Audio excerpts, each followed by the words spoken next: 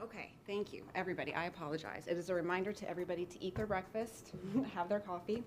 I'm sorry I did not do those things this morning, and I've had some sugar now, and I'm okay. Let's start over. Okay. For the public, first we're going to hear from the applicant. They're going to present their request and call any witnesses that they may have in support of that request. Following that, we are going to hear from the county staff. They will also call any witnesses that they may have and talk about their review of the case, which in this case was a recommendation of approval with conditions and deviations. After that, we will open the public comment period. Again, I will call the cards that I have here, and if you would like to speak this morning, if you could please complete one of the cards and provide it to staff. They will give that to me, and then I will call that at the appropriate time. There is no time limitation on the public to speak today, but I would ask that you keep your comments focused on the request at hand and really try to speak about specific conditions maybe that you could offer or specific issues that you have in regard to the request. After the public comment period is over, and I should say there is only one opportunity to speak, so I would encourage you to make the most of your time at the podium. So if you want to take notes as we go through things this morning, I do expect we will probably hear some pretty technical information from the applicant and the staff, so please take notes of any questions that you may have. We will not answer questions at that time, but we will make notes of the questions, and when we come back to the applicant and the staff, following the public comment period, we will address the questions at that time. So after the public comment is over, we will go back to the applicant and staff for any closing comments that they may have or any rebuttal that they may need to provide. After that, we will conclude the case. I will be issuing a recommendation to the board in this case. So the final hearing will be at the Board of County Commissioners. If you speak today, you will be able to speak at that hearing, but if you do not speak at this hearing today, you would not be able to speak at that hearing. And there are time limitations when you go before the board. Your comments at the board as well will be limited to the comments that you make today on the record. So again, please be mindful of that when you're making your comments today. With that, we will get back to the applicant and staff. And again, I thank everybody for your indulgence, and I apologize for that minor hiccup this morning. Good morning. Thank you. Good morning. Oh, I don't need to touch that. For the record, Alexis Cressbaum, Vice President of Planning with RVI Planning and Landscape Architecture. I do have a copy of the PowerPoint presentation we're about to run through that I would like to present you with. I also have a copy of the applicant's 48-hour letter. Thank you. Yes, and I did pre-label the applicant's 48-hour letter as applicant's Exhibit A. And the presentation, thank you, will be applicant's Exhibit 1. Thank you. Is this an extra copy? Thank you.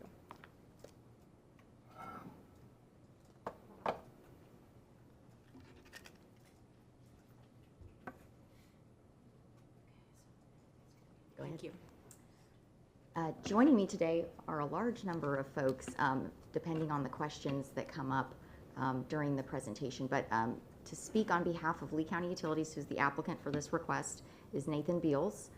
Kirsten Kenty, as well as Matthew Tennant, are here from Jacobs, who are the design engineer for the wastewater treatment plant facility, or SWRF, as you're going to be hearing it referred to throughout the day. Johnson Engineering performed civil engineering services, the groundwater and surface water analysis contained in the application. Laura Herrero is here to speak to environmental matters, and Joshua Hildebrand and his team performed the traffic study and will speak to that.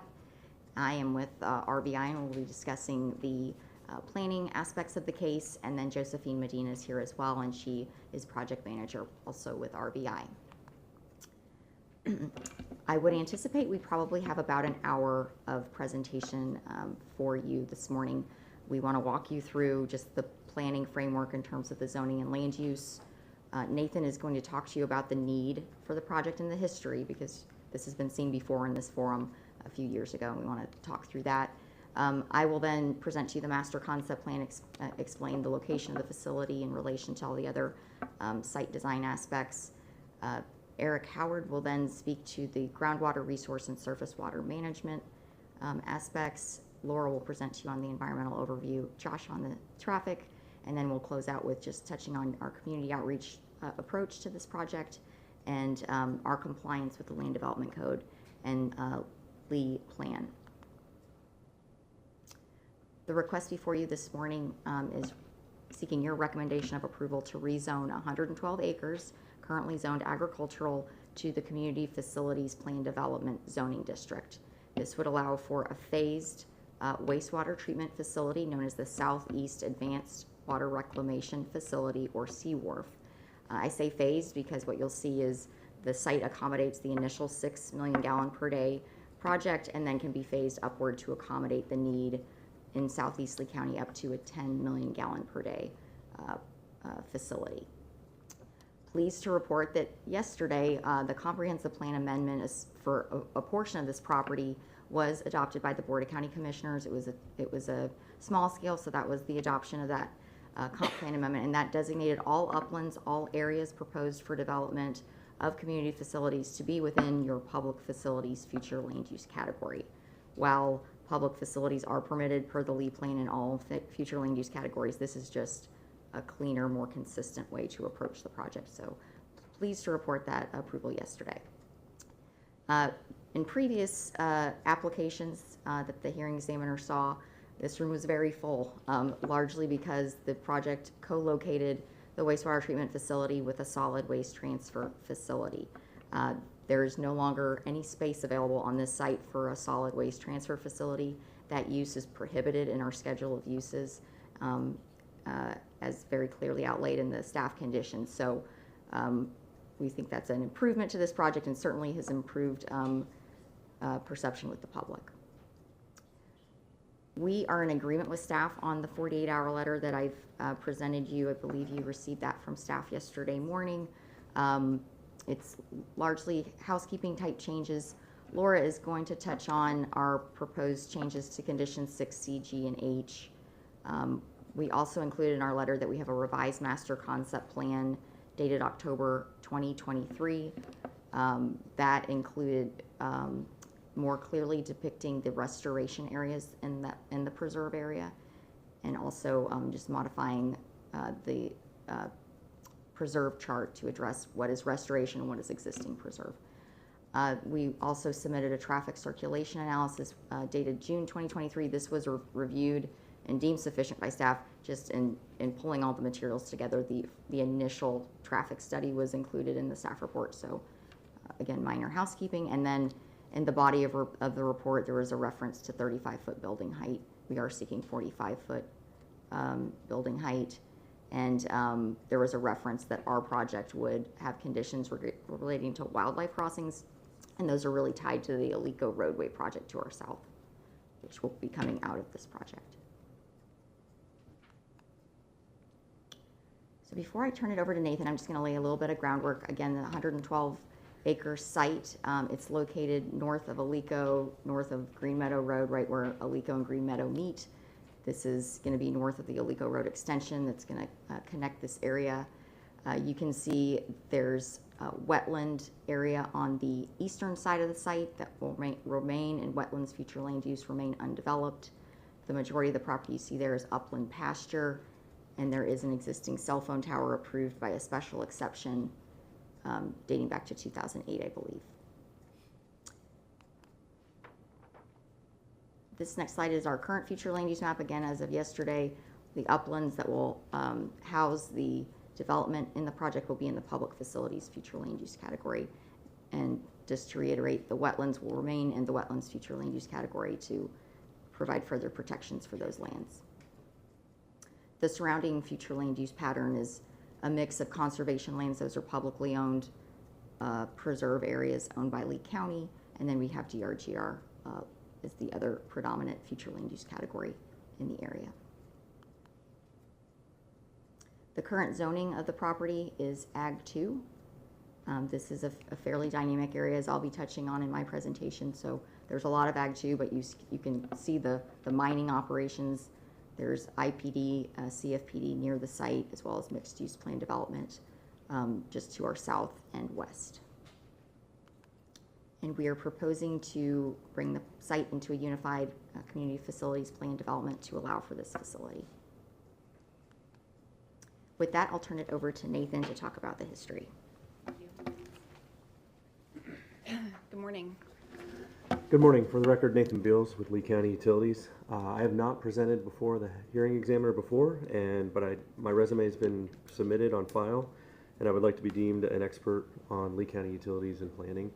Could you just provide for everyone's benefit just a summary? Sure. I have 16 years of utility planning experience in Southwest Florida, 7.5 here working with Lee County Utilities. Thank you. Thank you. So today I'll be talking about the project need and history.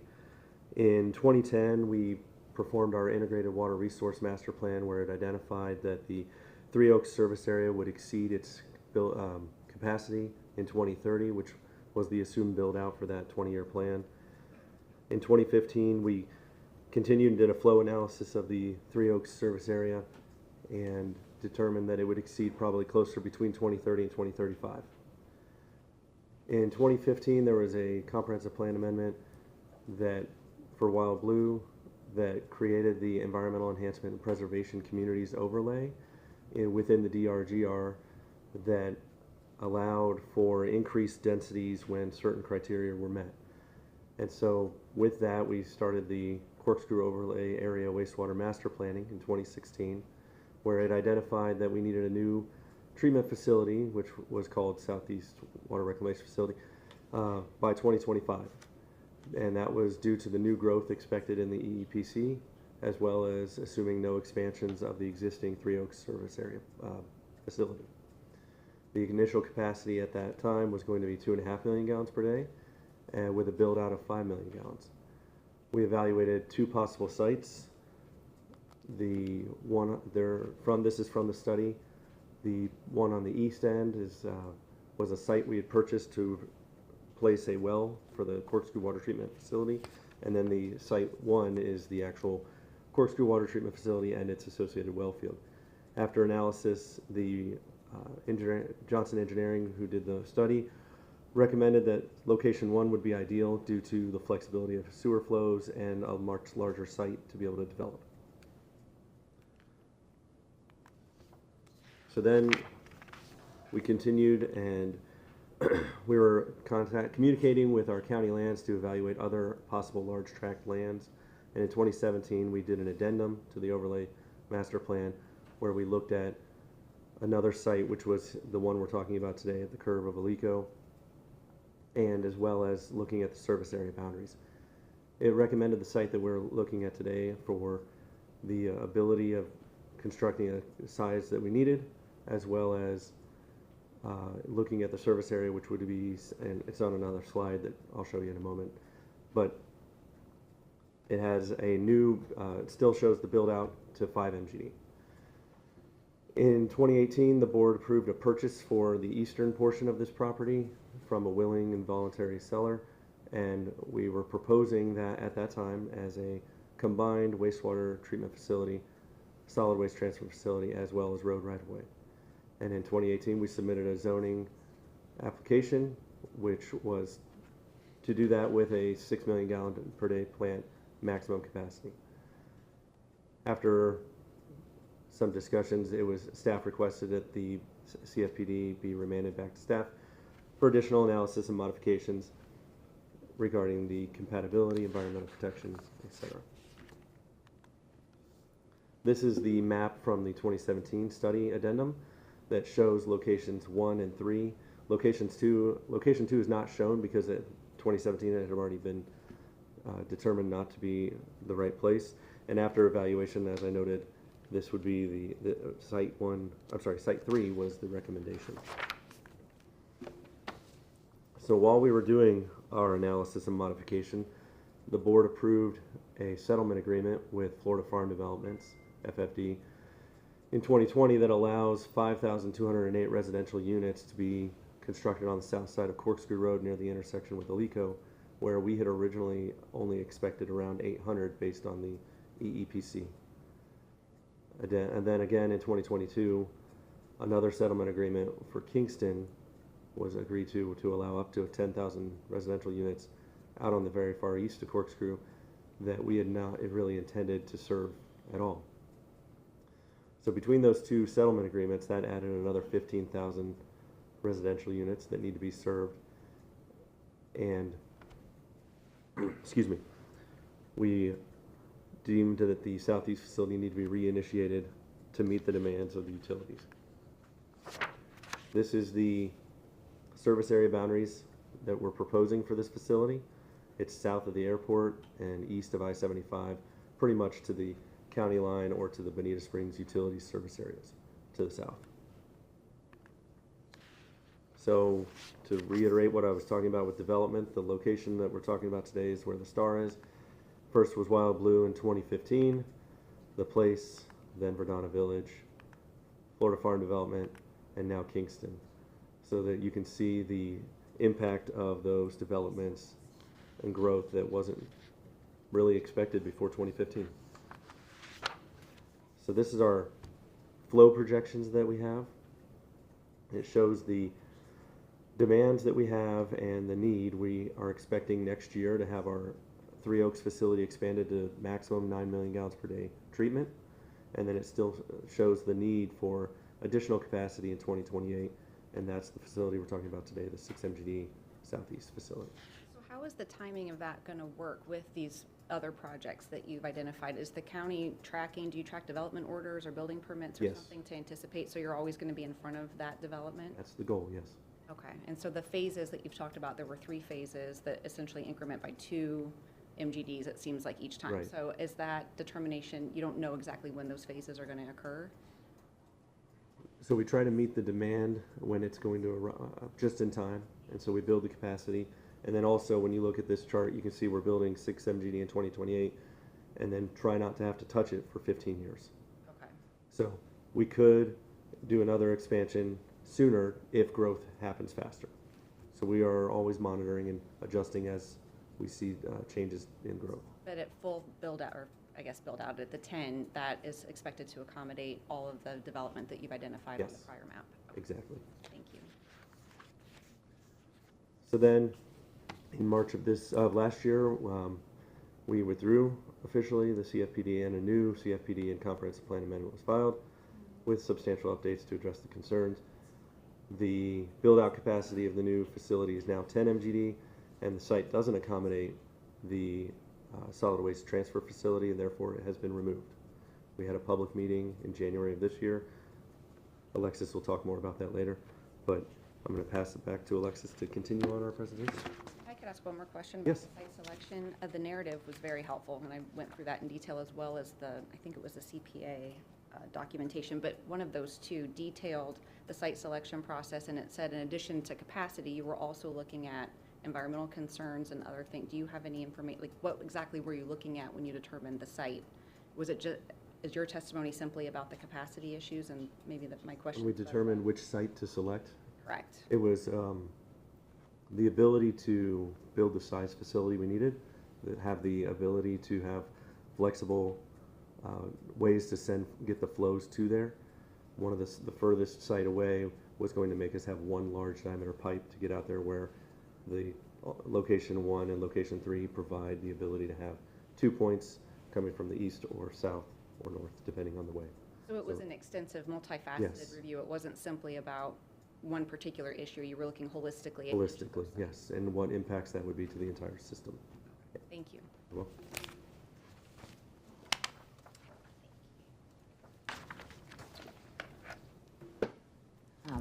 Again, Alexis Crespo for the record. Nathan reminded me I need to ask to be deemed as an expert. This morning I've had my resume on file and have been deemed an expert in land use and zoning matters. Okay, thank you. Part of my presentation now will be going through the master concept plan in detail. Do you have an 11 by 17 in your package? I do. Oh, wow. Mine is Okay. highlighted. Wow, I went through okay. Great detail. You're ready. All right, so just to start off the planning as part of the presentation, the subject properties noted in yellow, again at the Alico Road Green Meadows intersection. And one point we want to make here is that the area that this site is located is very dynamic in nature. Yes, there are conservation lands and some large lot residential in the area, but we've got some really key drivers of development in this area that's kind of created what Nathan has just outlined in terms of demand for the facility, including Gulf Coast Town Center. We've got IPD zoned lands there on the edge of the trade port, future land use just a few miles to the west of the site. We've got FGCU, Center Place is coming, Esplanade at Center Place, and associated commercial developments coming out of the ground very close to the site. The FGCU driver, and then RSW Airport as well is just very, very proximate to the site. We noted yesterday during the hearing with the Board of County Commissioners that while we are proximate to the airport, we are outside of the airport compatibility zone that places limitations on the type of vegetation you can have, and really lake design is heavily impacted if you're in that zone. We have worked some of those elements into our deviations that I'll touch upon though, but we are more than 10,000 feet from the airport.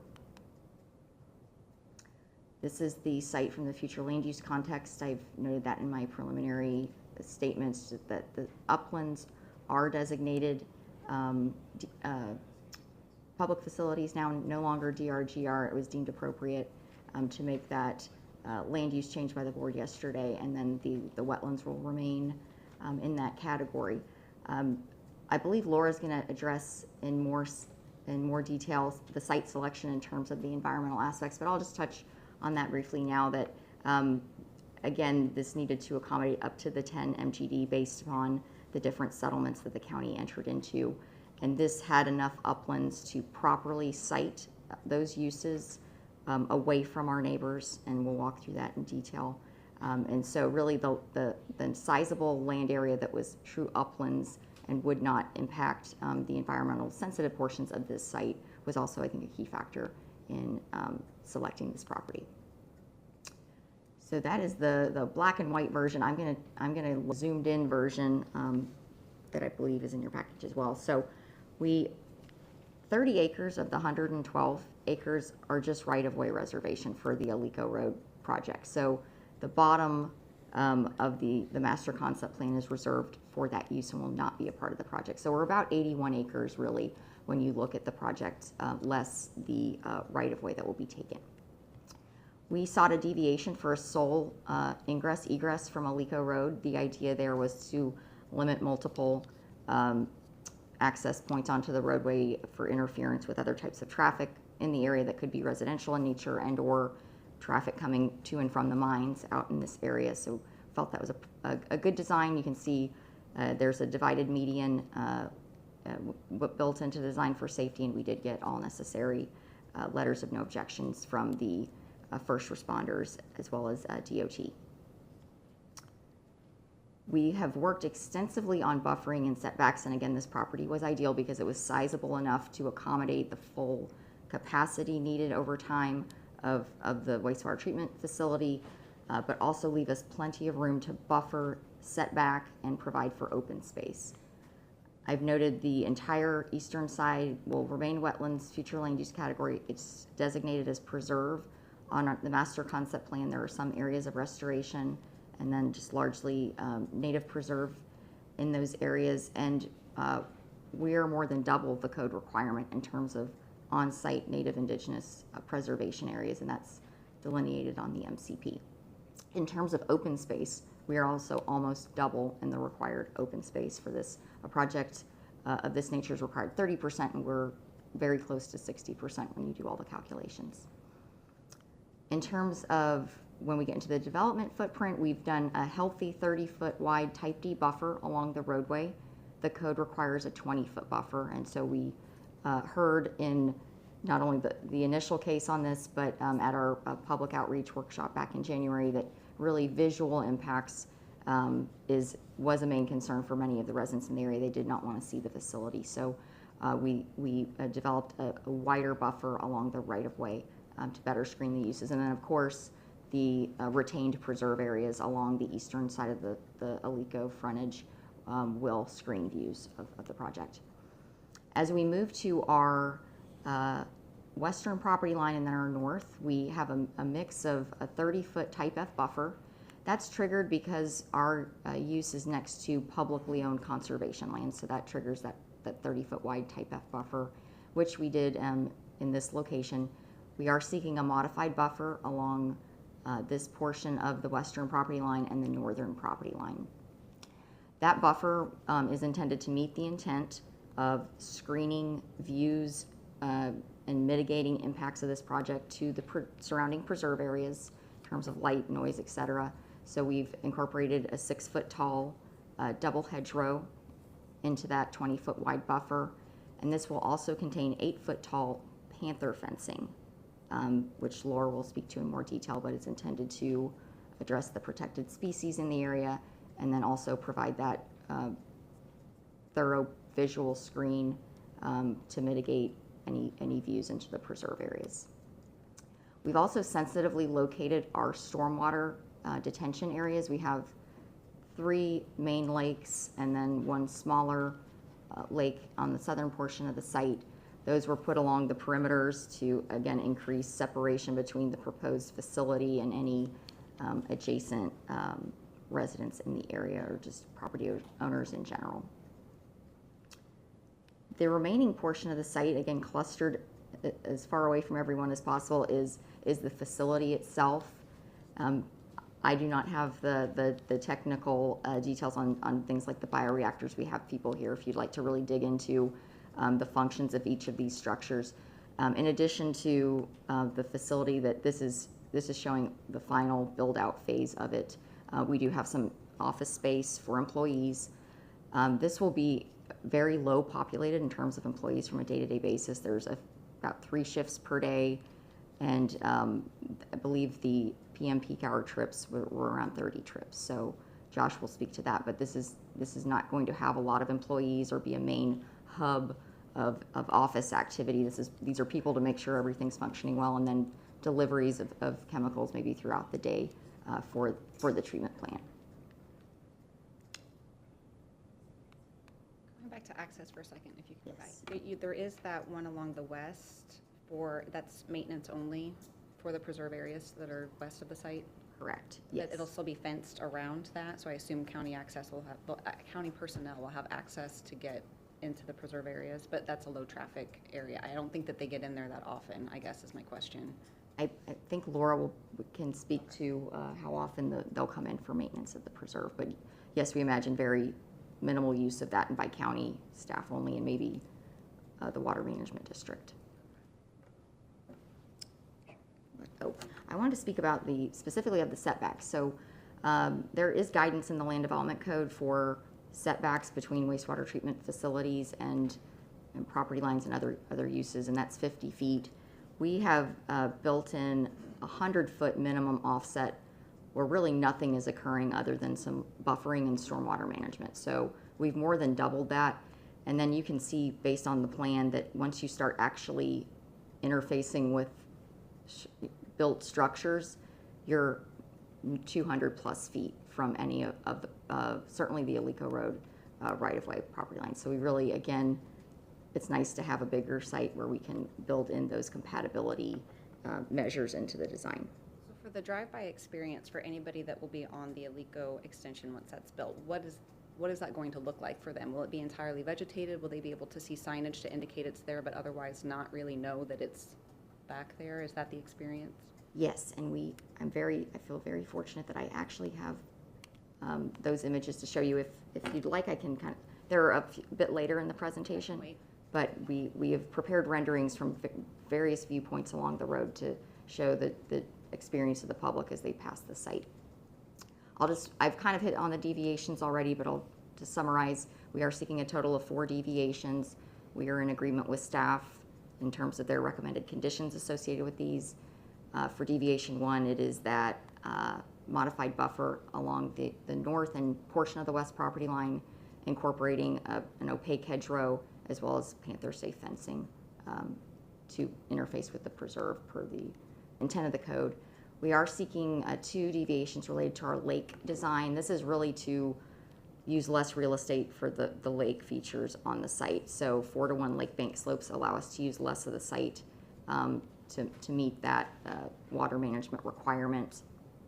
And then we're asking for omission of the planted littoral shelf, which the code requires to be offset through plantings of other types in the area. So we're in agreement with staff on their conditions that we demonstrate no impact to water quality through elimination of those plantings.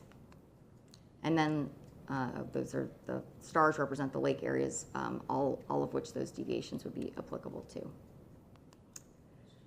Deviation 4 is just for that single main access point for folks arriving to and from the facility. We do have that backup maintenance access, but there would be one main means of ingress. Egress, we receive letters from the Sheriff's Office, EMS, the Fire District, and then DOT also, LCDOT recommended approval as well. And we do have that median design where if something blocked one lane, there'd be a way to go around and get into the site or leave the site. So getting into the pretty pictures, this is phase 1 of the facility, an aerial view to show those lakes where the development and structures will occur. The maximum height of those proposed buildings is 45 feet, as I noted, and then any other like non-habitable structures that may occur, such as these towers, would be up to 60 feet. Then it's adding in these facilities over time to get to the 8 million gallons per day, and then the final 10 million gallon per day build out. But clearly no impacts to the perimeters of the site. All of that is going into the center away from our neighbors, as well as the preserve areas. So these are the views. These are based on 5-year growth of the vegetation that we're proposing in that enhanced 30-foot type D buffer along the roadway, as well as incorporates our setback of the buildings as shown on the plan with the maximum building heights achieved. So this is your view from Alico and Green Meadow right at the intersection, looking northeast, and you can see screening that basically blocks all views of the facility from the road. There's also improvements based on the Alico road extension shown in this imaging. This is from a little bit further west from DeVore Lane. So when you start getting further away, that setback further mitigates any views of any structures on the site, and then you have the buffering also doing its job with the screening. And then this would be a view if you're entering the site from Alico, the direct view from looking north from the roadway. Before I close out, I wanted to compare and contrast this facility to some other existing facilities that have operated in neighborhoods for many years in Lee County. And I've said it a few times, but LCU is excited about this site because it is larger. It does allow for these setbacks, separation, and on-site preserve and buffering that these older facilities don't have.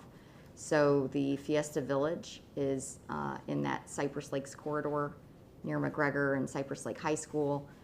That existing facility is just 45 feet from the closest residential structure and 375 feet from the school.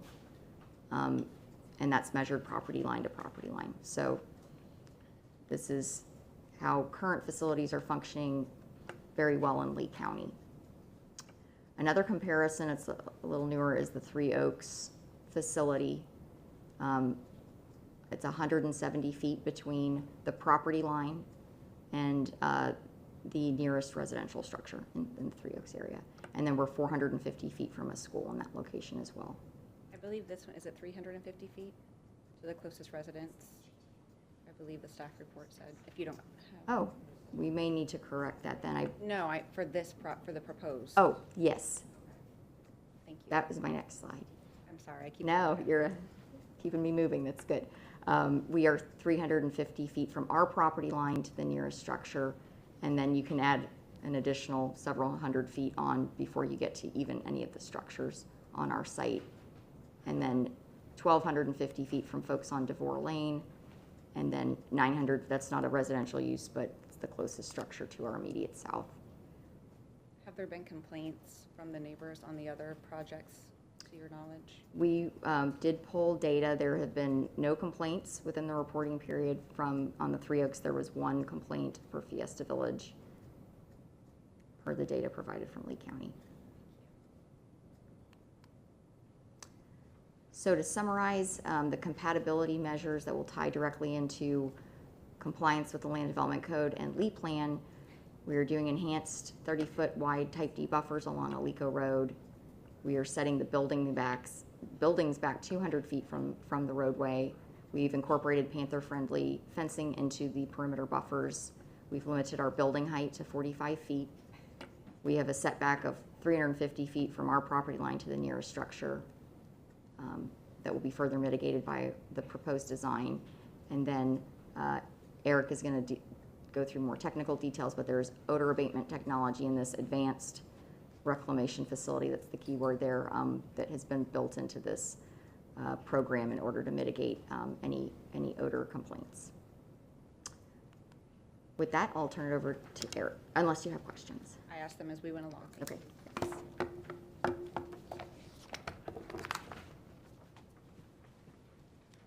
Good morning. Good morning. For the record, Eric Howard with Johnson Engineering. I'm a professional engineer. I've been deemed an expert in this venue. I'd asked to be deemed an expert today as well when you have my resume on file. Yes.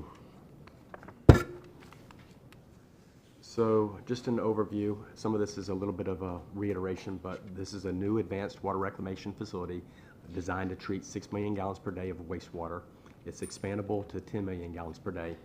It's advanced waste treatment, which is basically a higher standard than required, removes additional nutrients, and exceeds the requirements for Part 3 public access reuse. Excuse me.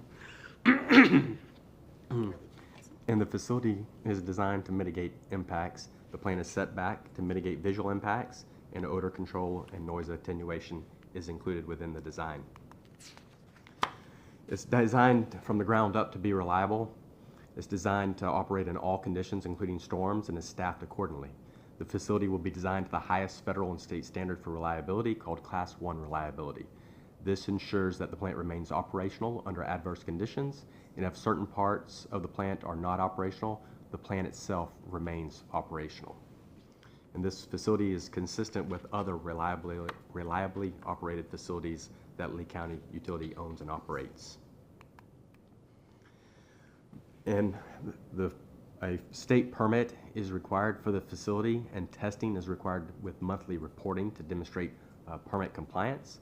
And the plant will be regularly inspected by FDP after permit issuance and operation begins. Overflows are not allowed. It violates the law and the permit. And the treatment plant operators are licensed professionals. And Lee County understands the importance of proper operation of these facilities, as is evidenced by the facilities already in operation through the county. Alexis just mentioned one complaint. Speaking with Lee County Utilities, that's basically for the life of those facilities. They have an excellent tracking record of tracking their complaints, and those facilities are very successful. Do you know if the complaint was related to noise or odor? The one complaint on record was related to odor, and then the documentation from the county, they stated what they implemented to try to correct or improve the issue, and there's been no other complaints. And in that facility, it was a closer residential building, it looked to be, and also that was an older technology, it sounds like? It's a similar technology, but it was very, very close to residents. So the facility will have 2 Class 1 deep injection wells, which will safely dispose of the excess reclaimed water while protecting our water supply. Class 1 injection wells are identified as the safest, most reliable, and effective disposal mechanism at most facilities. They're regulated federally by the EPA and in Florida by the FDP Underground Injection Control Program. Class 1 wells can only inject reclaimed water below the lowermost underground source of drinking water, commonly referred to as the USDW. There are more than 180 active Class 1 wells in Florida and 21 in Lee County, including the nearby Green Meadows Water Treatment Plant, the Pine Woods Water Treatment Plant, and the Three Oaks Water Reclamation Facility. And options they still exist, such as connecting to the Three Oaks Water Reclamation Facility or other beneficial uses to make good use of the excess reclaimed water.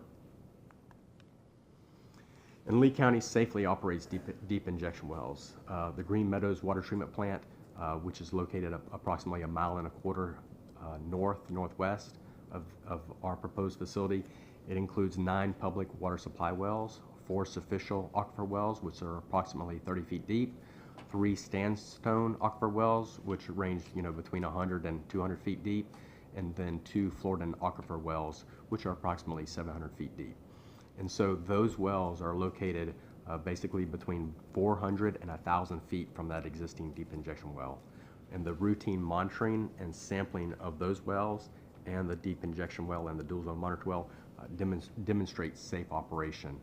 So needless to say, there's no impacts from the deep injection wells, and then no impacts from mining, i.e. blasting, based on seismic readings at the existing LCU facilities and the data presented for this operation at this facility. So the deep injection well requires continuous monitoring and testing to assure proper operation. The dual zone monitor well basically monitors just above that USDW demarcation line and just below it to act as an early warning signal just in case something were to go awry.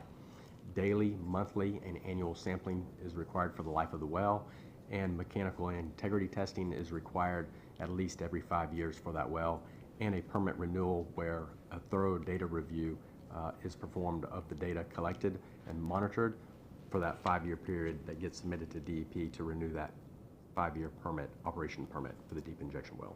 And when you're talking about the permits, the prior slide where you talked about state and federal permits, that's for the entire facility. So I'm assuming that's permitting other elements of the operation aside from, and then the deep injection well is subject to its own permit? The wastewater permit is basically for the facility that is the treatment facility. And then the disposal mechanism, the deep injection well, that is a separate permit. So yes, there are multiple permits that are required. And that initial permit for the facility, what are those agencies looking at through the permitting that are requiring monitoring? Are they looking at all the various elements of operation? They're looking at the various components of the operation, make sure that the hydraulics are sized correct, that the treatment basins are the correct size, that you don't have pipes too small or basins too small or too big, and that the proper velocities and flows and hydrodynamics associated with the treatment process and biological processes are correct.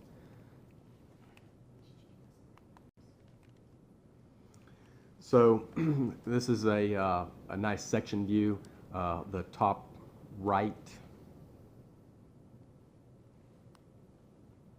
that's the typical sandstone well that would be most common for the residential uses, which is approximately 100 to 200 feet deep in this area that most residents would use. This is the dual zone monitor well that basically monitors just above and below the underground source of drinking water demarcation line, and then the injection well. The injection zone is separated vertically by more than 2,000 feet, and then the nearest residential well is more than 800 feet away, so supply wells will not be affected as part of this deep injection well operation. And if you recall, at Green Meadows, the closest well is 400 feet to the deep injection well. The FDP rule for setbacks from wells is 250 feet, so we're far exceeding those setback requirements. The project is situated between two flowways, and we're going to develop within the upland portion.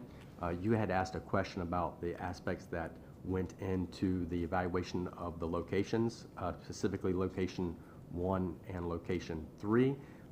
I participated in the corkscrew overlay report as a part reviewer contributor to it. I was not the engineer of record of it, but multiple aspects and went into that, including the forested habitat that would have been disturbed at the corkscrew water treatment plant had it moved forward. So this site was one of the reasons was it was all in uplands without forested vegetation. And so flowways will not be will be undisturbed because of the development within the uplands. We performed some modeling using ICPR version 4.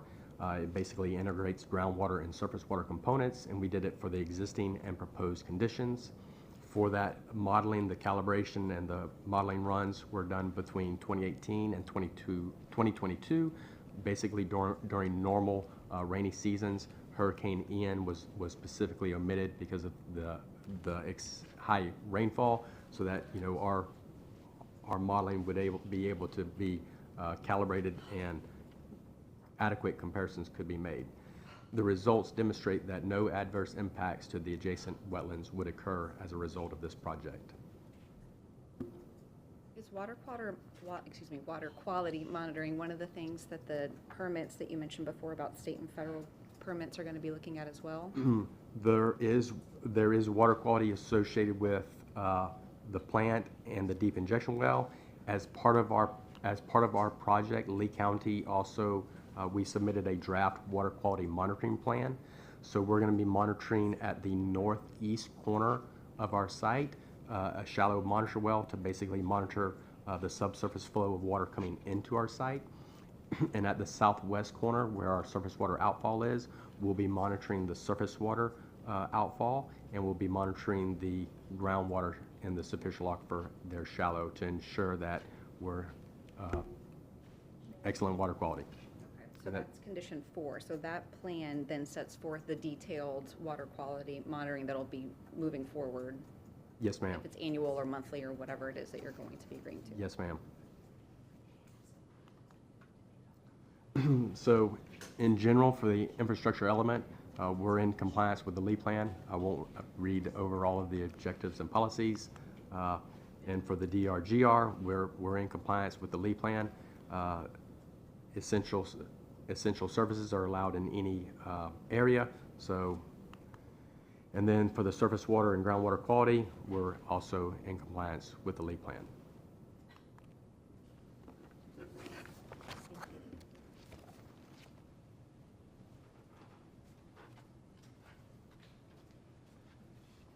Good morning. Good morning. For the record, I am Laura Herrero. I am an ecologist with Johnson Engineering. I have been accepted as an expert witness in this forum before. My resume is on file, and I'd like to be accepted again. Thank you.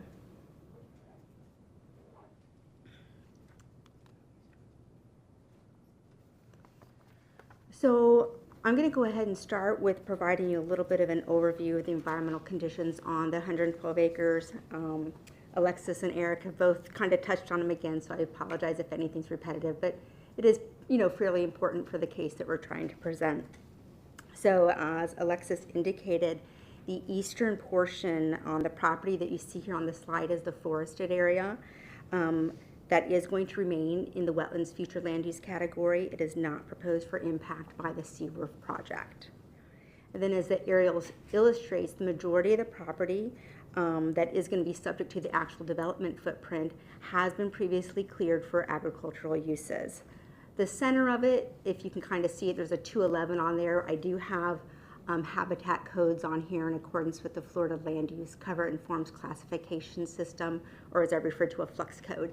So that center part is fluxed as 211, which is improved pasture, and just a little bit further west, while cattle still do use it, it is fluxed as 261. It presents a little more as fallow cropland in the field, with the entire area historically having been used for crop rotation prior. As Alexis mentioned, there is also a communications tower on site. There's a little box, there we go, right here, with flux code 832. That is the location of the communication facility. It will remain with the post-development.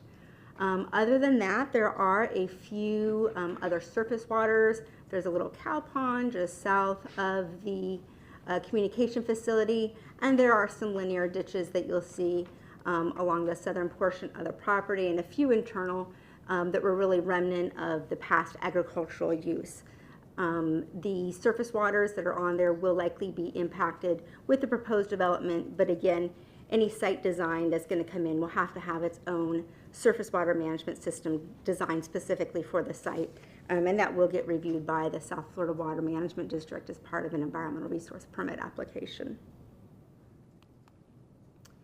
And going into listed species a little bit, this site, as well as most other development that has occurred in this portion of the county and will occur in the future, there are a number of federally, state, and listed species that have been documented in the project vicinity. These will require review by the wildlife agencies, the Florida Fish and Wildlife Conservation Commission with the state, and the U.S. Fish and Wildlife Service from the federal level during future state and or federal permitting processes. The species that will likely play the largest review, I'm not trying to give a overall comprehensive of every species that might occur, but the largest one that we're going to deal with and you'll hear about in the Lee Plan policies is the Florida panther. The blue dots on this screen do represent telemetry point from collared panthers, understanding that there are additional panthers in the area that are not collared, but these are representative of telemetry points from the collared panthers in the area. There have been a number of recorded panther vehicular collisions and mortalities as a result. There was one right in this, whoopsie, I don't know what I did. There we go. Sorry, I'm gonna malfunction here. I was gonna say, I just hit the clicker.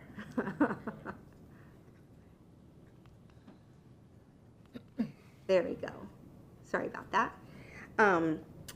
Right there at the LECO area, kind of just in this area, the agencies do have those documented. And so with the southern portion of this property that's actually going to be, dedicated for the Alika Road widening, we actually have in process as that Alika Road widening is currently in design and permitting, 2 wildlife crossings. There is going to be one proposed here on this western slough to connect Lee County's Site 90 mitigation area and then up into other private conservation areas and Conservation 2020 lands down through the Wild Blue preserves. And then there is another one that has just recently been added in the Alika Road permitting process on the eastern slough. It's kind of covered in here. It's going to be about right in this area. That's what that little box shows right there. So that's on the subject property, but within Tract B that's reserved for the Alico extension? Pardon me? That's on the property, but it's within Tract B? Right, and so it goes with the roadway project because it'll actually cover, it will span the right-of-way. So it will go into a portion of that, if it was Tract B, that was for the road right-of-way, and then underneath the Alico roadway. Does that tie in or align with Tract C, with where the preservation area is on site? Yes, it does. Let me see if I can, let me fast forward just to a different slide. Here we go. So this is showing the master concept plan. This particular slide doesn't have the arrow behind it to show the exact, but the green area over here is the eastern slough that's going to be preserved, and it's going to be going right about in this area. And then the western one's just off the screen over here. Thank you. So again, there will be other species that will be reviewed by the wildlife agencies during these permitting processes.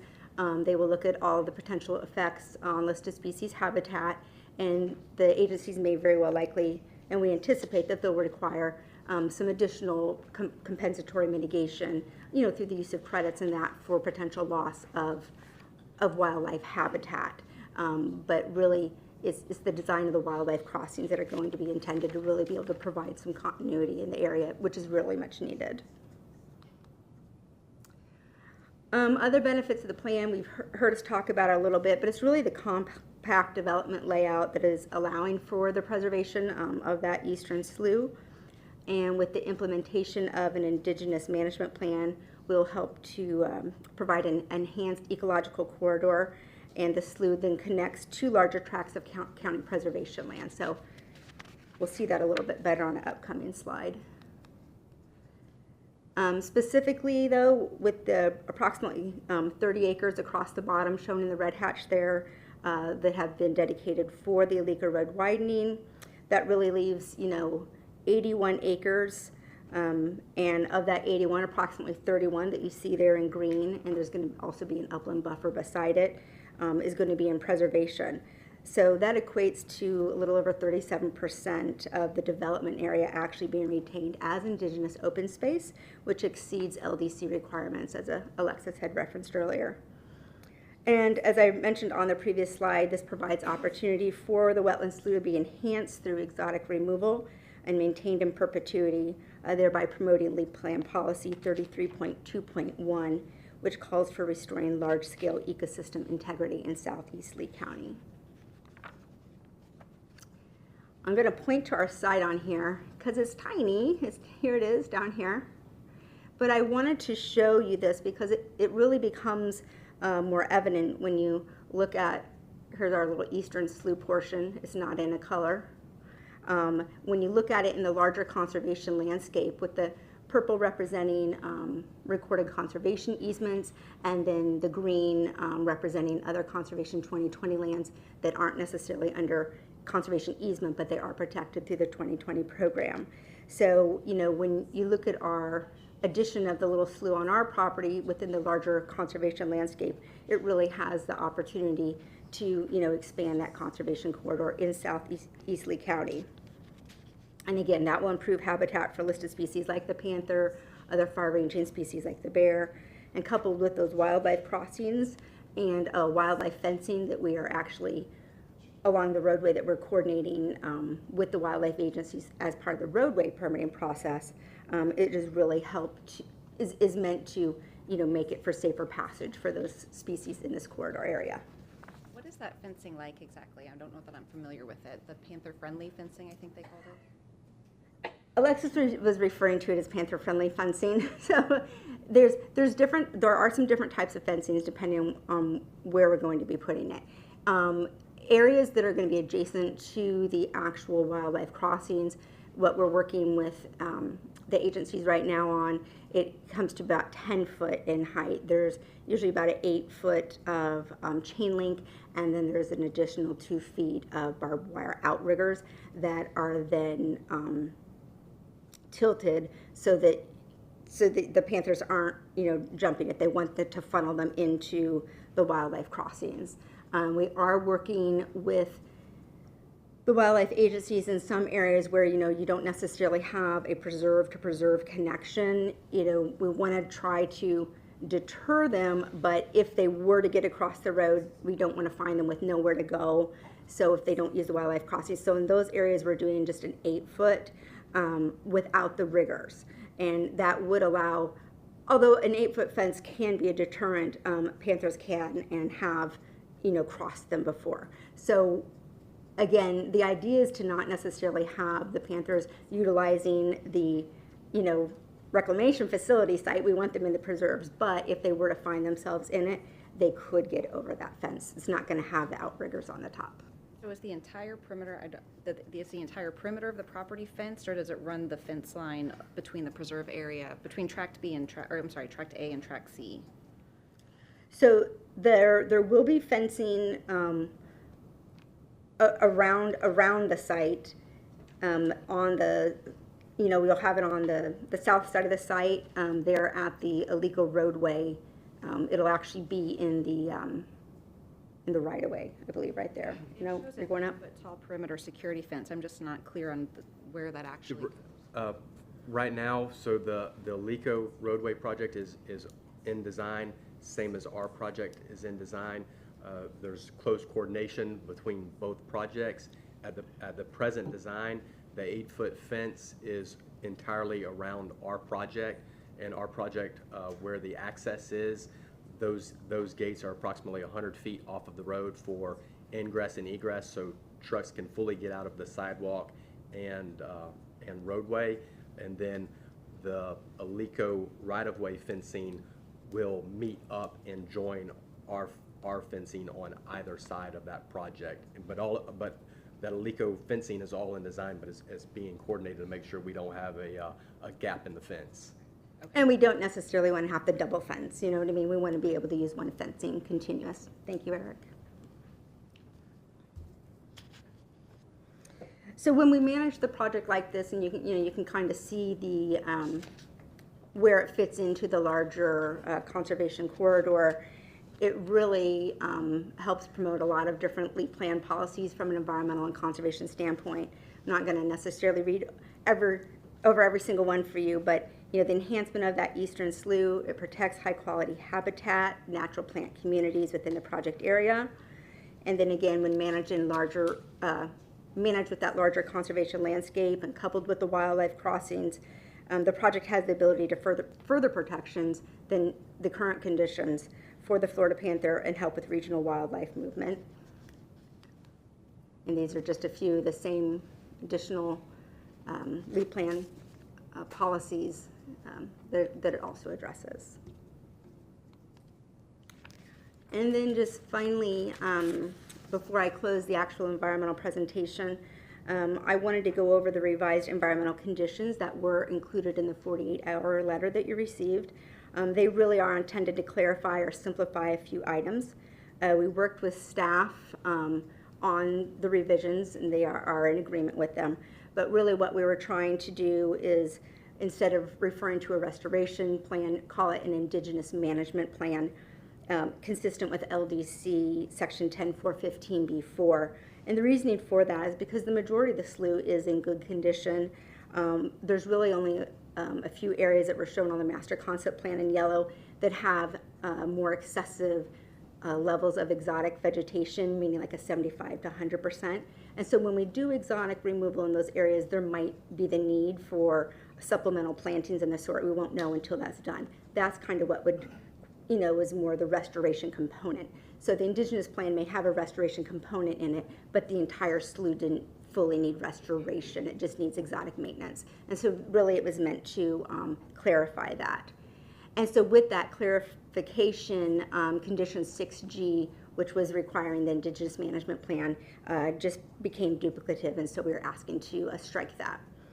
And then finally, condition 6H, we requested the monitoring of the management activities to be for a 5-year period, which is consistent with most developments that have this type of indigenous management plan on site when you have a preserve area that's in relatively good condition. And again, the slough abuts a much larger tract of mitigation lands that the county is implementing with the Alico Road widening project that will also be on a similar 5-year monitoring cycle. And so we'd like to kind of almost manage, in concert with one another if possible. So that pretty much concludes the environmental presentation, but I'm happy if there's any additional questions that you may have of me at this time. I had one question. It talked in the narrative about the buffer adjacent to the conservation lands, providing visual screening and sound buffering to wildlife. What impacts would there potentially be from a facility like this? So there was some discussion on that, I'm not going to lie, when we were going through the process. Really, it's just to provide any additional buffering that an operation might have, whether it's lighting or maybe some noise, into that adjacent preserve area, which really is intended, to provide wildlife habitat. So it was just kind of an extra precautionary measure that the county had requested in that area and that we agreed to. Is it, just to be clear, it was along the west and the north where you're doing the enhanced plantings, it sounds Yes. like, to try to address that? Mm-hmm. Thank you. That was the only question that I had. All right, thank you so much.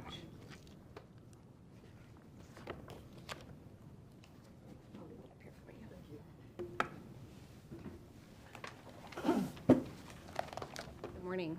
Good morning. My name is Josh Hildebrand. For the record, I am a transportation engineer with Johnson Engineering representing the applicant. I have previously been accepted as expert witness and asked to be accepted as expert witness today in the area of traffic studies, and I do have a resume on file. Yes, thank you. Okay. Our firm prepared the traffic assessment in support of the rezoning request. That traffic analysis is titled Traffic Circulation Analysis for Lee County Utilities Southeast Advanced Water Reclamation Facilities, dated June 2023, and is included now in the submittal package. In general, the zoning level traffic impact study was prepared consistent with the methodology, assumptions, and format as outlined in the Lee County Administrative Code Guidelines for Zoning Traffic Studies, AC 13-17. The trip generation was analyzed based on the cumulative traffic of a maximum proposed development scenario. The trip generation was calculated for a proposed 25,000 square foot facility for a utility as assumed for the wastewater treatment facility.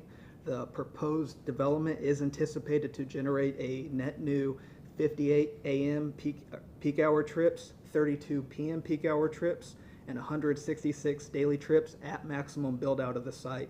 The trip generation was estimated utilizing average rates and equations from the Institute of Transportation Engineers 11th edition. So the traffic generation is tied to the square footage of the facility, so the fact that it's going to be increasing in phases, that's not going to impact the traffic generation? That's correct. It was based off of the maximum build out of the site. So this is a worst case scenario. As I mentioned, land use 170 for utilities was assumed as the appropriate land use utilizing ITE. I'm just going to read the description real quick. It's a utility is a freestanding building that can house office space, a storage area, electromechanical or industrial equipment that support local electrical, communication, water supplier control, or sewage treatment utilities. We believe that this was the most applicable ITU land code for the project. A level of service analysis was performed for 2 segments on Alico Road. We did look at the 5-year short-term 2028 horizon as well as a long-term 2045 horizon. I do want to point out that both scenarios assume the Alico extension phase 1 is constructed in conjunction with the project or prior to the project being constructed.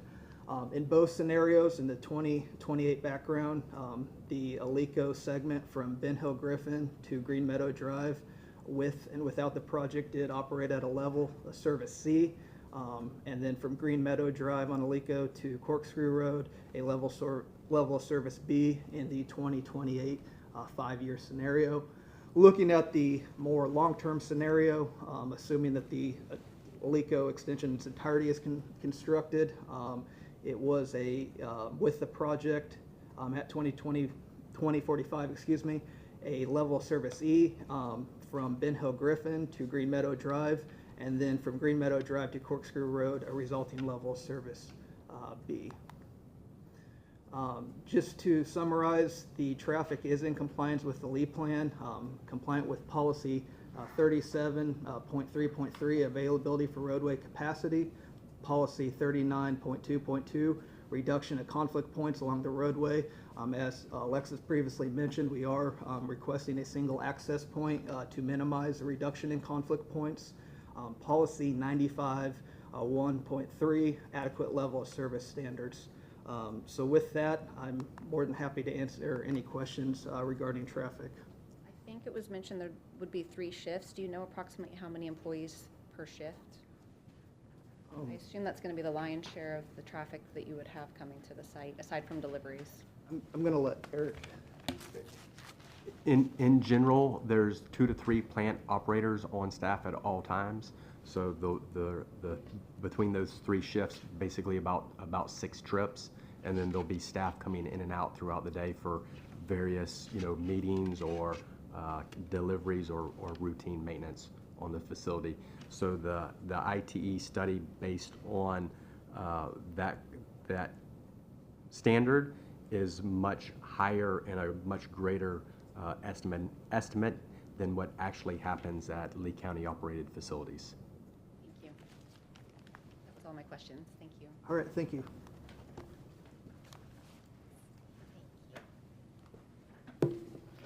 Again, Alexis Crespo.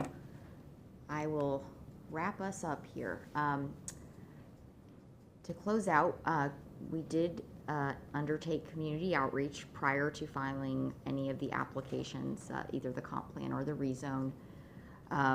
We understood there was concern about the project previously, and so we wanted to do a better job of that, and then by getting information out, and then also make sure everybody was very well informed that the solid waste transfer facility was no longer proposed for the site. So we conducted an open house style of meeting in late January. We had people signing in order to generate a list to provide updates as we provided information through our project website. And through that website, we provided our application submittals, sufficiency responses, hearing information. Once we had those renderings, we were able to publish those as well. So that was a really good tool for us. And the meeting back in January was very well attended, as you can kind of see from that picture. We had probably 30 staff members there talking about this project. We did have to address questions on Alico Road expansion, things of that nature, but well attended, and it certainly incorporated a lot of what we heard into the plan you see today. We heard about traffic concerns, environmental aspects, which informed our plan. We addressed the solid waste transfer facility item, how the facility will look. That generated the renderings that Jacobs provided. The odor, we were able to talk them through the odor technology that will be built into the plant, and then talk about the groundwater and surface water and why their wells will not be impacted. So able to address those. So To close out, I'm going to run through comprehensive plan compliance and our LDC criteria, which we are in agreement with staff that we are entirely consistent with those documents. And in getting ready for that, looking at just the vision statement of the county is the beginning part of the LEED plan, and it directs the county to provide adequate public facilities and at adequate capacities for growth that is either planned or approved, and that's precisely what this application is doing, very consistent with that vision statement. In terms of the future land use element, certainly the CFPD is an implementing zoning category for the public facilities future land use, and certainly because of the adoption of that land use yesterday, we are even more consistent with this policy and the intent for these lands. We are not developing in the wetland future land use area in compliance with that policy. Also compliant with the acreage allocations and districts map. We've addressed that public uses are permitted in all land use categories, so further indication of the appropriateness of this request. Policy 5.1.5, compatibility with residential land uses. I think that's really one of the key policies here. Walking through the master concept plan, the design of the site was intended to address this policy.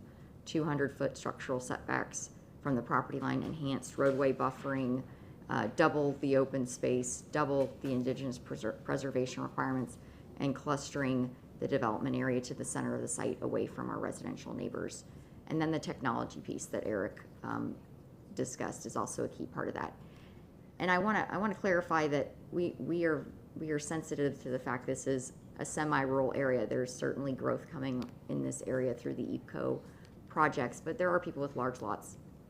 They don't expect to be confronted by a wastewater treatment plant to the same extent the Fiesta Village and Three Oaks Parkway. Those people live west of I-75. They're going to have urban uses all around them.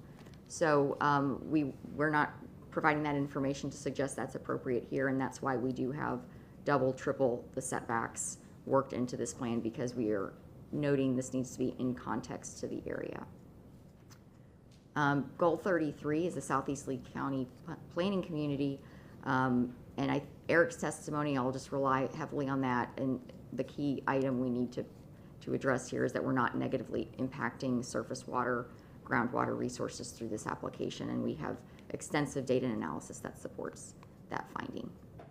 You've heard from our team not only in terms of future land use, but also the infrastructure capital improvements element. Water quality has been addressed, all the environmental applicable goals, objectives, and policies, as well as a traffic policy. So we are consistent with the entirety of the LEED plan through the proposal.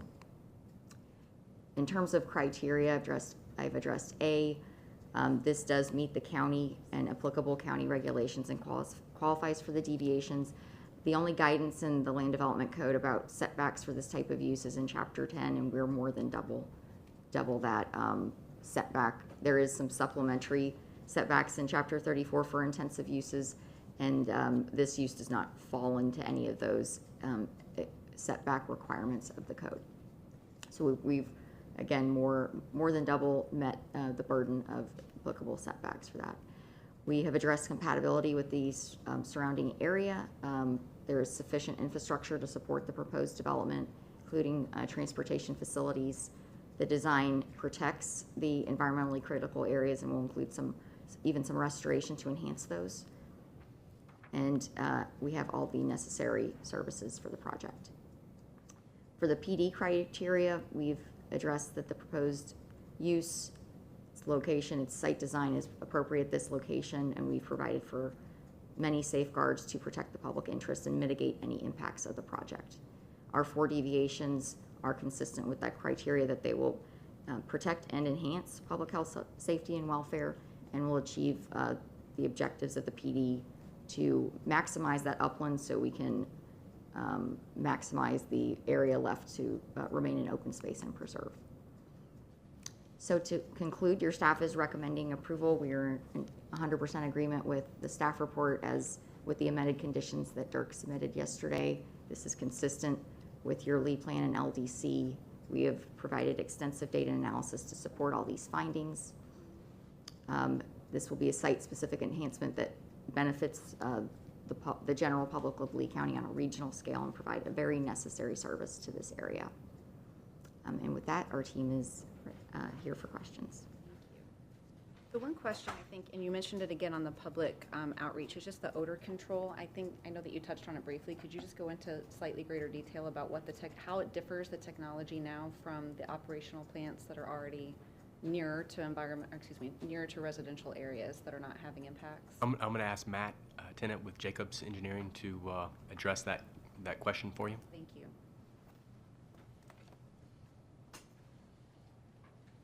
Good morning. Good morning. My name is Matt Tennant. I have not presented in this venue before, but my resume has been presented to be an expert regarding wastewater treatment. And that was with the applicant's 48-hour letter? Yes. Okay, thank you. If you could, again, just briefly on the record, go through your experience in this area for qualification purposes? Sure. I have worked in water and wastewater treatment for 20 years, 18 years with Jacobs, focusing in municipal wastewater treatment. Thank you. So the area of the plant that is odor producing is at the head of the plant. It's where the comes in from the collection system. We call that the headworks, and that includes screening, grit removal, and then it has a splitter box to split the flow. Those are Could you pull up the slide where there was an aerial, I think, that showed those facilities? So I believe, if I recalled, it looked as if those facilities were all pushed as far north as possible. they are in the northwest corner. That's exactly right. If you could just identify for me on there. Thank you. Zoomed in one. Give me a moment. Yes, that one actually would be the most helpful, the aerial overlay, the next one. That one, thank you. So are you talking about, where is it coming into? The red is the. So yeah, well, I guess you should point to it there. Okay. Yeah, those are in the northwest corner. Those are the areas that would be connected to the odor control system. The technology selected is called biotrickling filter. So it's a very effective but also sustainable technology. It doesn't use chemicals or need a whole lot of power, so that's why it's been used all over the state of Florida in municipal. It's really become the kind of the go-to odor control treatment system for all those reasons. So Is that in operation at other Lee County facilities, or will this be the first one where you'll be implementing that? it is. There's odor control facilities located at other water reclamation facilities, including Three Oaks, and it's tried and true. The one issue of odor complaint that we had, that was further downstream in the treatment process, based on what I saw from that discussion. But the main odorous stuff is right there at the headworks, and that's where the treatment of odor is focused on because of that density there. Thank you. So the way this has been designed, you're not anticipating any experience for folks that are off-site to be, for there to be any evidence that this is operational in terms of the odor emissions that you'll be having off-site? Correct. It's as part of the design and the operation, yes. And also the siting. The siting makes a big difference as well as having those components at the northwest corner. So absolutely. Thank you. All the other questions I believe I asked as we went along. Do you need a break? Okay, we're going to take a short break. Let's reconvene in, well, let's do 15 minutes, so at 10:45.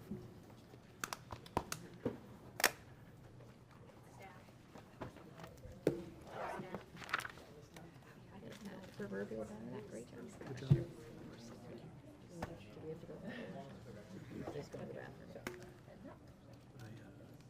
Are you prepared for that question? Purpose of the model is to a little bit, yeah. So one of the comments. Let's go. Yeah. They're gonna take the CMX expansion and dig right up to the property line, right up to the public facilities, right up to this project. And so everything they're saying is just flat out conjecture. It's not based on anything real. And they, so what, they're gonna exclude that, like they excluded hurricane data? You would tell that he bothers him. Are you kidding me? He doesn't want me to be doing this. But he I asked him why it wasn't included at the last meeting. Because of the big important storm. I mean, that is bothering you. Bud's quite different. It's still, when he sneezes, he's like, oh, and this kid is. Oh, absolutely not. It's like 2 weeks before, a week before. Conveniently. So I, but it was, Sure. he you out, cut you out. CDD is a different function. That is a totally different. Oh, that's good. Yeah. Yeah. Well, yesterday I fell. You fell? I was mowing the back. I understand the way the one engineer got involved, he got you understand. Well, no, he went too fast. Yeah. I don't understand at all. Busy, being crazy. And I fell on the step. And then Yeah, Danny he saw you. That's it. No more. Yeah. Just stop. I'll get some. Yeah. To pay somebody to do it. Yeah. I can do it. I was gonna say it might be just. Well, we are next month. That's fair. That's how. We are next Well, You know, yeah, I might as well. but you don't wanna break your neck doing it. Developer agreement and the CDD. Today I'm doing the other. I'm doing. You do them in sections. Yeah. Yeah. But you know what helps? That it's not. Yes. The first time I did it. All Oh, it was brutal. So I did half of it in the first one, and I went in. The sun got a little better. Yeah. And then I finished it. Then I could do the front one. It's not so, yeah. Like I said, we don't I mean, regulate. it was like 100% humidity and almost 100%. Well, I mean, it's like, they do have more, See, I'm gonna do this okay, side. very sensitive, but that doesn't mean that they're lower on their, Patient. they've got, they can hide behind more versions. It's like with charter I schools. just let it grow like a crazy. We just don't really have. You know what I'm saying? Yeah. CDD is specifically. Well, so are there any hearings while you're gone that you need me for? Actually, yes, November 30th. November 30th. Yes. Bud's The rest, birthday. yeah, I have one, there's two on the 9th that I'm gonna suggest, but I'm here. I'm gonna tell Amanda.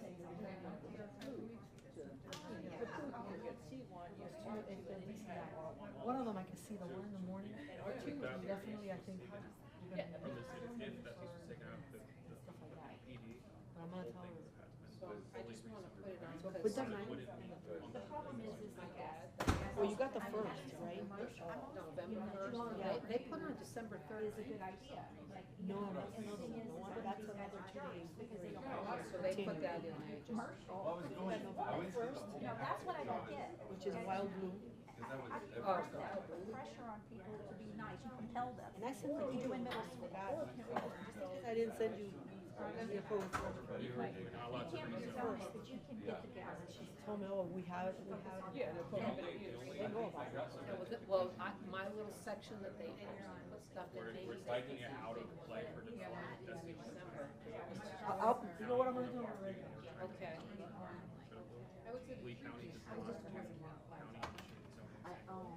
Well, I mean, the thing is the Panther, because I drove down there the other day to check out where the crossing is. And so that's, that's not a. The Panther's right here, yes, they should, And so it kind of comes down to an issue too, right? You know, so. That's, I think that that's really important consideration. You know, unfortunately, I wasn't really as vigilant, and none of us were during COVID. We're just trying to survive and make it out of the middle school classroom when they put through whatever river. Do you need this door locked? Everyone keeps coming to go in and out. No, during the break. Patty kind of let me know how strongly Estero objected. It's open now. Yeah. I wish I would have known. I'll lock it. Okay, no problem. But honestly, it was such a miserable, horrible time. I Well, have to go run to the restroom. yeah. So, okay, so basically, you know, a lot of people were, like Patty knows the back history. She's been.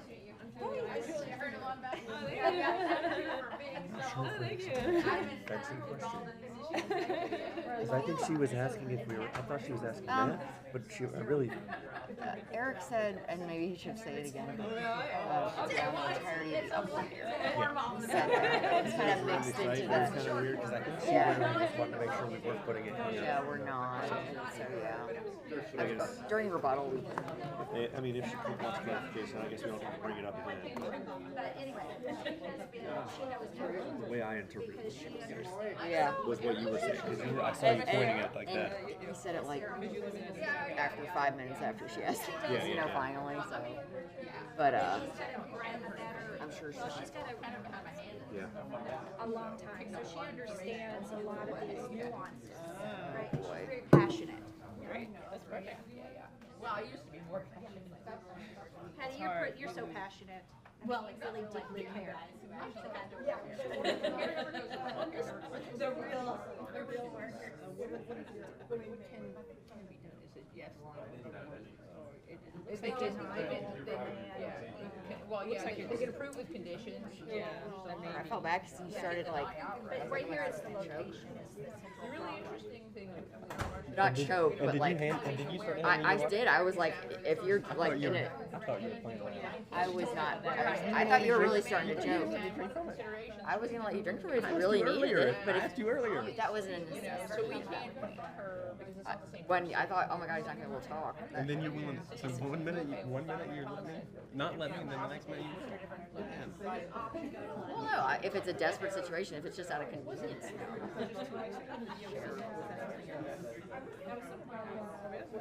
Oh, no, that was the local planning agency. Yeah. It was this, but it was the local, so the local planning agency are appointees of the Board of They're an County advisory committee to the. Yeah, and so they're basically just like people who pay everything. Well, they're supposed to be rank and file citizens, but really when you get down to it, they're all handpicked developers who actually have a vested interest in seeing stuff like this happen. So we're all looking like professionally, here we go.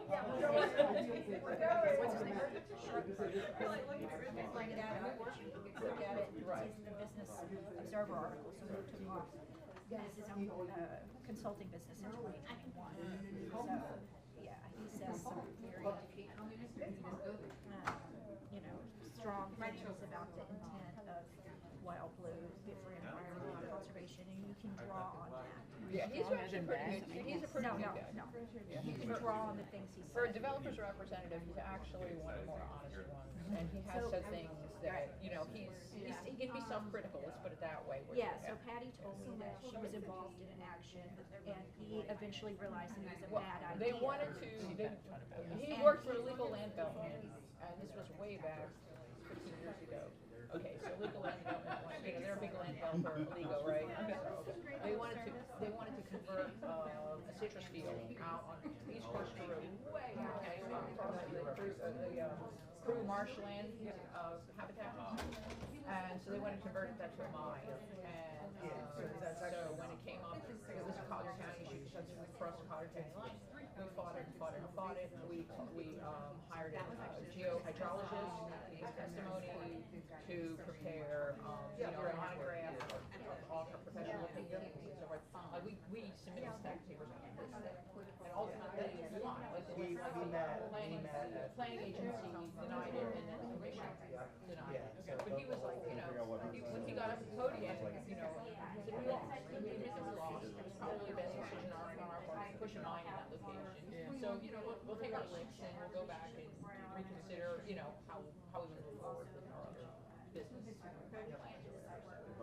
But, you know, he was a pretty decent actor, even, you know, saying like, that would be like, you know, retaliatory. He didn't give me, I'll sue you, you know, I'll sue you for it. You know, he didn't do stuff like that, which is really cool. Yeah, yeah. I mean, he's good. He didn't, yeah, he's not fighting this before. He had to make a decision.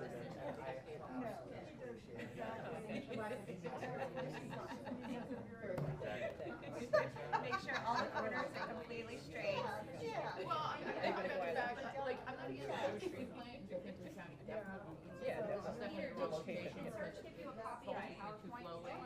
The other thing is they're doing this tertiary treatment, which is like my PowerPoint, it's supposed to provide almost like potable water at the end of the day. They're just wasting it, it's really attractive. Well, they plan on taking his name is small right now.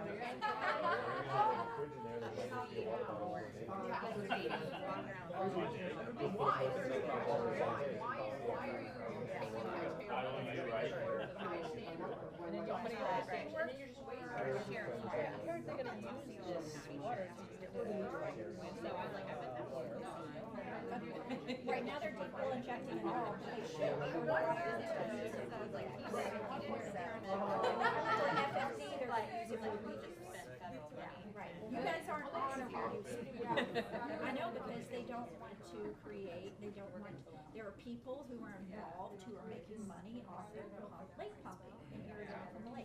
Your lakes are different. Okay? You guys are already have your existing system. They're trying to enmesh you in this, but you guys are set. You are not part, your stormwater system, your irrigation, your sewage is guaranteed already. They're just creating a enmeshment situation here. All right, but they absolutely should be required to do reuse on the new communities being developed. 100%. Oh, Maybe we can ask the engineer. that's a really good question. Yeah, why is this not being made available for reuse immediately? Well, what's the plan? Is it like a drought? Yes. Is that why?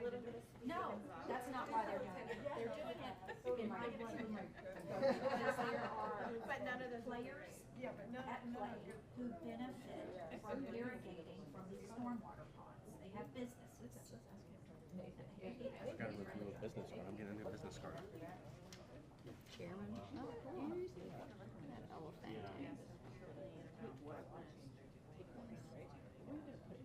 Well, it's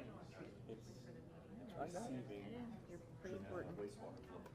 And then we're going to treat it and have treat it effluent and to advance water quality. And currently the plan is to have 2 deep injection wells, as Erica talked about, to dispose of it. There's possible, that's just putting it in the ground for now. There are possible uses in the future connected to the Three Oaks reclamation facility and their distribution system. So you had 4 years, I'm sorry, but you had 4 years to work this out, right? Possible, maybe, no. I'm sorry. What was your concern there? Actually having a development beneficial Right now, that's okay. the way we have to have 2 methods of disposal. That's the way that we chose to have it in this time. We're investigating. Well, we're evaluating and trying to determine the best use of water. So you're holding it. It's not going to be held. It's not going to be held. It's not That going to be held. water It's going to be is disposed gone. of. But in So the you're testing future, it. we're trying to figure out alternative So you're methods. testing it, so then you can, if it works. It's another way, sure. I mean, in the future, we're Because looking at other DeSantis ways to did, use I'm sorry, but he did announce that Florida's testing ways to use water in landscaping for Correct. So it's this. The deep well is not falling in that, but in the future, we're investigating alternative uses down the road. But what's the point? What's the point of not doing it? No, what's the point of it in their house? I don't understand what a deep well is. It puts it, Howard, what is it, 3,000 feet? I don't know. Deep, what's the purpose of it?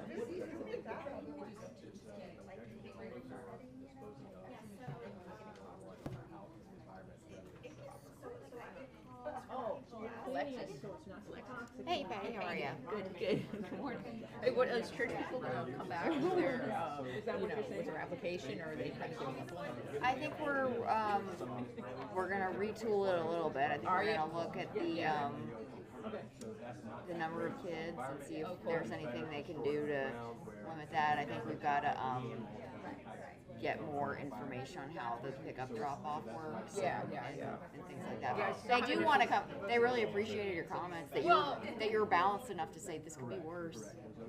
Well, I mean, you have to be realistic about it, because it could be. You could have an applicant that really wants to ramrod something through. It's not going to be vacant forever. You know? What's that? It's just not going to be vacant Exactly, forever. that's my position, right, because look at how much ag land, I mean, look at here, look at all this ag land that's been consumed for what is essentially high density development. I mean, it prevents, what prevents, I think what's his name, Barry Jones is like, well, that would never happen in a steroid fight that. It's like, really?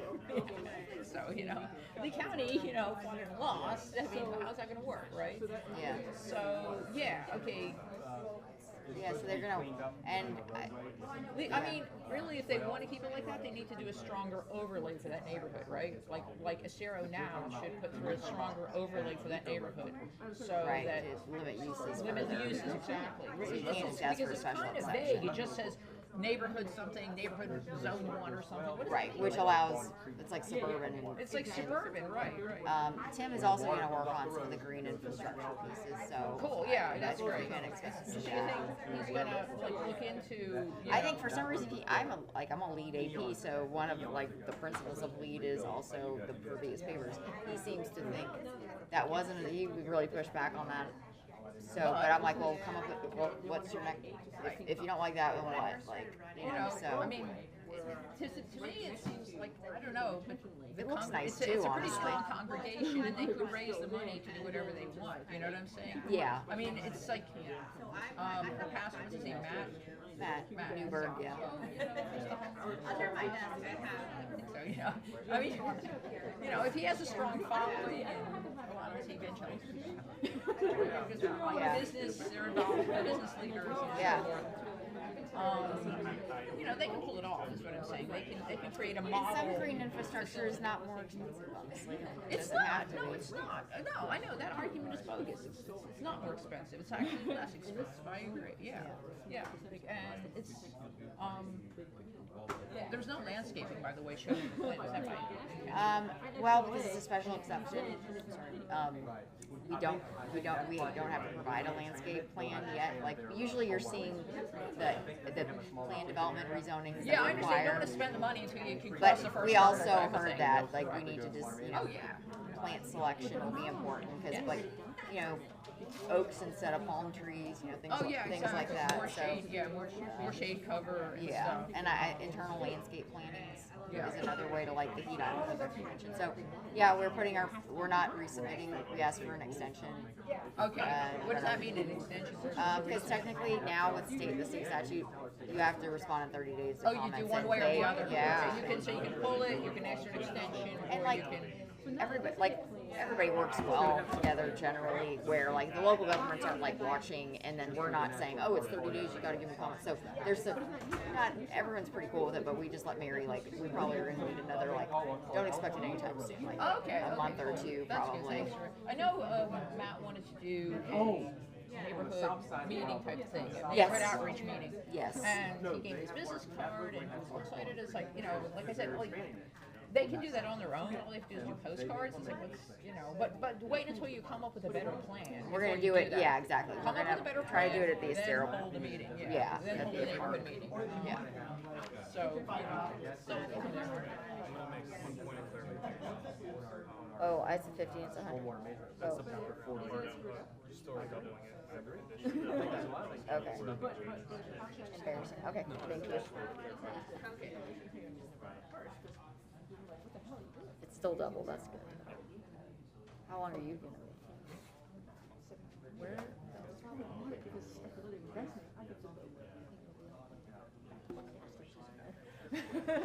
do you understand? It's No, they don't. Oh, they don't. What time do you have to leave? Yeah. You gonna get up in the middle of his presentation? No. We're ready to begin. If everybody could take their seats, please.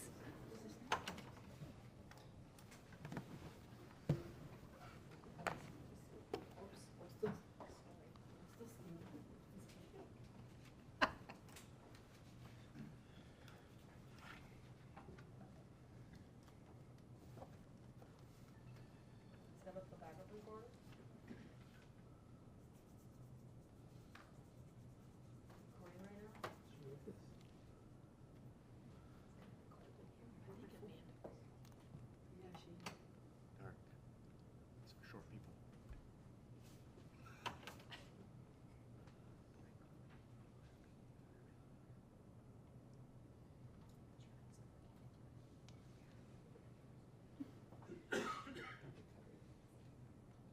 Okay, we're back on the record. We're going to begin with staff's presentation. Good morning still. Good morning. Dirk Danley, Lee County Zoning. I'm a principal planner in the zoning division. I've previously been accepted as an expert witness in the Lee County Land Development Code and Lee Plan, and would like to do so again today. Yes, thank you. Just as a point of clarification to get things started, there was only one thing I wanted to clarify, something that was presented by the applicant. There are in Chapter 10 requirements for the design of these types of facilities. There's actually a 100-foot setback requirement, and that's what on the master concept plan they have that bounded dashed line. They are doubling it by a condition along Alico Road. The condition that we have stated right now says a minimum of 200 feet from the Alico Road right-of-way, so they are still doubling it. I did want to put that on the record, and I have a printed copy, so I don't have to go looking for it as well. Thank you. So that will be Staff Exhibit 2, which, and this is Chapter 10, I believe, 10-351. Thank you. Yes. So aside from that, I didn't find any other things that needed to be clarified from their presentation, which will make mine a little bit easier. Just to begin with, this is a request for a 6 million gallon a day wastewater treatment plant up to 10 with 25,000 square feet of offices rezoned through a CFPD. The subject property, as we've looked at extensively so far today, is located in this area. There is a little bit of history from the zoning side. They already talked about the previous DCI that was considered in this form before. Staff did recommend or request remand, and the hearing examiner did remand it back to staff for further consideration. There was a special exception as well for a 149-foot communication tower. The proposed conditions intend to continue that special exception as a regulating document and not to supersede it. And there's a condition proposed in attachment C for that as well. Just to provide a little more context on the Alico Road extension, just so it's out there on the record, the Alico extension project is a three-phase proposed design that connects Alico Road to State Road 82. The end of phase 1, where phase 1 kind of goes from yellow to red, that is about where the subject property is located. So most of the tract that is designated for Alico Road right-of-way is actually part of the phase 1 part of the Alico Road extension. Just to speak briefly on it, there was a map amendment. It was approved yesterday to designate the remainder of the DRGR property to public facilities, which facilitates this use as it's been requested. I know that there sometimes is a lag. Is it possible to get an updated map that would reflect that between the time that my recommendation goes out before we get to the board? Sure, we can provide that. Thank you. This is the master concept plan. It's already been talked about extensively, just to provide a little insight on what it would look like with the plantings around. It would be sandwiched in between the two wetland areas to the west and to the east. The piece on the west is not part of this subject property, but it is part of the overall restoration and conservation 2020 efforts in the area. The proposed design does not impact either portion of those preserve areas, to the west and to the east. And you can tell it sits a little far north, but it does provide a little extra insight. Let's see if I can get this to work. The tract for the right-of-way is pretty extensive when you consider how far away it's currently separated away from the current access road for the mines to the east. Just to clarify, that overlay is distanced out, so it's been measured to include traffic. It's not perfectly measured, but it is there for reference, yeah. Thank you. The applicant has gone through these decision-making criteria pretty extensively. We'll try to hit some of the high points on it. Overall, we do find that it meets those decision-making criteria. We are recommending approval with conditions. Just to speak briefly, this is a public facility proposed in a public facilities future land use category. There are wetlands within the subject property. They're not proposed to be impacted in any way, except for any indigenous management efforts proposed by the applicant. The proposed use is further supported by policy 2.1.3, which allows the consideration. It doesn't necessarily permit it, but it does allow the consideration of these types of uses in all future land use categories, notwithstanding consistency issues with other parts of the Lee Plan. Objectives 2.1 and 2.2 encourage future growth in urban areas where adequate or sufficient infrastructure exists. Although this isn't an urban development, it's there kind of backwards to facilitate what's already been approved out in the area. We are playing a little bit of catch up with what's been approved out there through the legal cases that have taken place out there, which the applicant's gone through at length. Just to speak briefly on policy 5.1.5, staff's opinion is that there has been extensive efforts to promote compatibility with the area, with the impacts to surrounding neighbors. There is a significant amount of separation. Most of the site has been pushed as far northward as it can go while still being functional. There's an enhanced type D buffer along the water reclamation facility southern boundary, and height limitations of 45 feet except for the mechanical pieces that are typically exempted by 342173. They did propose their own condition to limit those heights down to 60 feet. And once again, those are improved by the fact that there's so much separation between the two of them, where typically you'd have a 25-foot separation with some type of mechanical equipment, not necessarily for a water reclamation facility, but something that would be exempted out by 342173. So, with several hundred feet of separation, those heights are then minimized. This property is in the southeast Lee County community plan area. Goal 33, specifically Objective 33.2, Policy 33.2.7, speaks to protecting those surface and groundwater quality in the area, improving them when possible, and restoring them back to their historic nature. There's significant amount of preserved area already on site to the east. They're working on the rest to the north and to the west through restoration efforts through the county and Conservation 2020.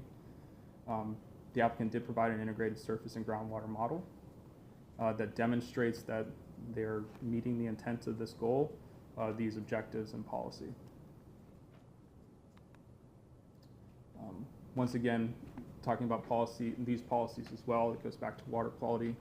The integrated and surface groundwater model provided by the applicant does establish the fact that we were able to make this finding that it is meeting these criteria. And then once again, Goal 125 speaks once again to those water quality standards as well. Goal 56 speaks to the necessity to pull or to provide necessary sanitary sewer infrastructure. Three Oaks Water Reclamation Facility, which is the closest facility, just isn't cutting it with the proposed development in the area. And there is a need. The applicants provided that information to make a finding that there is a need in the area, and we do find that they meet the goal or Goal 56. And just going back, the applicant did speak on this, but there are land development code requirements in 10351. Provided you a copy of that section as well. Staff has found that based on the information provided by the applicant, they're meeting all the requirements of 10351. Of note, the water quality, minimizing odor, the minimum setback of 100 feet, and then complying with local and state federal regulations. And staff was able to make a finding that they are meeting the criteria in 351. Of the 4 deviations requested, staff is in agreement. There are conditions proposed for each of them in attachment C. We find that they meet the minimum criteria for deviations.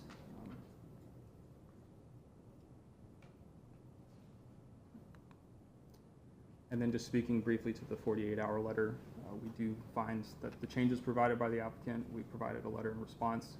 We do agree with the proposed changes, specifically to condition 6. We find that that does create a consistency with LDC standards and just makes it easier to implement at time of development order. We can talk about the specifics on them, but generally speaking, we're just in agreement with what's already been discussed by the applicant. The applicant's already gone through the open space calculations. These are provided on the master concept plan, specifically the updated master concept plan that was provided in the 48-hour letter. They are meeting the minimum requirements, and we're here with any questions you may have about that. With that, we are recommending approval. Staff is here with any questions you may have. I'm the only one that presented, but we have plenty of staff that are available for any questions that you have.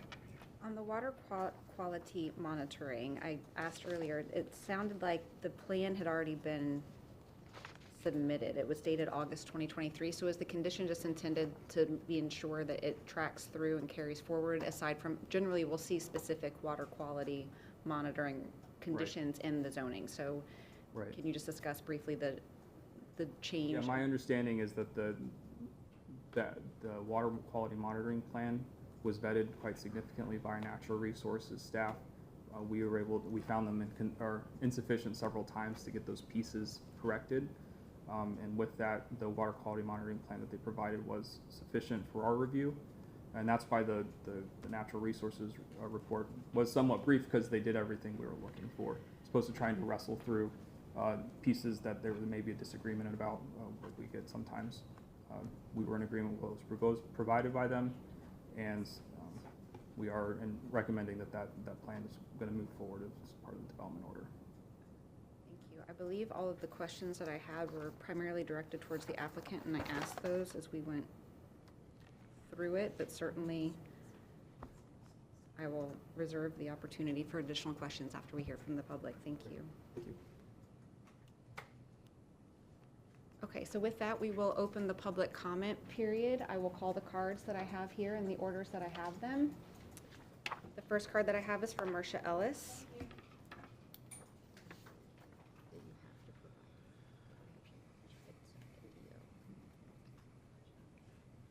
Madam Examiner, it'll take me just a second to get out the materials.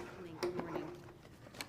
Dirk, I apologize. I meant to ask, did you want to submit your presentation for the record? Absolutely. Thank you. Sorry about that. Let's get to the front end. Thank you. Not a Black and problem. white, I'm not filthy rich.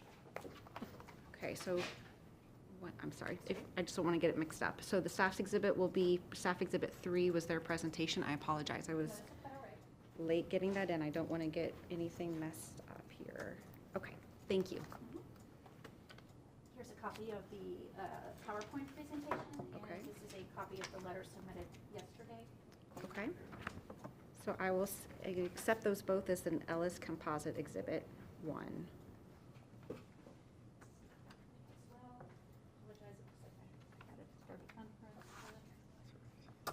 Thank you.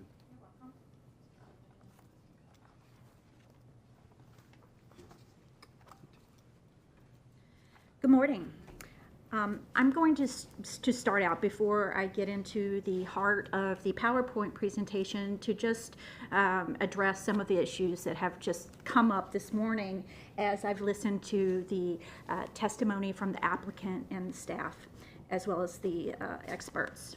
First of all, I want to point out a correction from the Lee County Public Utilities in regard to when the previous case was withdrawn.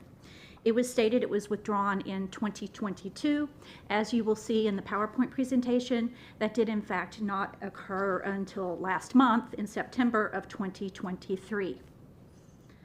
I also am going to be referring extensively to the comprehensive plan, but I'm also stating on the record that the associated and prevailing LDC codes are also a subject, those being 3, 10, 33, 34, or what of other ones may be relating. Specifically, I want to call out an objection to the Lee Plan 33.2.7. And on the record, I want to state that there has been some concern with this being a small-scale amendment, and as such, not receiving the same scrutiny through state transmittal as the public would expect. And I personally find it hard to believe that something that is considered a planned development rezoning would meet the criteria for small-scale amendment. Also, a second item on that would be because this case has been left open for years, there have on many, many occasions been agenda items brought before the board in which ex parte communications are forbidden, and the analysis of those items that are completed by the county attorney's office or Lee County staff have not included reference to this open case. So I'm calling that out. Also want to address some of the assertions in relating to the blasting.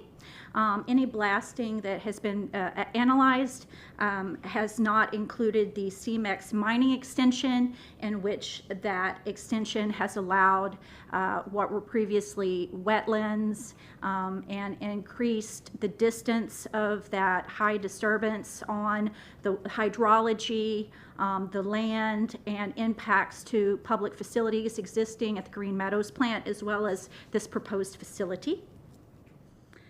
Also want to address what is now being represented as Site 90 mitigation lands, which has previously been known as Wild Turkey Conservation 2020 lands. It is stated now that that 500 plus acres is part of a road expansion. However, there was previously a split of that parcel, splitting off what is referred to in this report as the majority of the present, what's brought forth as subject property, or the 31 acres rather that this is attaching to, that was set aside for road expansion. So that logic is absolutely not falling through, it's failing, because there have been other splits on that parcel to address that road expansion. Before I get started, I want to point out that we have some exemplars of functioning conservation lands and corridors in a more urbanized setting, like with 6 Mile Cypress Slough, in which there is a balance of conservation, function, roadway elements that are in preservation of the critical environmental resources. Also want to point out that the original zoning action that was before the hearing examiner in 2019 included a hazardous waste drop-off location that was literally right next to the wetlands, which are being brought forth for protecting today. So I just want to point that out. I'm getting some mixed reasons for the increased bank slopes as being an opportunity to quote unquote conserve space. And then also, concerns about the hazardous wildlife attractants. So we're getting a double-edged, split tongue on this. It's saying one argument and then another argument when clearly there are airport compatibility issues, and I don't feel like those are being represented in a fully transparent way. Because having to include those steeper bank slopes, the hardened slopes, the elimination of the littoral zone plants is damaging to the water quality, which is supposedly being attenuated and treated. I also want to say that all technical documents which were included as part of the comprehensive plan amendment that are relevant and must be added to the staff report going forward.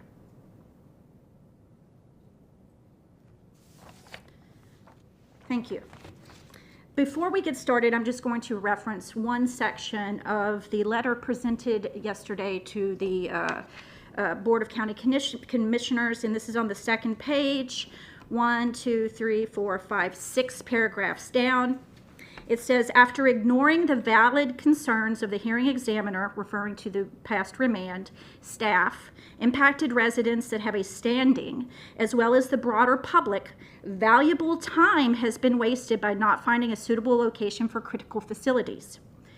Any statutory hardship, and what I mean by statutory hardship is referring to the Florida state statutes that are related to the development of public facilities that result are fully attributable to the actions of Lee County.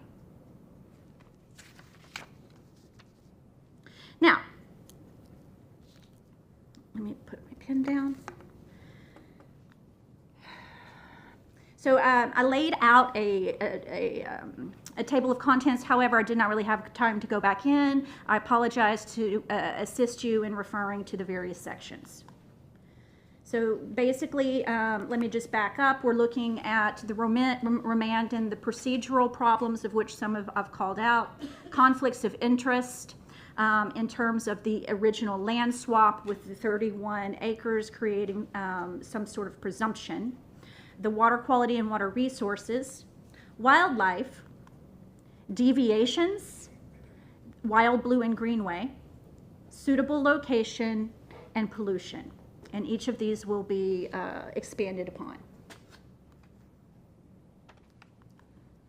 So first of all, I want to specifically point out whom was copied on this remand, because those are persons who bring actions before the Board of County Commissioners on a regular and routine basis. And I want to highlight, I've highlighted a couple of important parts. I'm also going to add to that the public outreach sessions to address concerns presented by public participants during the hearing. Madam Examiner, in the crowd that is here today, I see a gentleman who represents Lee County Utilities who was telling people at the outreach on this particular project in connection with the road extension, along with another colleague, that this was a given, that this was going to happen, that the public was not going to be given the due process that it deserves to bring their concerns forward, and that for the people who were legitimately showing up to get the information from the county, that's what they were being told. I called my husband over, who heard the same thing, and he will testify before you today. And at that point, David Horner, who is our county manager, then intervened. And he said, "You're making a mistake, you're making a mistake," to the staff, and corrected his staff. Now, my husband and I are pretty savvy, and we knew that, in fact, that information was not true. But many people who were there legitimately seeking information, including people who have moved into Wild Blue since the original zoning, that was the message that was being sent out to the public. So that is not public outreach. That is messaging. Also want to call attention to the pursuit of comprehensive plan amendments for the proposed public facility and for the protection of environmental resources. And so this matters because it's very specific, pursuit of comprehensive plan amendments.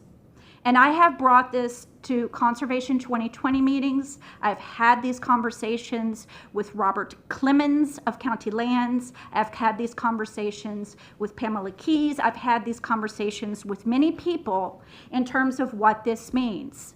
This adding a wildlife crossing is great. All right, I get that. But that's not a comprehensive plan amendment. This is specific, and I'm later going to point out an example where this in fact took place for environmentally critical lands. Okay, pursuit of comprehensive plan amendments for the proposed facility and for the protection of environmental resources. And then last, to ensure all alternatives have been fully reviewed and analyzed.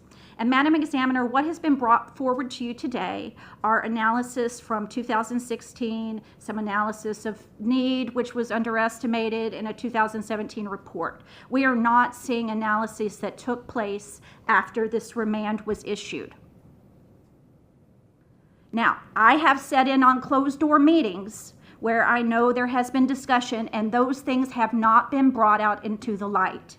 There have been dozens, I'm sure, behind-the-scenes meetings that have taken place regarding and related to these public facilities since this remand that have not been brought out into the sunshine.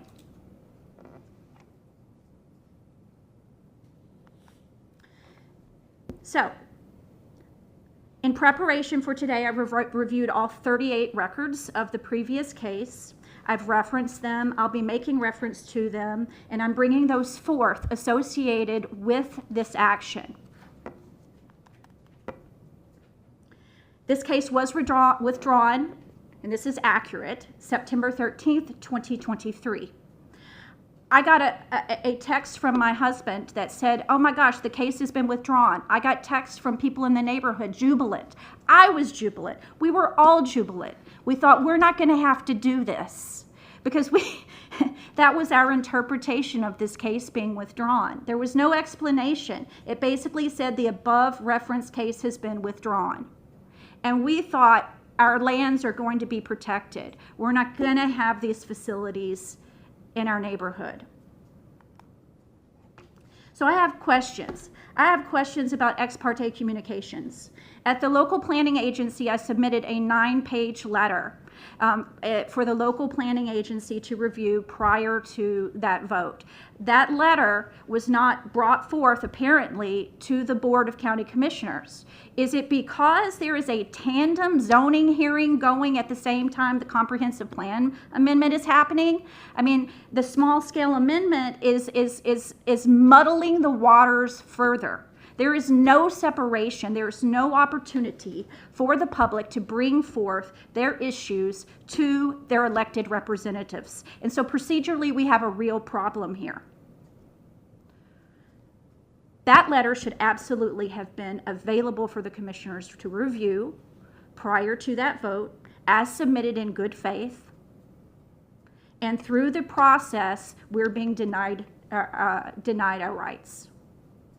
The noticing of actions, if there are actions that are taking place that were related to this case over the period of time from 2019 until today, we should have been noticed, including the change in the 2020 ordinance related to Conservation 2020.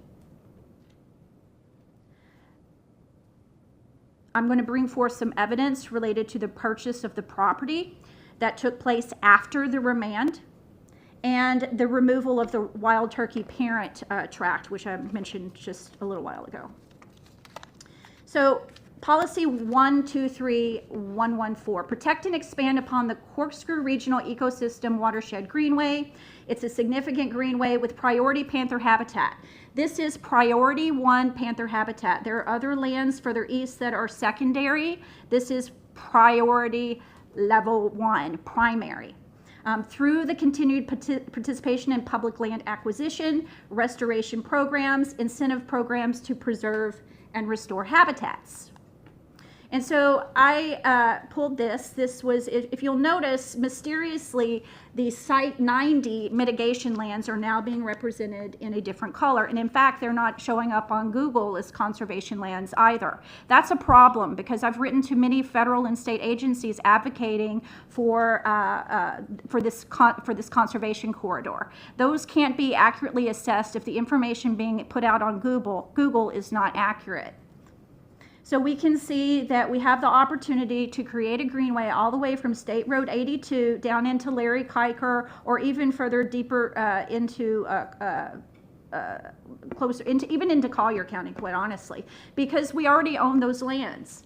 And if you've been following the Burt Trail, you know that building on the Seminole Railway, that's great because this is an existing potential corridor, but we already own these lands, and this provides a great benefit to the public. Taking away the Alico access is shameful, quite honestly. And it's been something that we advocated for previously and that I've advocated for in multiple places, including at the Aquatic Bay Management, immediately following the 2019 remand. I did not invite Commissioner Pendergrass, but he was there. I do not know if that's an ex parte communication. Perhaps he should have recused himself, and advocated for these lands to be open for the public and to pursue greenway development. At that time, he said, wow, I don't want to open up wild turkey for the public. And my response was, so it's appropriate for trash facilities, hazardous waste, and water treatment, but not for low impact recreational use as permitted. I've continued to advocate for this greenway at multiple Conservation 2020 meetings. There's at least 15 miles, and that's just from Alico up to 82 of potential greenway. I'm pulling some information from the 2019 hearing in which I pointed out this is an overlay of private recreational facilities in this area, and that recreation use is incompatible with wastewater treatment plants per siting guidelines. Again, the development of an aligned vision and greenway development is important. We have statutes that are clear in their direction to incorporate mining lands as well as conservation lands in a comprehensive strategy.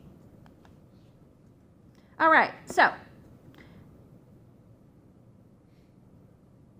So the original 2018 case was remanded in 2019. Our concerns were not just limited to the trash facilities. What was central was the location of public facilities on this parcel.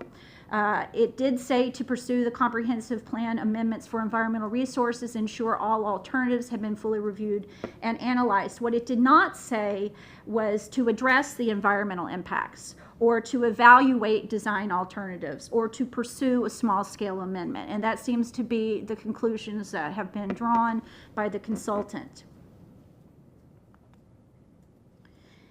Also want to call out part 1 of the staff discussion and analysis.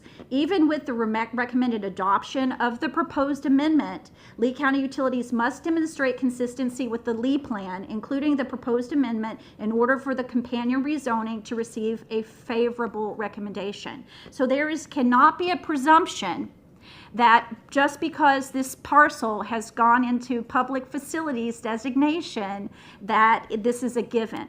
That is not how the process works. Nor can there be an assumption that because a parcel was swapped without any of us knowing about it in 2017, that creates a presumption to tag on another 35 acres for public facilities. That land swap has been highly controversial. Land Development Code 34145 establishes the criteria for rezoning request to comply with the Lee Plan, to meet the Land Development Code and other county regulations. It's compatible with existing and planned uses in the surrounding area, and that it won't adversely affect environmentally critical or sensitive lands or natural resources. So in fact, this proposed project by nature of its business will have those impacts. So now I'm going to go a bit into the conflicts of interest. So we have some existing hazards due to the location that makes it the central issue at play here. And that's really why that we put forth our objections back in 2019. Is because this is a bad location for these facilities. We have an enormous amount of water moving through these flowways. I also want to point out that the airport is in proximity as well, just to the north, and we have a great number of mining lakes in this area that could be contaminated with a sanitary sewage overflow on in a catastrophic event. And at this point, I'm going to just say that excluding data from hurricane events in the calculations that is not ethical, nor would I believe that that would meet the standards for engineering practices or licensing. That these are facilities that must be designed to withstand severe weather events, and resiliency guidance has been clear not to put infrastructure in flood-prone places. If to get this done, the engineering firm is willing to put their professional reputation on the line by excluding that data to get this done, then that is a problem. It truly is a problem. We count on the county to protect us from these events, not to put us at risk. Because of the airport, we have fewer engineered water quality protections through the hardened shorelines, the elimination of littoral edge zone.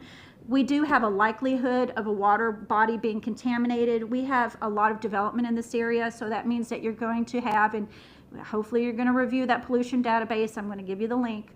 You will see how often that premature development in areas that don't have existing infrastructure, that these lines are being hit and millions of gallons are spilling. Okay? When that contamination gets into these water bodies, then we're really looking at significant environmental impacts. So to the north, we have agricultural zoning, density reduction, groundwater resource, future use category. We have mistakenly heard that these uplands don't serve a recharge role, when in fact the intent of the DRGR is, quote, upland areas that provide substantial recharge to aquifers most suitable for well-field development. So the recharge value is from these upland areas. To the east, we have a property that is currently zoned agricultural in the DRGR and wetlands future land use categories that is proposed to go into preservation, though it has previously been determined to be a conservation easement. To the south, we have properties on Green Meadow, including Mr. Spahn, who is here today, who has lived on his property since 1982. Okay. And previously worked for the Soil and Conservation Board. And through his experience in working for the Soil and Conservation Board, fully well understands the impacts of this public facility on his property. To the west, we have ag zone, density resource, groundwater resource, future land use category. Again, to justify this, we hear this over and over again, predominantly disturbed agricultural land, as a way to somehow justify this project. So we see that the parcel, the Site 90, what's been renamed Site 90 mitigation parcel, is under care of Conservation 2020. Care is a word that I would use very lightly, because this parcel that was acquired, the 31 acres, was also under the care of Conservation 2020 for decades, but was quote unquote deemed unfit to be considered in the DRGR because it had a hurricane debris dumped on it post-Charlie. So I'm going to point out that the conservation lands are being managed in a way at this point in time, and I'm not sure how far back in the past, in a way that is allowing their commandeering for other projects. And I take real issue to that. The subject property is designated public facilities, density reduction, groundwater. That's the 31 acres. It proposes that this project will not disturb any wetland areas, which is absolutely false. We see the outfall for this project is located in the southwest corner into the Wild Blue Flowway. We know that there are going to be impacts to the wetlands. If there's no surface flow going into the wetlands that are on the eastern side, then they are being denied the water of their wetlands characteristics. And the same thing for those isolated wetlands that are in the middle. That parcel could also be losing wetland characteristics by not getting its water if it is diverted. Particularly I will ask a question at the end about how much fill is coming in here. It is impossible. There is no way that models can be determining anything without specific information, such as elevation. All right, so now let's talk about what happened after. This is after the land swap took place, where a developer, at the developer's behest, who was given unlimited time to present at Conservation 2020, something that I have not been allowed to have, shepherded in a land swap to move it away from the place. I'm going to get there in a minute. All right, so what happened is that the hearing examiner issued her remand, and she said, find all other alternative sites, look at other alternative places. And so there was, as part of the agreement that was set up in August 21st, 2018 with Harper Brothers regarding the parcel brought forward today, that if it went through with zoning, if zoning approved it, then the deal would go through. All right? But in fact, the deal did not go through. And that when we look at the funding stream, we have 20.6% is coming out of DOT, and then we have an equal split from solid waste and public utilities at 39.7%. So those are the funding streams that were being utilized. So what happened? 2 weeks after the remand, exactly, they bought the land for $1.8 million, even though the hearing examiner said find alternative sites. All right? And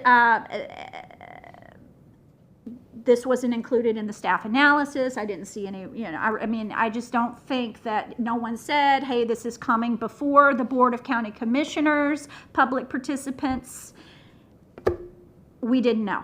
All right, and as part of that, one of the public participants, Britt Gladwell, lost his rights to run his cattle out on that property.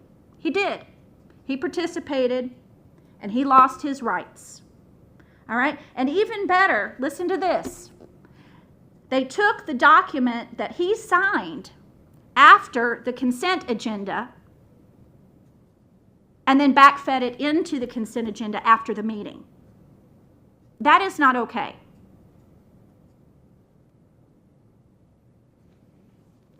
This is the map that was included. Here we see Wild Turkey Strand Preserve as part in 2019. All right, so the last transaction amount on this property was for $1.8 million. There was an additional setting aside of $125,000 of county money to do the environmental assessments, etc.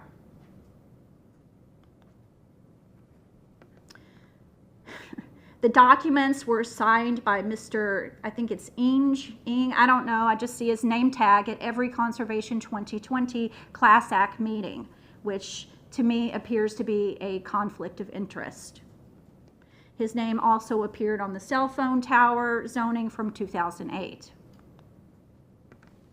All right. In the Florida Rock Mine extension, this is the, again, subject parcel property history going back to 2012. We see some property line confusion. Now, I know there was probably a lot of going back and forth on what was going to happen to the property. There appears to be, from a lot of the extensive documentation about the rich environmental resources in this area, a presumption that it was headed into conservation land. And in that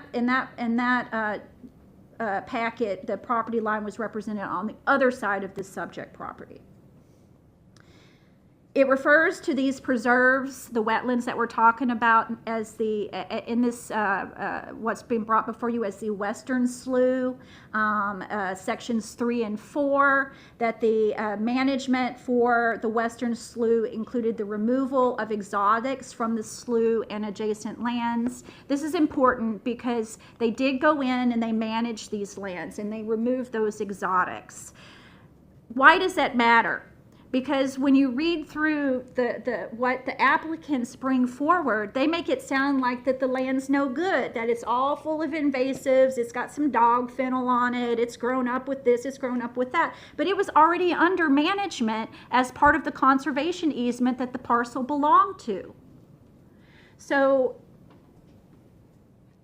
I just think that that's a problem. If the county has lands and they don't maintain them to a standard, they cannot use that as a reason for them to go into public facilities or be used for another use. The county is responsible for managing lands that they own responsibly. Again, conservation easements are legal agreements. They're designed to conserve our commons resources. Prior to the issue of that mining development order, the applicant conveyed that conservation easement to Lee County for certain lands known as the Western Slough. And it specifically stated at least one 4x8 box culvert for wildlife movement to be incorporated on the Hall Road crossing. That would be that second wildlife crossing that magically appeared after not being part of the map yesterday on this Western Slough parcel that was brought forth by Johnson's today. The design must accommodate the surface flow in accordance with the FDP permit requirements. So already we knew how many rich environmental resources were on this parcel, enough to where it was being built into the conservation easement going back to 2012. Again, this one is recorded in 2016. It's the conservation easement in coordination with Lee County and Army Corps of Engineers, the people who are maintaining these, making sure these commons interests are being maintained in a way that protects resources.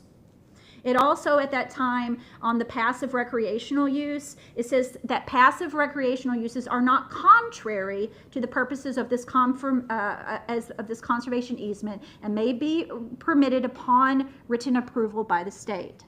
So I just want to point out that that passive recreational use is a compatible use of conservation lands, conservation easement, and a directive in part of that overall regional-wide strategy for greenway development.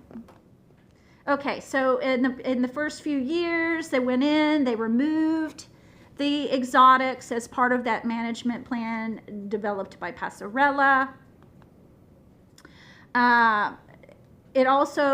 So now I'm going to go back, I'm going to jump back 4 years previously to the zoning for the cell phone tower, and the big issue at that time is part of the 18.5 mile radius for the wood stork foraging area. And so there were a lot of concerns about the wood stork specifically in that particular zoning action.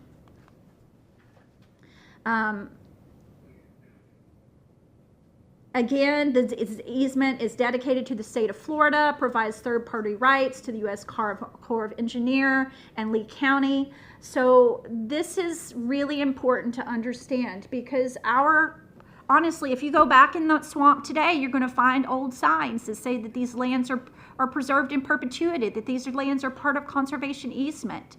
That has been what Mr. Spahn has lived across the street from since 1982, and he's been a good steward of the lands.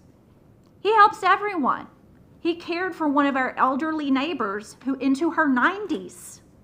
He provided her care. And then when she went into hospice, he took her dog. So west, the property to west is under recorded easement. This is with Lee County. This is due west. And South Florida Water Management District, third-party rights to the U.S. Corps of Engineers. So we have a lot of regulating agencies that are involved here, and that small-scale amendment is not allowing the full engagement with these agencies in this process. This parcel, comes from the original zoning action. It had been nominated for Conservation 2020. It was included as Attachment H. Again, it's referred to in this application brought forth. Its proposed development is under a recorded conservation easement. The applicant refers to it as being precluded from development.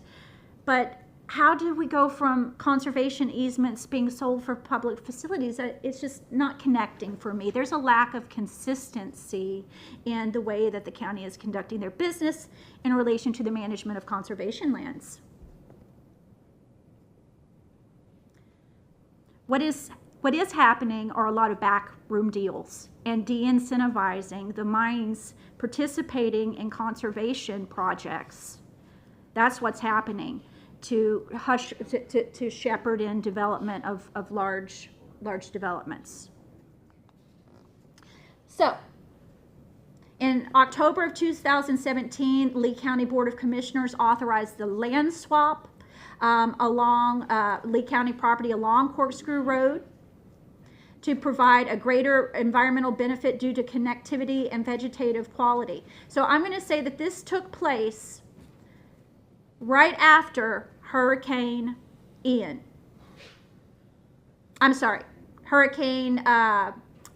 I apologize, mistake. Hurricane Irma hit Southwest Florida. And so we were without power for weeks. Not only that, but we were absolutely consumed with cleanup. And no one noticed us. There was no notice. Apparently something appeared in the news press in the section, the classified section, but no one reached out to us, and we didn't know about it. Or we would have shown up, as my neighborhood has historically. If you look at past actions that have come forth, we've been very protective, participating in the development at Wild Blue and many, many other actions to protect our wildlife and our properties. So we would have gone. Instead, we find out later, not until 2019, and then we were able to see that, in fact, this had been reported in the news press about this land swap, raising concerns for how county lands were being managed in insider dealings.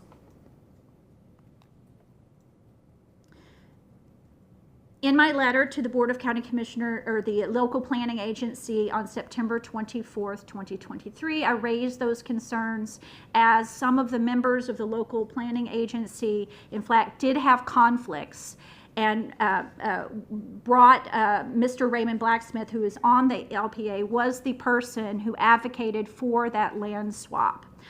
He did not vote on this project, but there are some deeper issues of ethics involved. Mr. Don Schrotenboer, he has ties to the development of Wild Blue as well. He was absent as well. I don't want to interrupt. I appreciate this and I will review it. Yes, ma'am. Today, I have to evaluate the request under the current ownership against the lead plan and the LDC. So I appreciate the background that you're providing, but it's nothing that we can't relitigate it here today. So I appreciate it. Actually has not been litigated yet. It's not appropriate for me to litigate it at all, though, in this forum. So it's not something I can consider. The property owner is Lee County now, and they've come forward with the request that they have before me. So my job is solely to evaluate it against the LDC and the Lee plan. So if you could— Correct, yes. And there are plenty of provisions in the Lee plan that refer to regional coordination, such as evaluating in terms of its role within the greater Greenway. I'm happy to receive all of that. Thank you. This information is not something that's relevant to my decision-making today. So, again, this was mentioned in the applicant's report. This was apparently brought forth as background site history that the applicant provided. So, quite honestly, it's mentioned multiple times in the applicant's own submittal. So I'm just going to point that out. It's not just me. It was significant enough for other people to bring it forward. That. Just anything that's comp plan related, again, right now, they approved it yesterday, so today it's public. Yes, but as I showed, as well, that doesn't create a presumption. So when we take a look right here, we see the property data on this particular parcel going back to 2017. The ownership is Lee County. We're again coming from attachment D. This is the analysis completed by the consultant. Properties have limited conservation easements, environmentally sensitive lands, or wetlands. Oh no, let me backtrack. Beep, beep, beep. I'm off focus a bit. Now I'm talking about the site selection process. So in the county site selection process, their criteria, which I've enlarged because they are very significant, one of the things that they were looking at they were looking for properties that have limited conservation easements. So that should have excluded this one. They were looking for properties that have limited conservation easements, environmentally sensitive lands or wetlands, which should have also excluded this one, and properties that would be able to maintain a buffer to adjacent developed properties with potential for future development. And the potential for future development is a real sticking point, because we are concerned that those lands which are now being called historically disturbed agricultural lands that maybe aren't being managed correctly could be a place that facility is expanded to.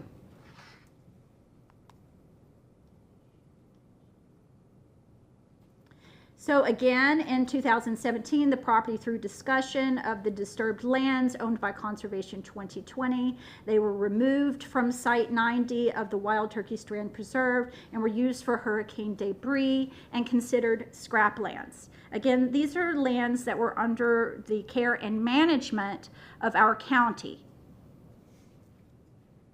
So when we look at the public, property 2, because the original, some of the original reports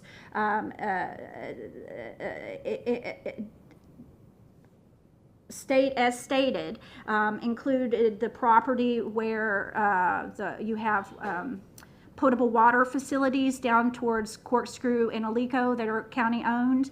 That was under consideration, as well as the parcel out next to the place that was swapped. That was about 40 lands, and that was previously a citrus grove.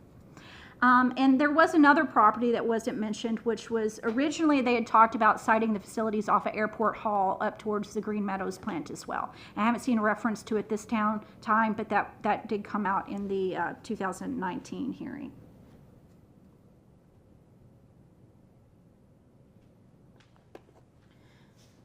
So this is again from the 2016 report.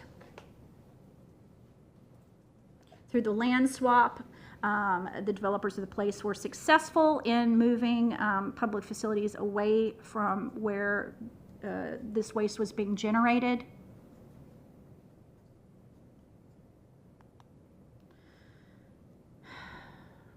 Property 2, 44 plus acres. It was located at Corkscrew Road within Tier 1, the highest priority area on the priority restoration and overlay map. So at that point, that parcel, that former orange grove, was being referred to as priority level 1 for restoration.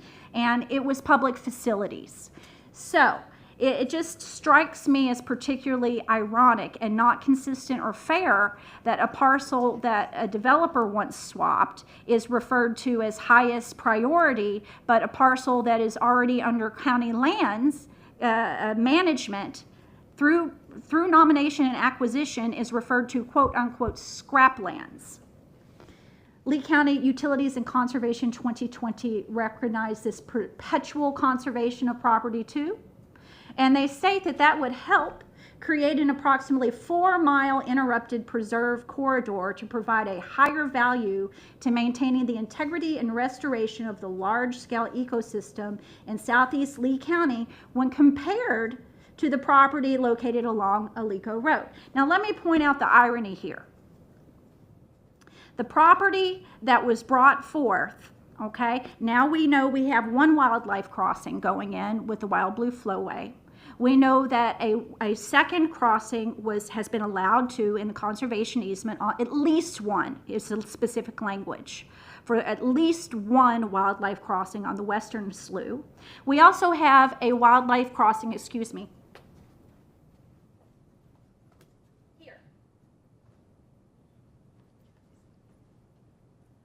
So we have an existing corridor.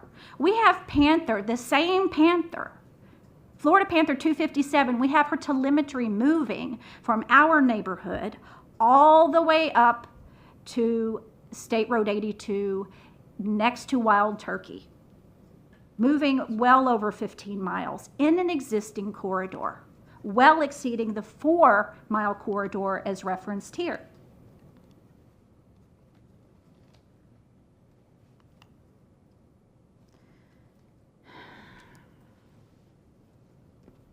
As appropriate, it states that despite location 1 being predominantly disturbed upland community, its location is within the consultation zones for state and federal species reviewed by Fish and Wildlife, U.S. Fish and Wildlife, and it is primary panther,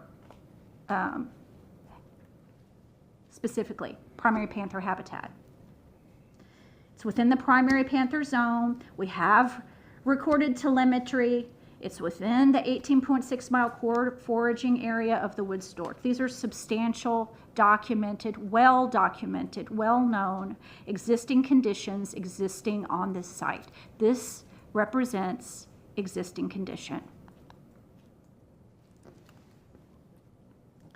Location 1 is part of Wild Turkey Strand Site 90 Mitigation District. Part of a 556-acre mitigation project. But remember, that's how it's being touted as being somehow related to the road, but the parcel, the majority of which is the subject party, was the parcel that was set aside for road expansion or a pond. That was the original reason behind that initial split from the parent site.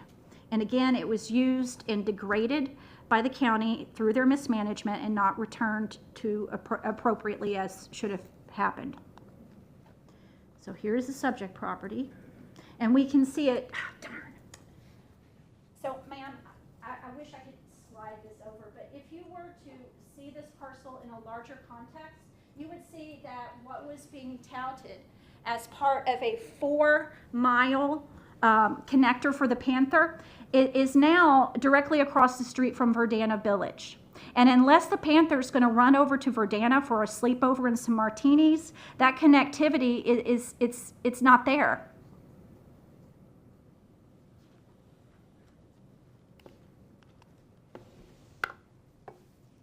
Oh, we can see it a little bit better now. You'll see what I mean.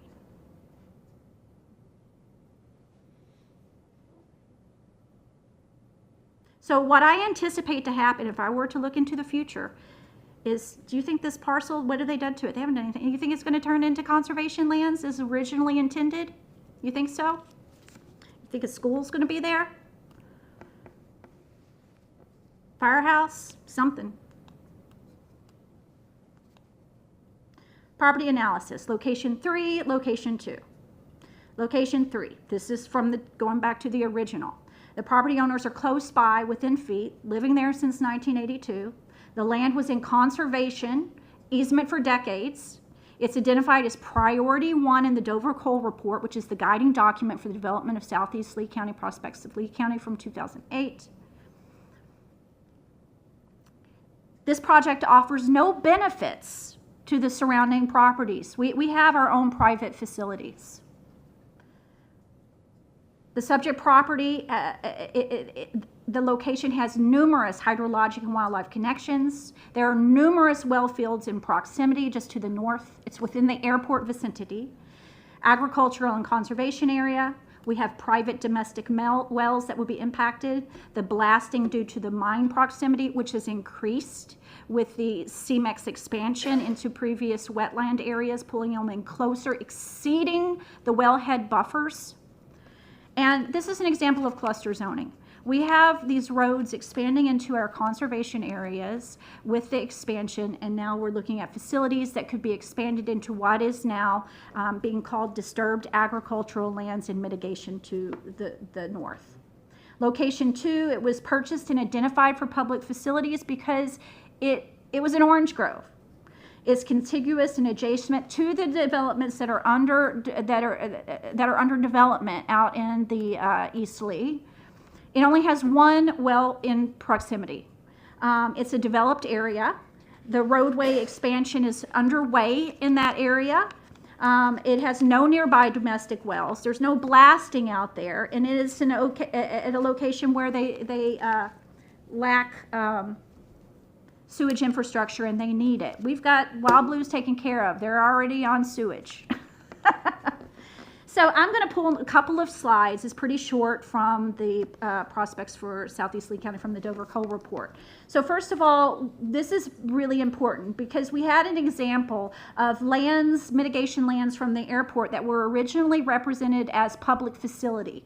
And in that report, it specifically calls out mitigation for airport expansion are shown in this map, which is public facilities, but are in the process of being more appropriately designated as conservation lands. So we do have history of lands that were public facility being moved to conservation lands. And when we go back to that original remand, that was it was referenced that to pursue comprehensive plan amendments for the protection of environmental lands. Oh my goodness. I don't know what's happening right there. So if we take a look, we got a little bit of a scramble here, but this is the Dover Coal Report. And this is our parcel here, and what is being scrambled, and I'm hoping it's showing up on yours, is this enlarged so that you can see that this property had been identified as priority restoration 1 in the Dover Coal Report. The evaluation criteria for Conservation 2020, I put this up there because it's important to know that the parcel that was swapped had been formally, had been nominated and gone through the acquisition process. These criteria have changed. However, the parcel that was taken and swapped, the 40 acres, did not go through that nomination protocol. Also included this that from Goal 76 to provide a park system, make it accessible to the public, and make it, and that's really more and more important. We have big developments out in Lee County now, but you know, folks can't, people that are living in apartment buildings or people that are living in nearby neighborhoods, those facilities and those open lands that are being set aside in those developments aren't open to the public. Those are private recreation just for people that live in that development. And so having access, public access to a connected greenway system is important, and it's ethical. This is the archaeology sensitivity map. I know this because I've been through the permitting process in this area, and that we do have archaeological significance because you're going to see later there was an ancient bay here. We have a lot of water moving through here.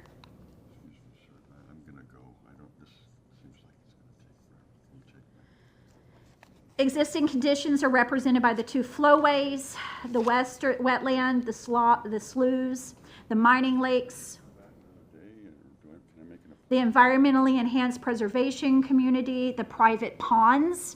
Mr. Spahn has a pond that has tilapia, it has catfish, it's used for agricultural purposes. It's literally right across the road from this facility.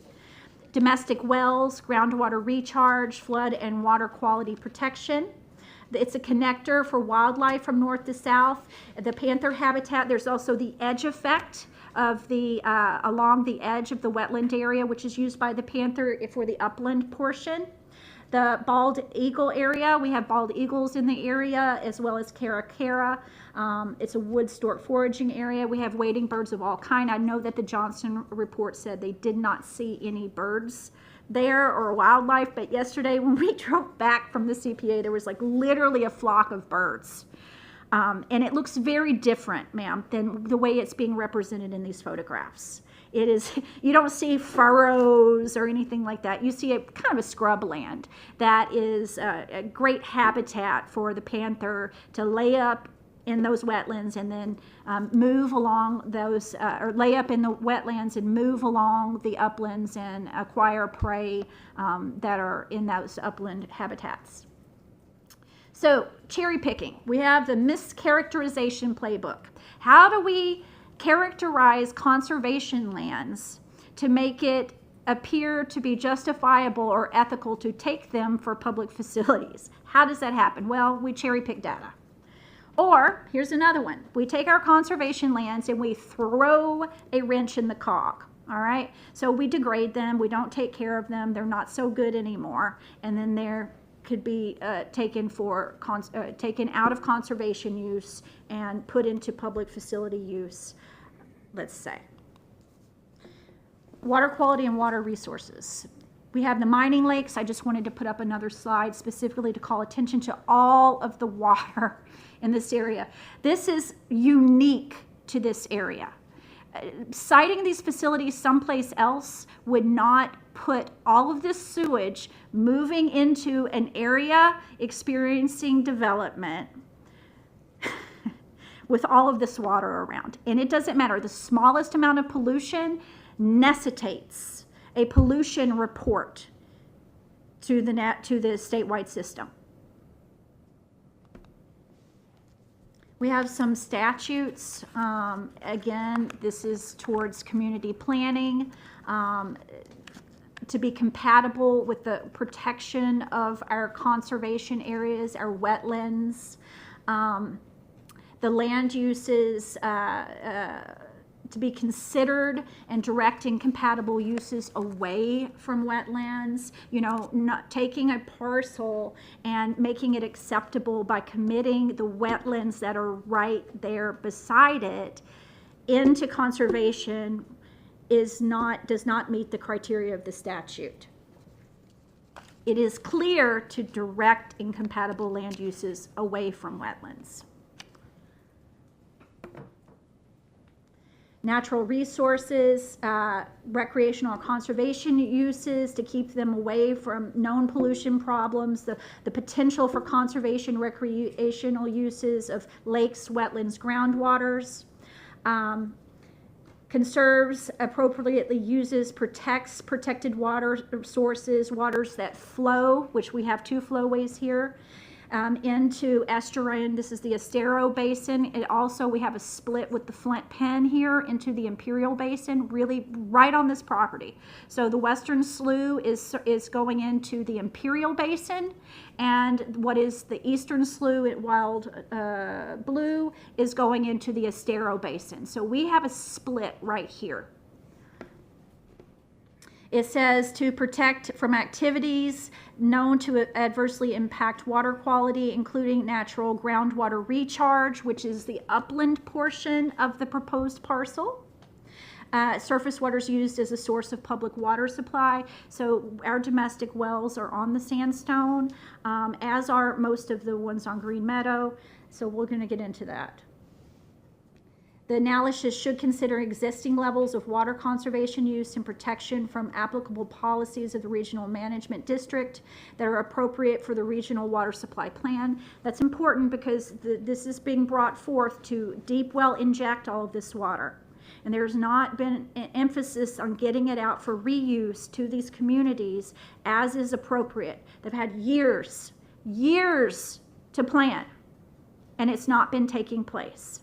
Okay? And the hardship that's being created is because of digging in the heels and not recognizing the unsuitability of this location. Goal 59, protection of life and property. Reduce the hazards to life, health, and property created by flooding due to rainfall for the preservation of environmental values and the conservation of natural resources. Okay, so what I'm saying is we have reported flooding, and I'm going to pull that up in a moment, of all of the reports that we've made to Lee County about the flooding. What is going to protect Peter right across the street? When they can't even figure into their model the reported flooding that we have. What's going to protect him? What's going to protect Wild Blue, where your outfall is in the southwest corner, or us on Devore?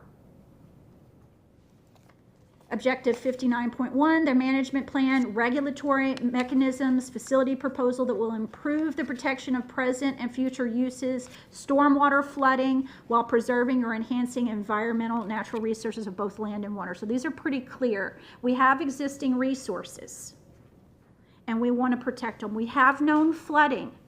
We want to be protected. The runoff would be routed through retention or detention areas and vegetated swales in order to reduce flow velocity, allow for percolation, trap and remove suspended solids and pollutants. This is false. This is not being met because this is not being treated by vegetative swales, because littoral plants are forbidden because of airport compatibility issues. The banks of the wet retention and detention areas must be sloped to safeguard against accidents. So we have these stormwater facilities right up next to the road, and I have given comments to on the Alico connector, specifically related to the threat that this poses my neighborhood, who is going to be utilizing this section of roadway most frequently. Okay, that it is a problem when we have these steep lake bank slopes, and we have a lot of accidents there due to the traffic that happens. When you have the heavy mining traffic, you have overflow of commuter traffic from Corkscrew Road that's coming around the Alico Bend onto Alico, because we have road improvements taking place out there. And it's all coming together in this location where now we're looking at putting steep banked stormwater slopes right up next to the road. Policy 63.3.9, protect the natural functions of the riparian systems from incompatible development practices. So these wetlands that were already in conservation easement are now looking at being impacted by this development, as well as that center isolated section of wetlands and the Wild Blue flowway. I just provided what are riparian systems, just I'm sure you probably know, but clarifying for myself that I understood that. Sound methods of surface water management to protect receiving waters. This is not happening because of the airport compatibility issue with these steep bank slopes and the lack of littoral vegetation. my neighbors are being denied basic protections that other people would get if this were sited someplace appropriate. If this were someplace else, then we would have a wetland polishing system with this proposal. And they would be taking this effluent and they would be cleaning it up and making it nice and benefiting a natural area, but they can't because of the compatibility issues with the airport. And we're going to get into that more. Instead, what's going to happen is you're going to have this water that is not attenuated, it's not being treated, it's going to be dumping into our neighborhoods. Again, protective, functional natural drainage systems, sufficient performance of design standards, development runoff to approximate the total characteristics of the natural development. None of this is going to happen. This is going to be laden stormwater from this development coming into our neighborhoods. 61.2, support a surface water management strategy that relies on natural features, flowways, sloughs, strands, etc. to receive and otherwise manage storm and surface water. And that would be fine, but this water is not even going to be attenuated and treated because you're going to have hardened slopes and littoral-free zones. Soils, vegetation, hydrogeology, topography, and other factors indicate that water flows or ponds, on-site stormwater management, area-wide coordinated stormwater management schemes. So I'm going to talk later about how the topography further east is more appropriate because the topography is flat there and it already has isolated wetlands, more appropriate to contain and treat sewage. We have an interaction between the facilities of this facility with transportation ponds that are then connected into a flowway for recreation purposes, mining lakes. These things are all connected. This directs to work with the permitting agencies in regulatory specific for the Southwest Florida conditions. My husband is going to be speaking directly because he has vast experience with these stormwater ponds and the Southwest Florida conditions specific to this area. Again, we're not just talking about the flooding, we're also talking about keeping the wetland hydrology and those characteristics. To improve storage within natural and man-made flowways, reevaluate the relationship through the stormwater management and storage system. I think that reevaluating is not excluding what happens in extreme precipitation events or hurricanes. And to use those best management practices. We're being denied the use of best management practices due to the airport proximity. I mean, just flat out, with those bank slopes and those littoral zones being excluded. Again, Florida statute, this comes to the water supply. Incorporate the alternative water supplier project selected by the local government into the regional water supply plan. So we had an update to the South Florida Water Management Lower West Coast water supply that came out in 2022, which I'm going to be referring to. And it is very clear in directing the use of alternative water sources, which would be reuse. There's no excuse for that not being dealt with after all this time. And to basically local governments, private and public utilities, authorities, that there should be coordination to get this done. Oh, I'm sorry, Dirk, I guess we're on to the next part. Thank you. Water resources. Protect natural hydrologic systems and ensure the water supplies of sufficient quantity and quality. We're looking at our water, the quality being seriously affected, the quantities being denied in some areas and sent to others. They're essential for retention, detention, purification, runoff, recharge, maintenance of stream flows, and groundwater levels should be identified, protected, and managed. They are not going to be, because anything that is coming on the outfall side is not going to meet that standard. This is not an enhancement or an improvement. And the direction is for acquisition, restoration, and protection in the recharge area, and we've already discussed the upland role in that. So here we have the historic flowways in relation to the subject property, and we also have, this is from the original hearing, this showed the existing condition. This is your surface water movement. I didn't see this time around. We're going to see some historic flowway maps that are on the GIS database that the county has. And I'm going to point out that I think they're great, but they're not fully reflective of existing condition. Because the only place we have water coming across the road in extreme precipitation events is in this area. Like, really, literally. I mean, you have enormous flow here, much higher up than what's being represented. We've got a lot more cross water movement.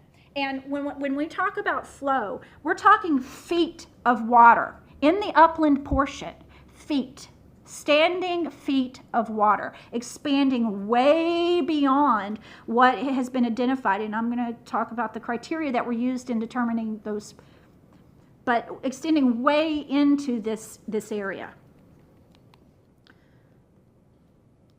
The Lee Plan directs the most stringent provisions to apply, whether that be in conservation or wetland, that whichever one is creating more restriction on development is the applicable standard.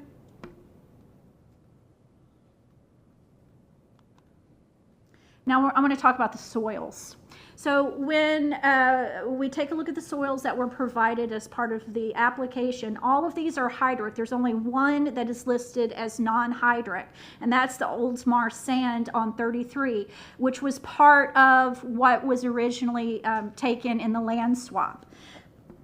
So all of the other soils are clearly falling into the hydric category, and we're going to, I apologize, this is not the best snip ever, but when we take a look, this is from Lee County's own document, so it's telling you what the criteria are in terms of determining wetlands from the soil profiles, right? And when I did more research into the original soil surveys going back, I pulled the section on the Oldsmar sand because it states specifically that that soil has severe limitations for urban development because of the high water table. So we have a very high water table on this entire property. We have enormous amounts of sheet flow moving, draining over 19 acres to the north. Florida statutes say that in determining the high water table elevations, you should look at the suitability of the soil for a new on-site sewage treatment and disposal system. So that is something that should be considered very carefully in a scientific search of finding a location. The evaluations for determining the flood lines should be determined by criteria, and unless the department has a reasonable scientific basis for questioning the accuracy or completeness of the evaluation, which I do, and that is very legitimate based on comments that have been made today by engineers. So let's take that. This is just blown up, and I know it's cut off, but it makes it a little bit easier to see exactly what's happening on this plant. When I came in here today, the first question I had is, where are your quote-unquote oxidation ditches? Because those are implicated as a source of odor in their own report. And so those are these areas, aptly renamed as bioreactors. All right, so I think this is important to know because there are a lot of impacts on that wild blue flowway and that interconnected stormwater system into the that area. Oh, great. This is the historic flowway. So this was determined by soil layers and aerial photo interpretation. So they specifically relied on two soil types in determining of these, but we know from what I presented from other documentation that all of the soils, save the Oldsmar, which still is not appropriate for development, are included as concerns here, and the aerial photo interpretation. So like I was saying, this area goes totally underwater. I mean, know, if you went to riskassessment.com, riskfactor.com, they've got better maps. I'm going to talk about that in a moment. But, oh, great. So we're getting into that. So it's determined as Area X on the flood map. That is worthless information because all Area X means is that it has not been mapped by FEMA. Okay? And there's reasons why to not map it, because then you're going to have more people that are going to need flood insurance for their mortgages. And it has been proven that the FEMA mapping, including the Area X, is not accurately protecting people from flooding risk, and that's important to know. Just because it's marked Area X does not mean that it's not flood prone. Oh yes, the 19 square miles, so I'm not just making that up, that came from the applicant's materials. And it states that it's outside of the 100-year flood zone mapped by FEMA. That is a worthless statement. It just means it has not been mapped. Oh, great. So as I stated, my neighbors have called in the flooding because we have literally in years, we have high seasonal variability in water movement in this area. There was one year where we had water for 4 months. 4 months. And so you can look how many calls were coming into natural resources about the amount of water that was moving into this area. And so at one point in time, it was brought up that there was the Alico Road extension drainage to reconnect to the Flint Pen, that was the Imperial River Basin, but that I haven't heard much about that now, and I'll hold my breath on that one. Notice that as part of the analysis taking place by Waldrop Engineering regarding the flooding, that they said they are also reviewing development permits to determine if they are causing or contributing to the flooding problem. Data from this effort will enable the county to proceed with early activities and provide relief before next rainy season, but that hasn't really happened. And I would say, yes, development permits are contributing for sure. And I think that this development is also going to make matters worse in terms of the flooding, particularly for Mallard and over on the eastern side, and for Peter. So these flooding concerns have been brought forth in good faith. This is the FEMA flood map, and if you take a look at this, Zone X includes areas that that we know are flood prone. And I actually really do like this map. Thank you, Johnson Engineering, for this one. So because you can see why this is such an issue. You can see right where this water is going to go. I mean, it's just as clear as day.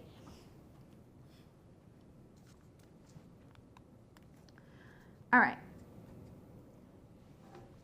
So this is a complex issue. We have the environmental side of the engineering things, but we also have the enlargement of the road that's taking place simultaneously in multiple areas. So I get that. And so we have the easement or right-of-ways must be kept clear by the property owners that have satisfactory vehicle access. So surrounding the flowway, right? Canals, lakes, or flowways greater than 50 feet wide, you have to keep an easement clear. So I think that that's really important and when we evaluate any plans that are brought forth. Here we're looking at the Green Meadows intersection and the proximity of these steep sloped littoral-free ponds in relationship to for vehicle safety.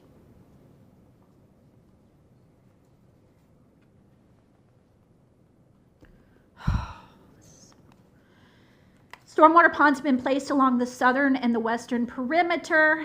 And then we are talking about outfall into the county right-of-way must be part of a development order. Now, this is conflicting with some of the Lee Plan and the associated LDCD codes in terms of when you're determining impacts on wetlands. So again, I'm going to now talk about what is a very serious issue. This was called out in the due diligence document in relating to seeking and being granted a dewatering permit. This was seen as a real issue. This is a real issue, and I'm just on the record going to object to there being any dewatering happening on any property in proximity to this site, impacting myself, Peter, neighbors, our commons flowway right now. It says no dewatering within 1,000 feet of a freshwater wetland season for longer than 60 days. So we're hearing about a proposal for a public facility that is talking about expanding. And I'm assuming it's going to take longer than 60 days to construct this facility. So of these criteria, retention of all dewatering effluent on site and no dewatering within 1,000 feet of a wetland for longer than 60 days would be the most difficult to which to comply. And adequate advanced cooperation with receiving landowners should take place in order to avoid delays. So we object to any dewatering. And if any dewatering permit has been sought prior to today, that is a problem, because we have not had the opportunity to bring forth the adverse impacts that any dewatering would have on our properties, on our wells, on the environmental resources, etc. So what does 1,000 feet look like? Well, here we see what 1,000 feet looks like. This is approximate using the LIPA tools.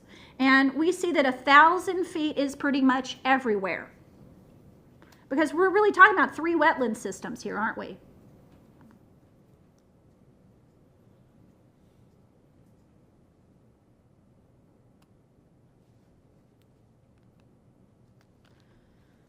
Policy 123.23, prevent water management and development projects from altering or disrupting the natural function of significant natural systems. So we have flowways, we have wetlands. It will maintain connectivity with the historic wetlands slough southwest water flow conditions. I disagree with that. And that no wetland impacts are being proposed. I disagree with that. We should be protecting the ecological characteristics of the wetland systems. And 2, we should be protecting and conserving these natural functions of the wetlands, of the flowways, by maintaining wetland protection regulations. That is clear. So if you change the land use, that doesn't take away the fact that you still have to maintain the wetland protection regulations as directed in this objective. Impacts. It says it will not adversely affect environmentally critical areas and natural resources. That is false. That no wetlands impacts are proposed through development. That is clearly false. That no direct signs of listed species were observed on the property. That to me is, again, that's a perfect example of cherry picking when these resources are known. These species are well known. A wildlife crossing connector to Wild Blue, again, it's proposed as part of the roadway expansion. I appreciate that. I really, truly do. I've advocated very hard for that. And that we respect the Conservation 2020 properties surrounding the site. It states, I know I mentioned this and it looks like my slides got a little bit out of order, but this is important. It says that it won't undertake an independent review at the development order stage of the impacts to wetlands. But at the same time, we're hearing arguments, not just here, but in general, that, oh, the development order stage is going to take care of protecting the wetlands. So it's creating a bind. And again, you know, the more stringent regulation, I think, really is appropriate. And we cannot just kick this down the road to say we'll work out these details in the development order phase, because it seems like that sort of says to Lee County, oh, hands off, when we know that it's an administrative failure. It's a failure of process in protecting these resources. Going to the master concept plan, it says internal and external. I put this on here because it was referring to the consistent with the intent, character, and property development regulations. I think that, again, I don't want to see things kicked down to the development order phase of things to say, oh, well, these protections can be worked out. No, they can't. They can't be worked out at that point. Wow. I am seeing here that we have our well fields, and I'm just going to kind of go with this. I'm so glad that you have your own copy. But basically, we're referring to the Dover Coal report, and some of that actually had a very comprehensive approach. Does anyone have a copy of that slide that I can have back in the audience of that report? Or could I borrow someone's here? Dirk, thank you. So basically, as part of the Dover Coal, they were looking at water models, monitoring water budget, and it was more of a comprehensive, looking at the way that land use, thank you so much, I really appreciate it, super. Looking at the way that various approaches, or the flowway protection was also part of the DRGR Dover Coal report, looking at habitat protection, the connectivity of the environment, as well as the conservation elements. So I wanted to point out that all of these things fit together. Moving into the lower West Coast water supply, we have, this is some modeling related to the existing and the proposed public supply wells. And so we can see that directly back behind the subject property. Let me get myself oriented. Okay, Lehigh Acres. Okay, so we're right here. This is Lee County Green Meadows. This is current right now, and then this is going to be future. This is really important to get a handle on this. So currently we see that those are drawing from the sandstone, I believe, or the superficial and the superficial aquifer system. So that's important to know, because we're going to be experiencing a change in the future as those wells are added to pull from the upper Floridan. And this is important in understanding the comprehensive water strategy. All right. So in the report, and this is page 364, it states that there is one area of noticeable water quality degradation near Lee County Utilities' new Green Meadow well field. This is from their model, their future model. The area of water quality degradation is a direct result of the new Green Meadows well field coming online in 2040, future simulation. Although the demand will be met from the UFA wells, those are the ones on the upper Floridan, water quality degradation as seen in the APPZ due to an increased lateral flow from the south. The area south of Green Meadows Wellfield has a slightly higher total dissolved solids concentration, resulting in a maximum water quality degradation of 1,000 gallons per liter. So basically what we're hearing is that the water is moving from the south to the north, from this area of this proposed project, this public facility, northward. So here we see what the model shows us. Here's the subject property, and we see that the flows are moving from the south north.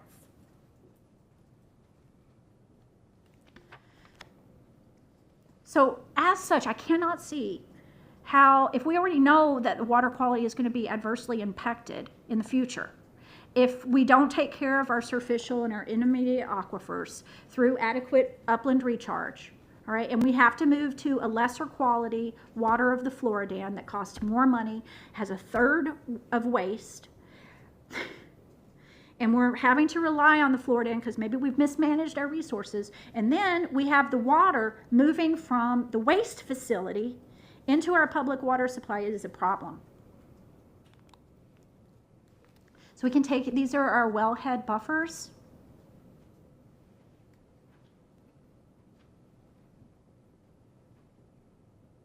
And that's not even taking into consideration what's ever going to happen whenever they get into that section of CMEX. And I don't know how that even figures in at this point. These are our wells.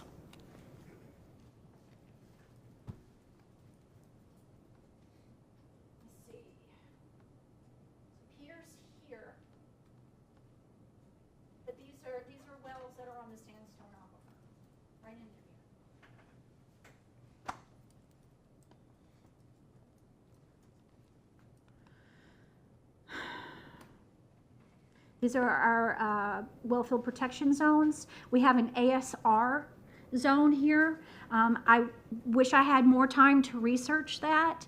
I don't know what totally is happening with that ASR well, but I did want to point it out. It's a very, very hydrologically dynamic area with a lot to lose. Okay, so I recently, within the past few months, June 20th, 2023, an item was brought forward regarding changing the well ordinances. I spoke out with concerns on that ordinance. So one that was specifically related to the change of going deeper towards the Lower Hawthorne, the Floridan, the more expense that has, as well as how this could potentially affect public water supply and our domestic water supply, as well as what was approved as an exception for underground injection wells. Prior to this being adopted in June, that was not allowed. That's important because there have been cases brought forward, and whenever the water quality that's being injected does not meet drinking water standards.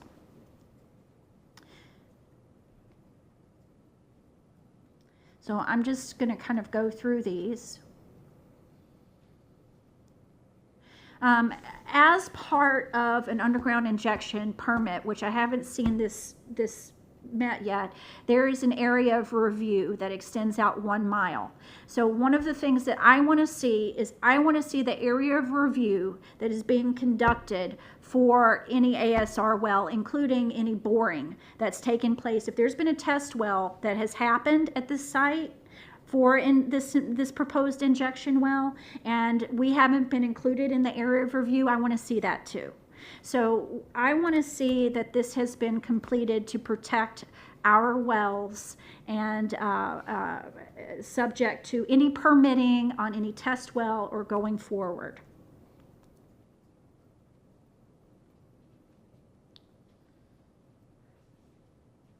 Okay, so yeah, I did have some concerns about this open source data, which had been previously on LIPA, but I found it, thanks to Natural Resources, that it's in a different location. So I appreciate that.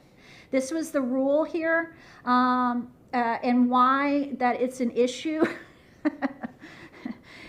of what happens whenever it's highly discouraged to be injecting water, polluted water into injection wells. All right, so here we have just a little bit of background. This is a class 1 well, correct? Class 1, I'm seeing nods. All right, and this related statutes, some related statutes referring to the requirements for underground injection, some of the permitting background. Well locations for known wells are in this area of review. It may be located by showing coordinates or addresses on the table. So this is giving you more information about what is expected and should have been brought forward already in regard to the area of review, as typically obtained from public record searches, rather than to show each well on a map. And even for an exploratory well, a 1 mile ARR is adequate. So we want to see that this diligence has been met, for sure. Here we have, this is from our database, open source database. We can see the existing wells, the class 1s, and that are located here in Lee County. Again, whenever we talk about alternative locations, there's already been an approval for an injection well, which is not being utilized out towards the Lehigh area, when we discuss maybe perhaps alternative locations. I'm just putting that out there.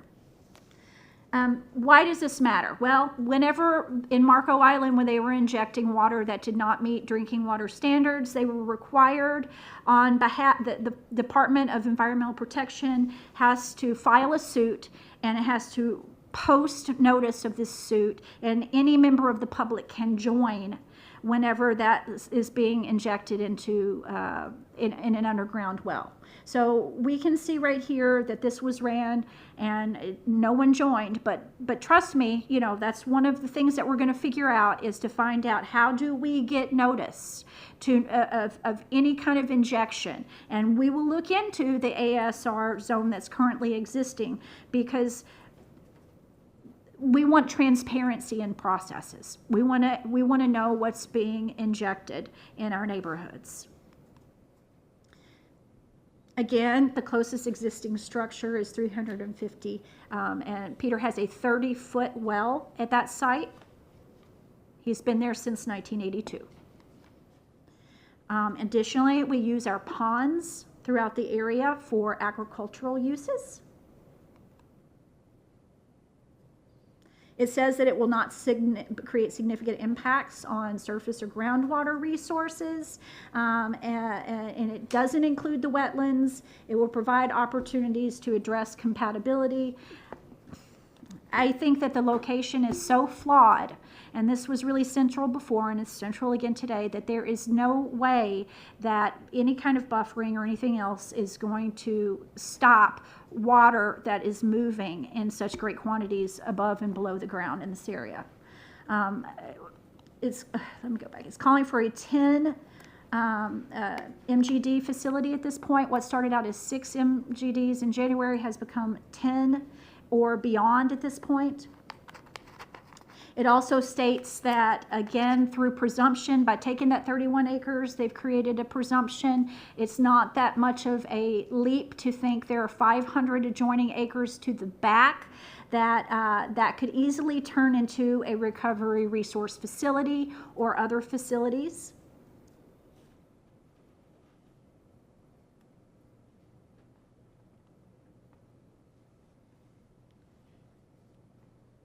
It states that any future development would be oriented to the north of the property, away from single-family history or single-family houses. So that really strikes me as concerning, because there's a lot of conservation lands that are being mismanaged up there.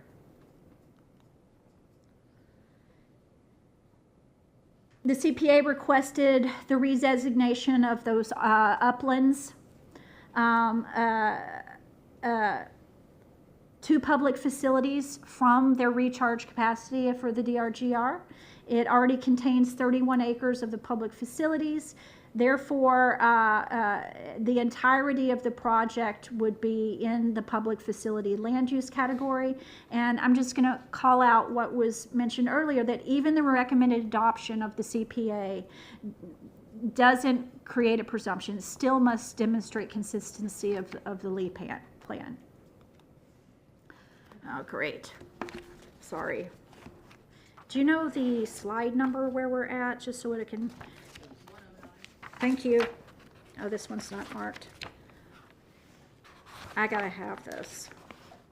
109, 62. This one's not got page numbers, or I would. I'm almost there.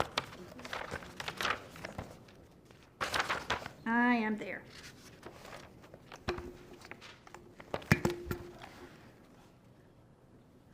Water habitat and other natural resources to protect and restore natural resources within Southeast Lee County, not limited to surface and groundwater and wetlands. The wetlands were protected in conservation easement prior to the Lee County purchase. They received flow from uplands in the subject property. This is an ecological corridor that was impacted due to the loss of uplands for movement, the fringe effect. It's also called edge effect, specifically in the Lee plan for Panther. And the existing conditions are verified by telemetry data, wildlife sightings, photographs, video, and we're going to share some of those hopefully next. All right, the development of SWRF on the site, it says it will not have an impact to surface or groundwater systems. That is wrong. It will have. And it says wetlands are undeveloped, allowing the historical flowways to remain to the east of the property. We know that there will be impacts on that isolated section, that central section of wetlands as well. We have 3 systems impacted. We're going to get into the wildlife now. We know that the area from 2008 identified as the foraging area for the wood stork. This is some panther pulse telemetry showing the movement in this area. And so the red line represents the movements in general of Florida Panther 257 as she moved through this area over the course of her 7 years. So we have an interconnected habitat.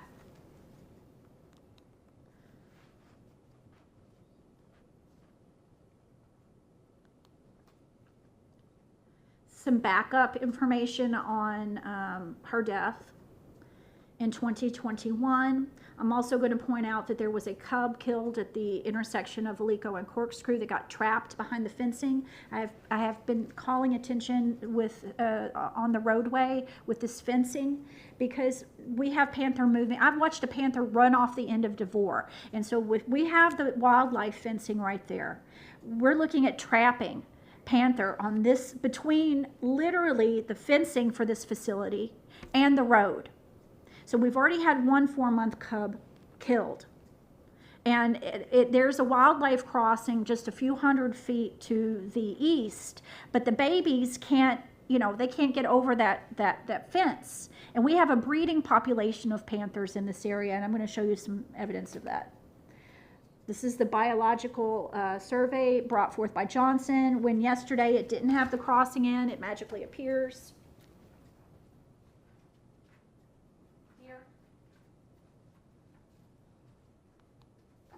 A little bit closer up. Again, it's not just the panther, it's also the eagle, the caracara, etc. All right, so we have wildlife cams in our neighborhood. This one is from 2021.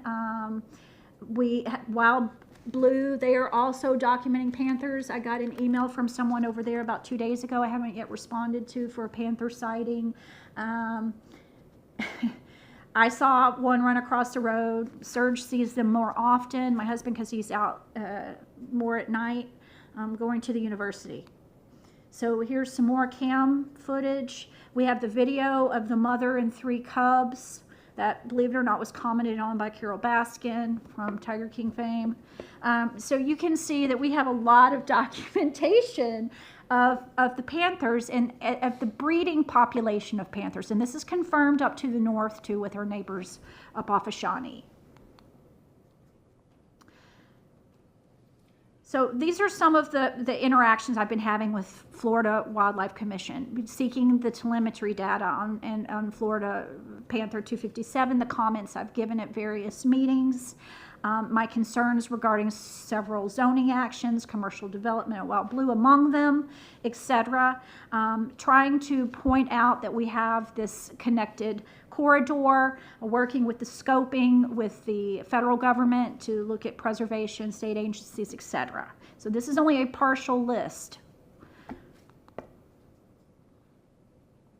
Policy 123.31, encourage upland preservation in and around the preserved wetlands to provide habitat diversity, enhance edge effect, and promote wildlife conservation. Again, we've got a lot of corridors going in, but we also have to have some habitat. And we have to really, people have to start also doing their job.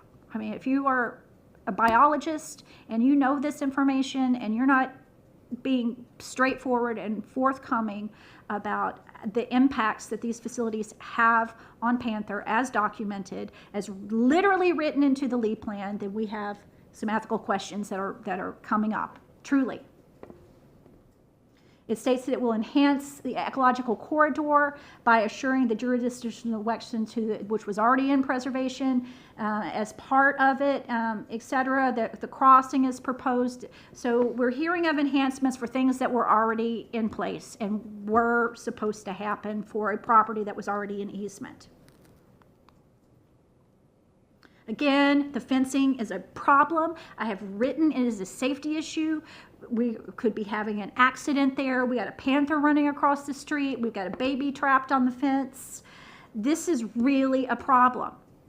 We had our most recent panther sighting on August 27th, the night before Hurricane Idalia moved through the area. So this is very serious. We needed an extra crossing on that western slough. I'm happy, in fact, I'm thrilled to see that that has now been added to the plan. That needed to happen for sure. We also have, we've had like 2,000, it was mentioned in the last hearing, you know, 2,000 calls-ins on the bears in our area. They are literally roaming through the neighborhood all of the time.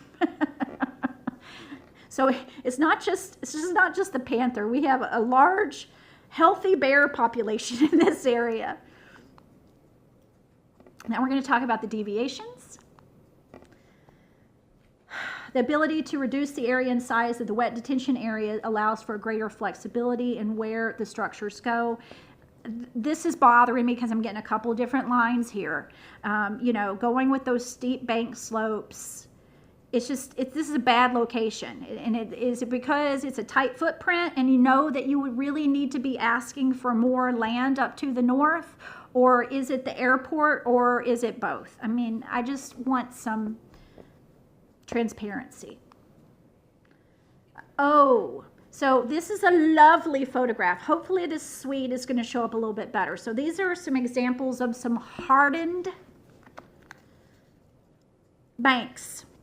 These are in the airport, right off of Airport Hall.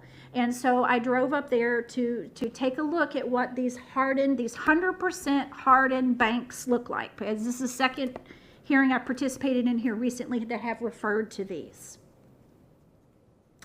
And yet the applicant can somehow state that this is going to enhance the existing conditions, okay? And that this pond is going to foster additional percolation and attenuation, which my husband we will address in detail. Oh, yes, they look like this. So here we are taking this beautiful area between two panther crossings, and you're going to put this across the street from Peter's house. You're going to put this adjacent to our conservation lands. This is what you're going to do.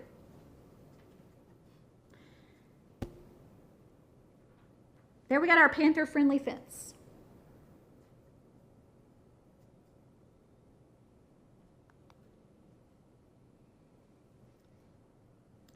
Deviation 3 is omitting the littoral plants that could be attenuating and treating the water, which, by the way, is next to a roadway, so it's extra perilous.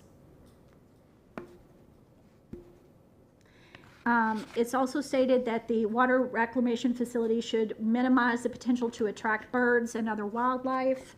So we're adding like another potential narrative to exploit here. Okay, is it the airport? Is it the fact that we got to conserve the space? And now we're talking about the fact that we probably don't want our wildlife drinking from sewage facility water. So all of those really sound like a problem.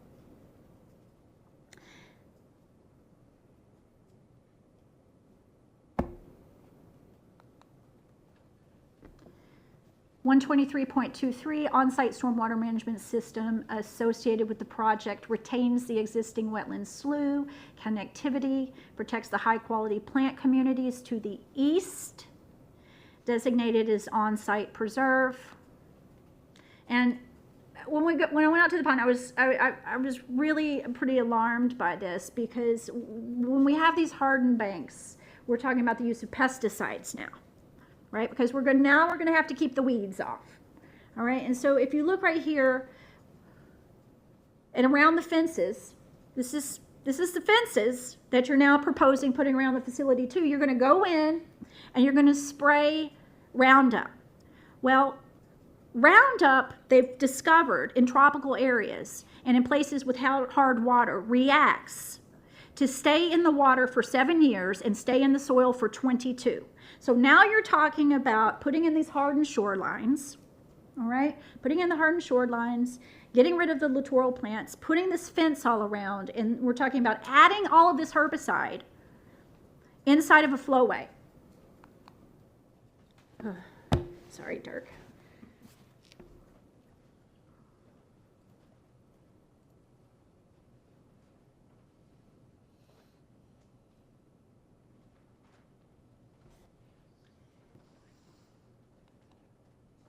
So it was already in conservation easement. The DRGR land use category is identified as critical areas for surface water management. The county will maintain, this is important, maintain existing regulations to protect the unique environment and water resource values of this area. So it is clear in the Lee plan, right here, we see it, and in the associated land development code, that the regulations will be maintained. Beyond determining whether or not there are going to be adverse impacts, there's also the regulatory responsibility of maintaining regulations. The proposed stormwater management system associated will provide recharge and infiltration to the superficial aquifer. My husband is going to address that. And that reuse will further serve to protect the surface and groundwater quality, which is not what they're saying. They're wanting to inject it and potentially do something in the future. Again, I'm glad to see it, that box culvert, that crossing is now in the picture. Now, what was originally presented to us at the public outreach session was a whole big spread of wetlands to polish and as part of the system. And we like that. I mean, we would love to see something like that in our county, honestly. But you can't have that here because of the airport. And it's not just the airport where it exists now, it's where the future expansion is coming into. So we would love to see these biological strategies being used to handle what is legitimately a need. But this location is a problem. We can't have that here. So what we are looking at is deterrent engineering and aggressive wildlife management. The steep bank slopes, and those are unregulated. When you go 2 feet below the water line, the slope increases. And this is really an issue because we're talking about the interaction between traffic as well. We're talking about wildlife as well. So it's going from 6-to-1 to 4-to-1, and then it can dive below 2 feet of the dry season. The shorelines, the no littoral plants, no filter marshes, no shallow water areas for wading birds, migratory birds to congregate. You cannot have any of that. No habitat enhanced areas of stormwater ponds due to the exposure of to pollutants, the airport proximity, and that's going to decrease the water quality. The stormwater management facilities will largely maintain the historical stormwater runoff. I doubt that. It's going to collect through swales and catch basins that cannot attenuate and treat the water, temporarily detain it for water quality treatment and attenuation, and then limit the discharge, but the discharge is going over into Wild Blue and into the western slough following existing drainage patterns. So that western slough is Wild Blue. This also really upsets me. I'm sorry. But this is designed, that stormwater pond, which is right next to our public infrastructure, our roadway, and into the Wild Blue flowway, is designed to a 25-year, 3-day storm event. That is frightful. We just had 26 inches of rainfall in Fort Lauderdale in a few hours last year. This is not coming to terms with what our realities are in our community.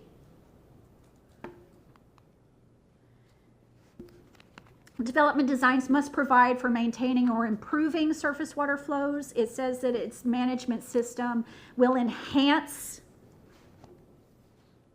the existing conditions. Again, it calls the existing disturbed agricultural lands under county management. And that they falsely, it states that they do not provide recharge. It claims that this system will foster additional percolation and attenuation. It's going to meet or exceed the standards. I don't see the dewatering permit there for discharge rates and water quality. So we've got the southwest corner, which has the monitoring and the outfall. Again, that's the proximate location. Let's say it could be actually even further. Let me go back. Let's just look right here. Okay. All right. Okay. Got it. Okay. So it looks about halfway across All right, yeah, about right there, maybe over a little bit further, not quite sure, not looking good.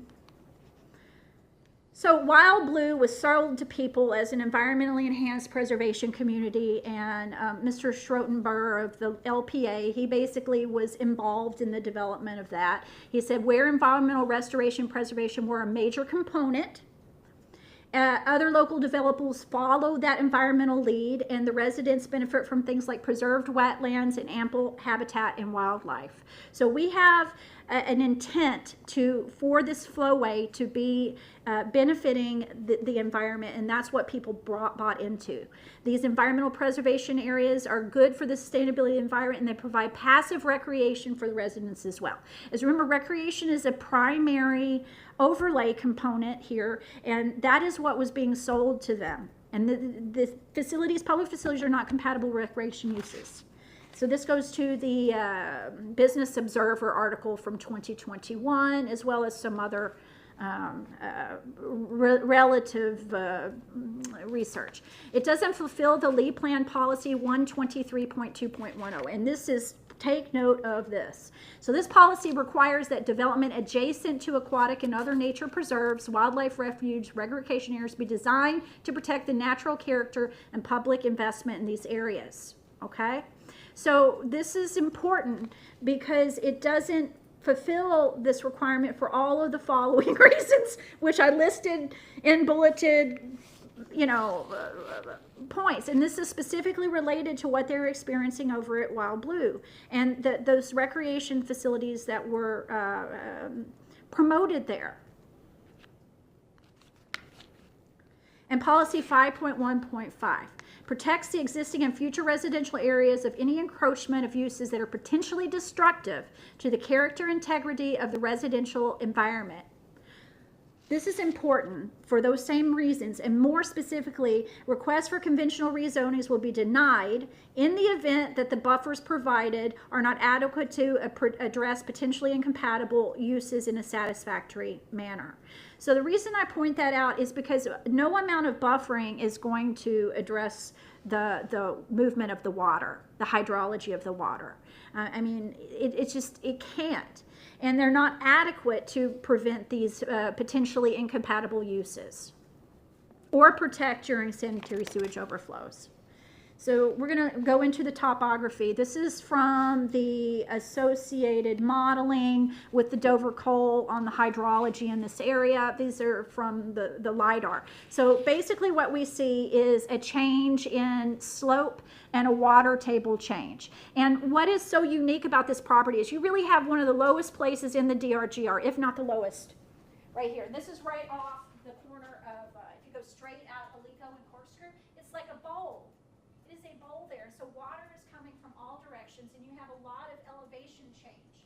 So you have water moving at great rates, really flowing through this area for those reasons. It's vulnerable. So if you look out to potentially other sites that are more suitable, we have less elevation change, less water table change, and you have different topography. So you have areas of isolated wetlands in this area where the ponding occurs that aren't as connected because you don't have the same quantities of water moving through the area. And that's really very important because the idea is to contain and treat, especially during flood events.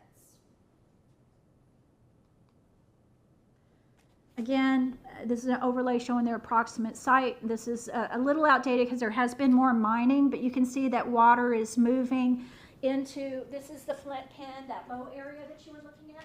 And so historically, the water should go here. So at one point it was, drainage was going to connect, which is a good idea. I would love to see that happen.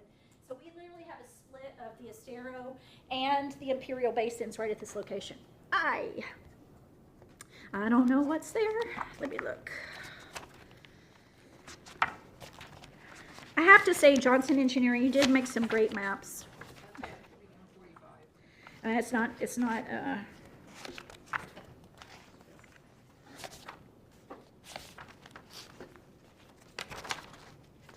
oh, for location. Which one? 45 right there. Oh, yeah, this is a very, very important map, and I really wish. Sure. Man, I wish this one would show. Do you have it? Yeah, that's your elevation.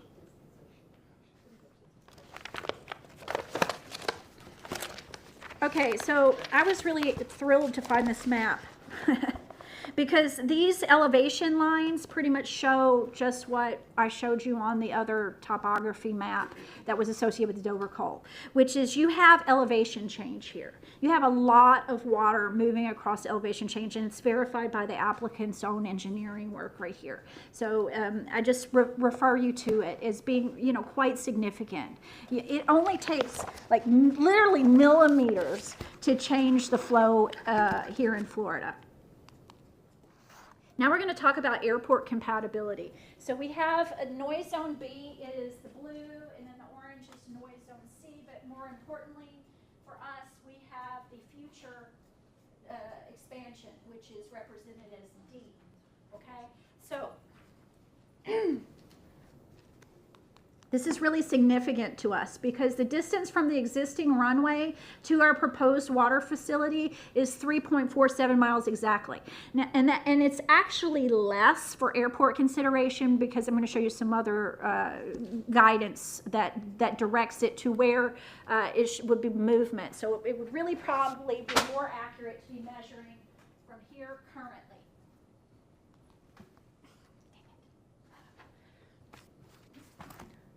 So Florida statutes in relation to land use compatibility set aside airport protection zones, and they're very serious. This is a very serious consideration. So they prohibit land use that is incompatible with airports. So basically. It allows you to rely on the most, again, restrictive regulations in determining compatibility. The land code that we have, 341102, basically states that all regulations found within the Florida statutes, as well as it declares any airport zoning regulation does not prohibit an airport authority, a political subdivision, or its administrative agency, or any other governing body operating a public use airport from establishing zoning regulations that are more restrictive. That's important, not less restrictive, that are more restrictive from those of the governing body. And then if a conflict exists, to rely upon the more restrictive one. So when we refer to the Florida statutes, they dictate that the FAA advisories be followed. And there are two advisories that relate here. I'm relying specifically on this one, the hazardous wildlife attractants on or near airports. But there is also another advisory that specifically addresses compatible land use. So I'm going to invoke that one right now as well. So it states in the Land Development Code that the purpose of this division is to establish protections for the airport consistent with the Florida statutes in chapters 330 and 333, as well as the FAA circulars, including any recent updates. Specifically, 2.3.4 of the FAA advisory states, new wastewater facilities. The FAA recommends against the construction of new wastewater facilities or associated settling ponds within the separations that are identified in 1.2 and 1.4. And any devices or systems used to store, treat, recycle, or reclaim municipal sewage or liquid industrial waste. If possible, a more suitable location for the proposed facility should be identified. They are clear. Why does this matter? Well, let's take a look. Let's hypothetically, let's throw out that future. Let's throw out that future runway right here. And I just did, my best guesstimation, which is generous by nature, right? And so we're really looking at a distance. If we're going to look at the 10,000 hazard buffer that Dirk was, so that's going to take us to about right here, right? In terms of future airport facilities, just so we can visually wrap our brain around these distances that we're talking about in reference to these circulars. So 1.4 states, protection and approach, departure, and circulating airspace. For all airports, the FAA recommends a distance of 5 miles between the closest point of the aircraft's airport operations and the hazardous wildlife attractant. 5 miles. And for airports that are serving turbine-powered aircraft, the distance of 10,000 feet. So we just want to get these distances. And so they provide us a graphic to help us better understand. It doesn't have to necessarily be directly from the runway measurement. It is the area around in terms of establishing these perimeters.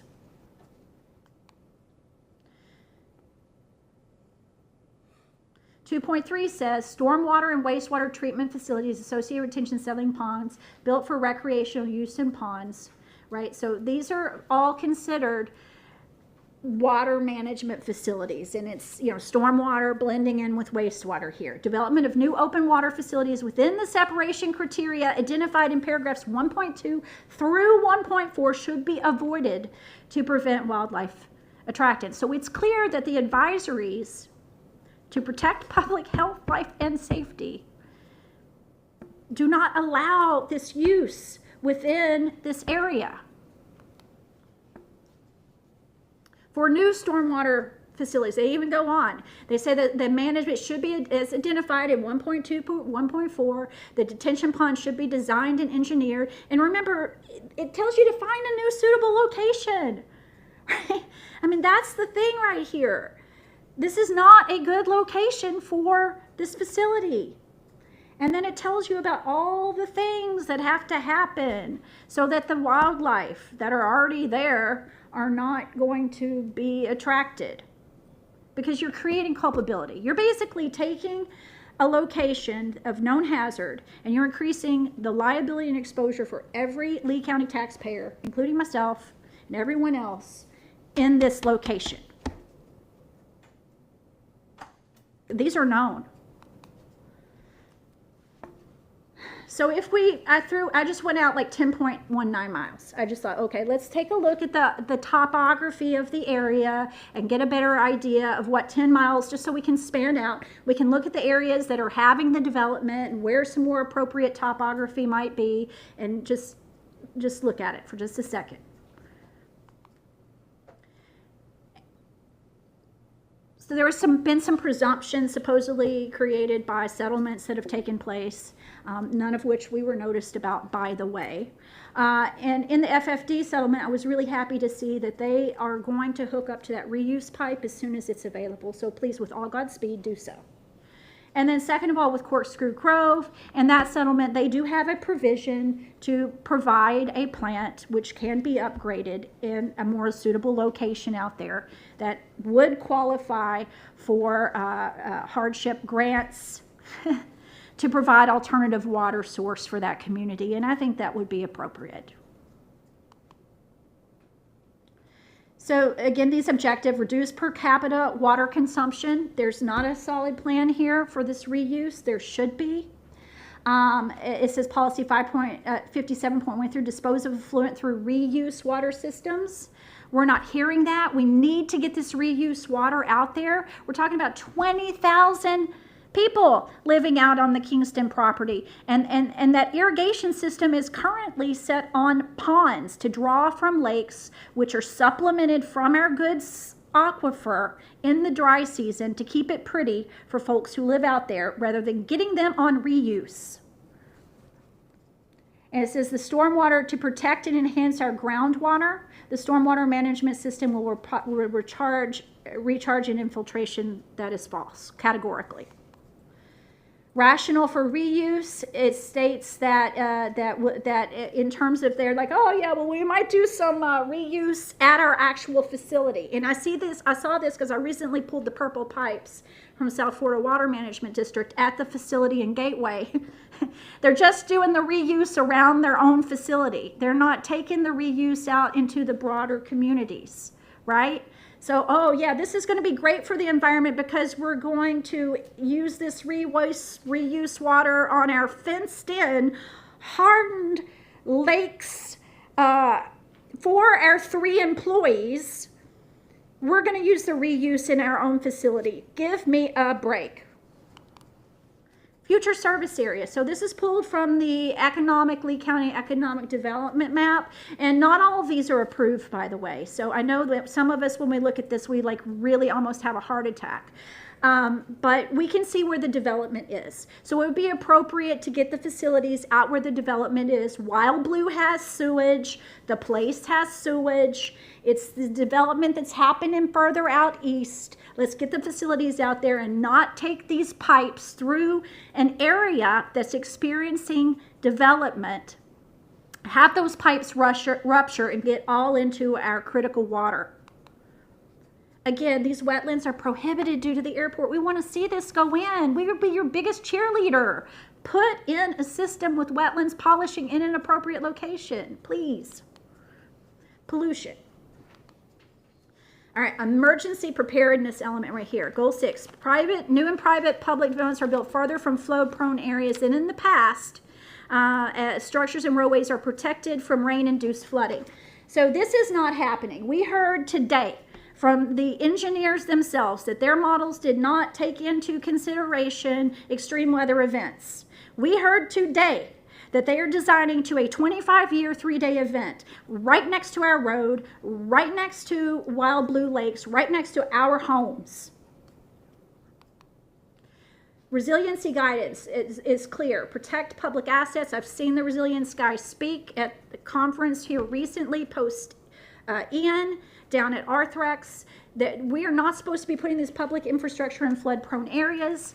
The only reason this is X on the FEMA map is because it has not been mapped.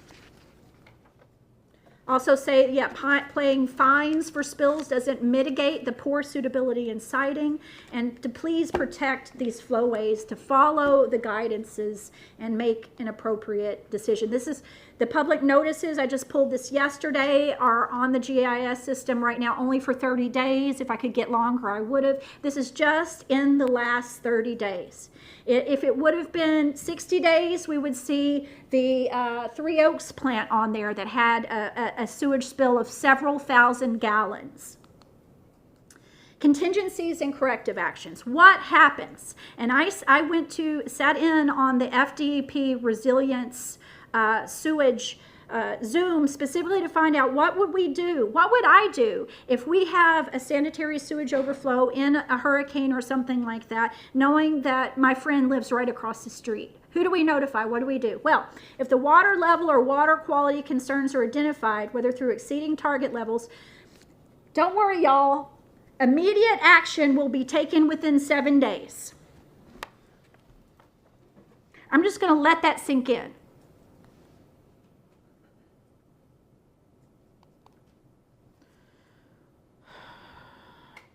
It then directs people to the FDP database. It looks like that now I think the public can register on it. That was one of my questions in the Zoom, was this looks like a closed system. It looks like the public can't log into it. It looks like that has somewhat been addressed in Lee County Natural Resources. And then they're going to send the property owners a letter.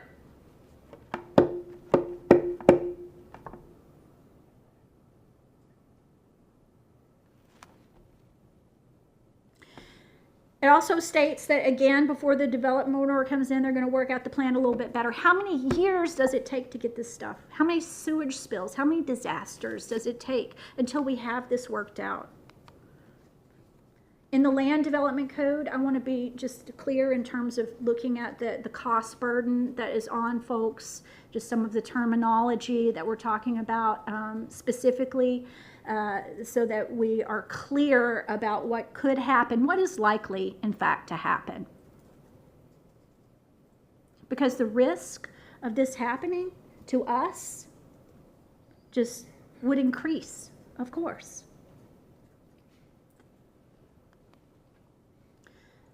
Reference to the odor situation, which really does impact specifically the property owner on the corner.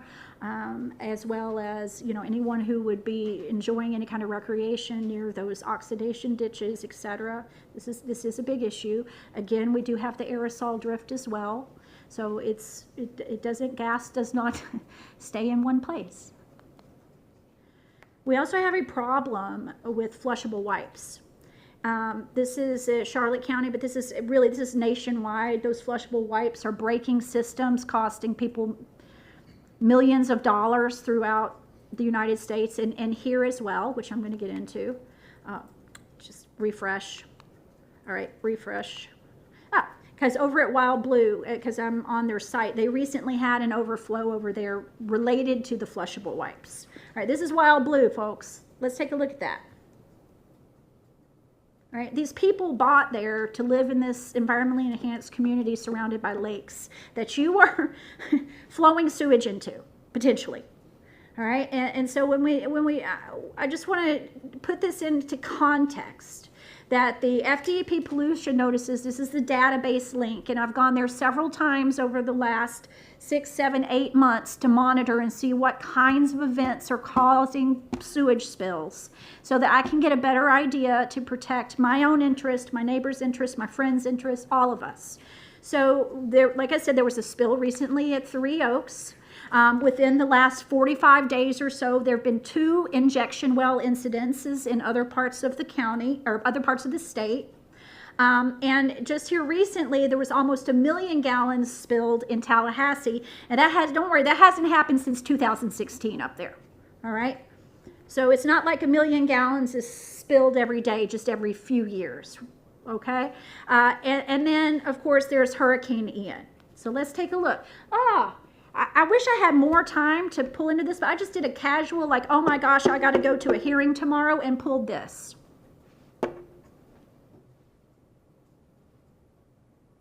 So we can see just casually from the database what we are looking at in terms of the connection between sanitary sewage overflow incidents and extreme weather events. So something's got to happen with the engineering. What does 1 million gallons look like? Dang. All right. Well, if I were able to show you this, you would see that 1 million gallons looks like 3.07 acres, 1 foot deep. Which is if this little area right here with the green, okay, in relation to the footprint. 1 foot deep. Or 20 5,000 gallon semi-tankers. 20.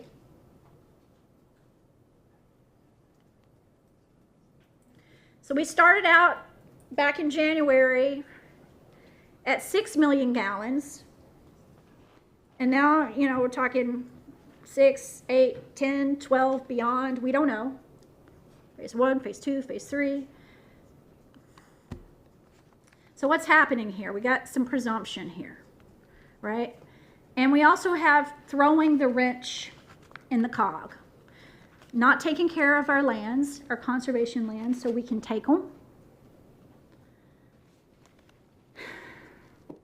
What's happening to our flood protection? What's happening to our water quality, our recreation, our quality of life? The diminishment of our habitat. The real harm, the cost burden on residents, the adverse impacts. It states that the CPA would bring the remaining acreage of the site into the most appropriate land use category.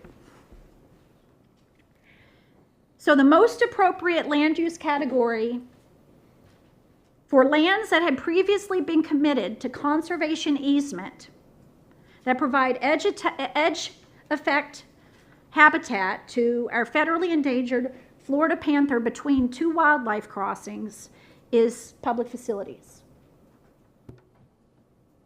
And from a hydrologic standpoint, this represents a carefully selected site that is not significant.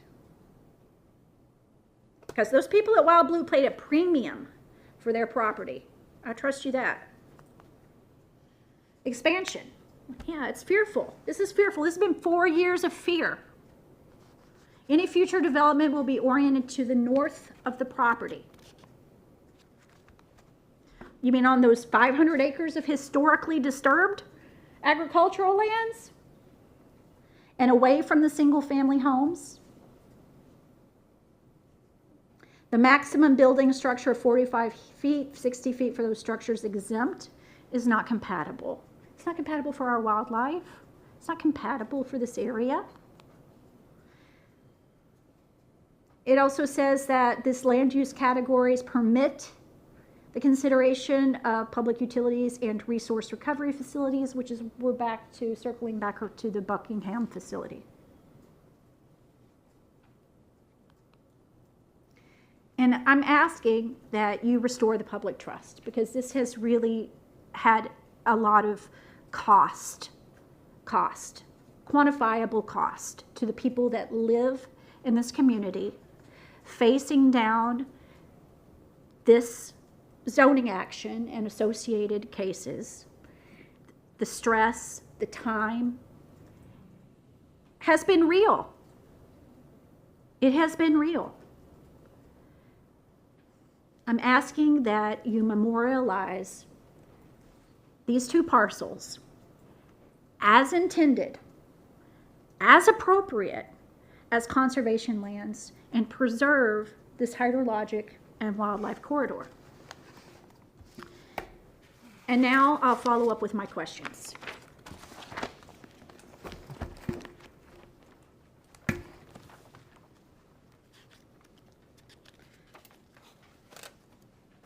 Question 1, which was graciously addressed, but I'm going to restate it just because I think it deserves to be expanded upon. Where are the oxidation ditches, or if you could identify in a visualization the areas most likely to generate odor and aerosol?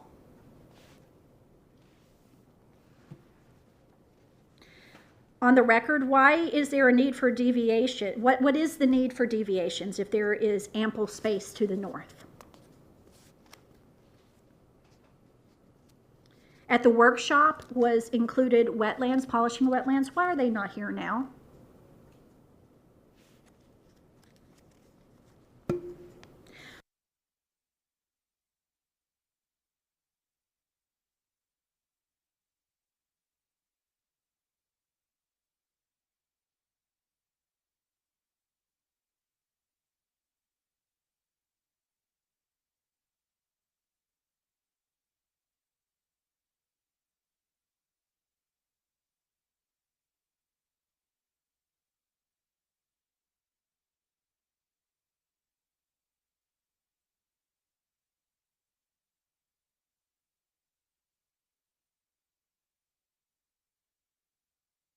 Where the commercial is proposed, as well as the one at Alico and Corkscrew that's just slightly east, as well as the two that are being proposed here, so that we can get a better handle on how many wildlife crossings we're looking at, because I guarantee you that you're not going to find that many wildlife crossings anywhere else in Lee County.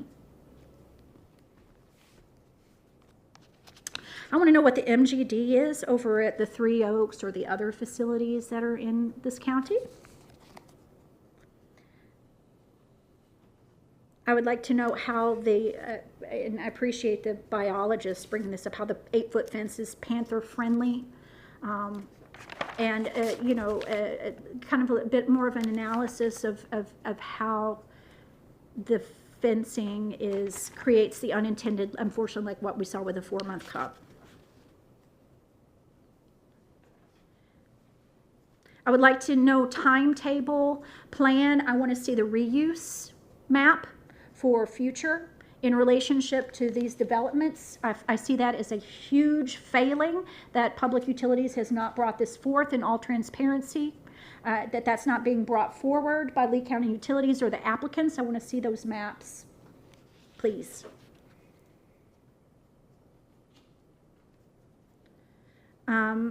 What storm standard is it designed to, in terms of, I heard the stormwater pond designed to a 75 standard, but clearly there are a lot of issues about, and this was brought up 4 years ago. I'm sorry, but you know, in terms of how is this facility going to be managed to protect people in extreme events?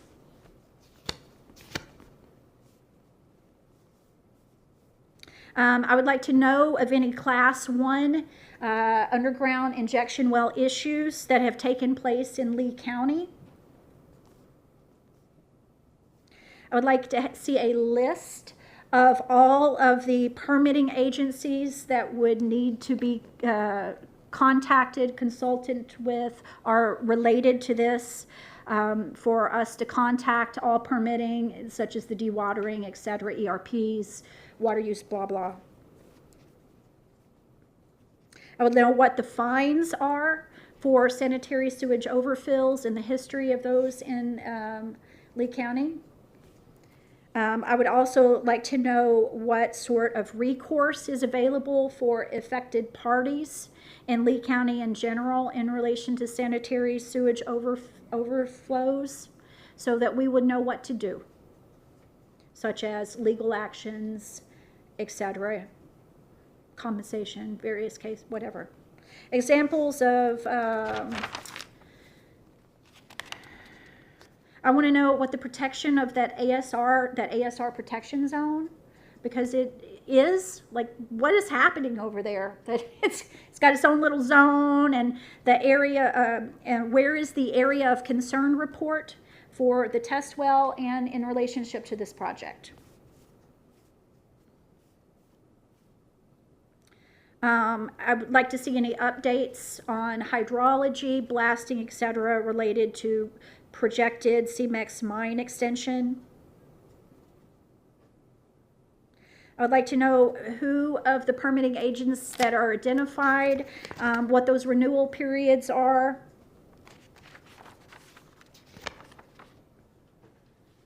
Yesterday, I heard that the injection well was going to be injected to 2,300 feet. Today, it's greater than 3,000. Just would like to seek some clarity on that.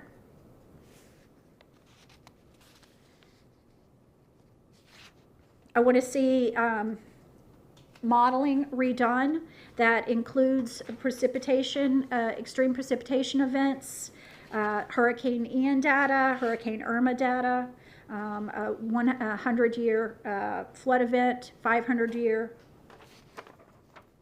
We would like to know about the build elevation, about the fill coming in, and then any modeling in terms of adverse impacts or any statements that may need to be revised based on how much fill would be coming in on a project like this. That's very important to us. We have, not to interrupt you, we'll be taking a lunch break as soon as you're completed. I gotcha. I'm going to. Does the open space calculation include the lakes?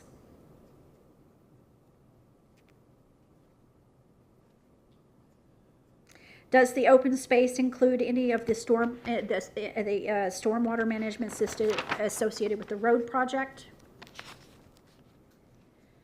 I would like to know what the benefits are of wetland polishing. The schedule for reuse.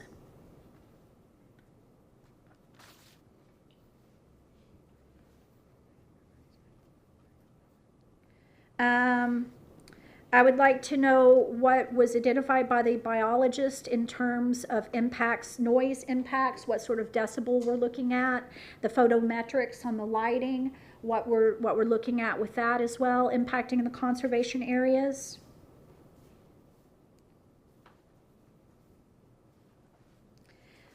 Of facilities that are similar in biological nature as to the one that's being brought forth today, how many of those have associated wetlands?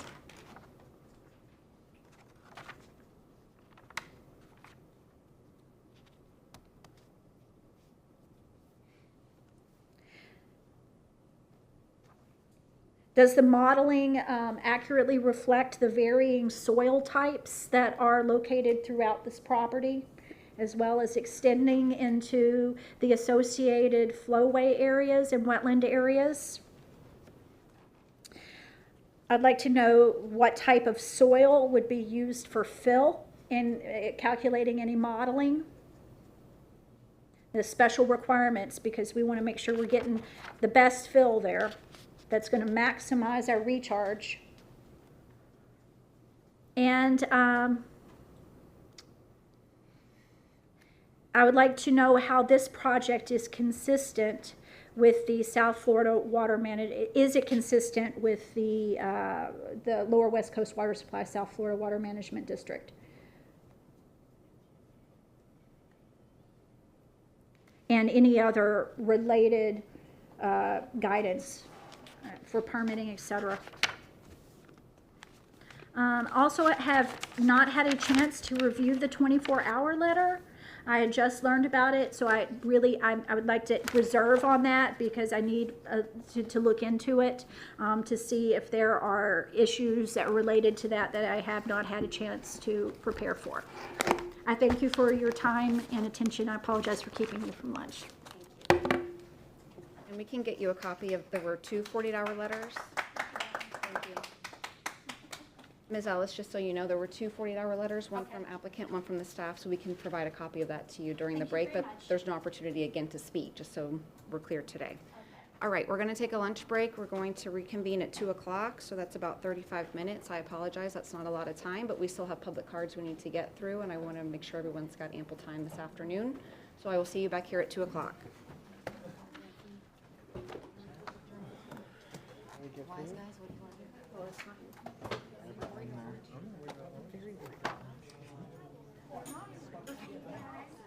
Should I eat more for breakfast? I had a great breakfast. A high protein bowl of oatmeal. It was just happened to occur 7 hours ago. Really?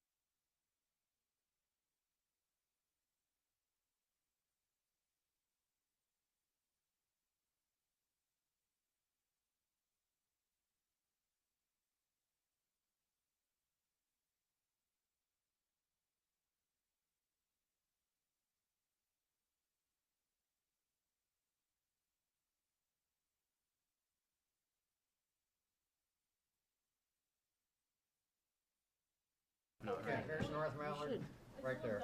Okay. Cold in here. Yeah, I'm not up to. Was when you had to leave, you said you had to leave, was that just for lunch? No. If possible. It wasn't anything that was. Well, then it didn't happen. It wasn't anything that was required. Right. You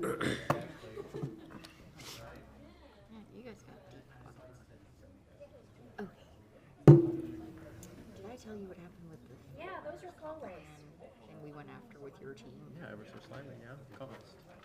Came down to cost and they had it. So the reason that you have flowways It's going to is the city because council. of the topography. Do you think it's Remember worth how we talked about the elevation change? Are you guys really That's why you have that flowway. So typically, I don't know if it's the Coriolis effect. So I think we have Southwest. I don't know. The current council. Is it Coriolis effect or is Because I was like, man, she was trying to like say something, like, don't you want the local? you can answer that? CGA just sucks too. No, It's surface water. that's surface water movement, but underground, we have a motion of water, we call it water, from the northeast southwest, so exactly the same direction as the blue arrows. Underground, and that's monopolized. It's surface water.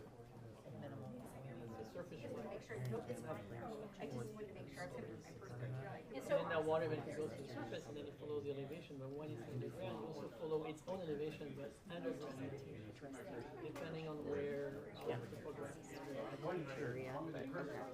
Should we clarify the depth of the deep injection? We can, if we want to, we could go to that slide and zoom in. But it doesn't make, I mean, it doesn't matter, I don't understand. Okay. This is very complicated. Yeah, that makes sense. Not maybe because I'm not a hydrogeologist, but we have a hydrogeologist. Yeah. So Good deal. models that come down for surface flow as well. Did you get all 33 of them? Yeah. I inhaled a Starbucks wrap. No, I didn't get 33 of them. I'm sorry, I got 32. Well, so I was, you know, I made it to 31.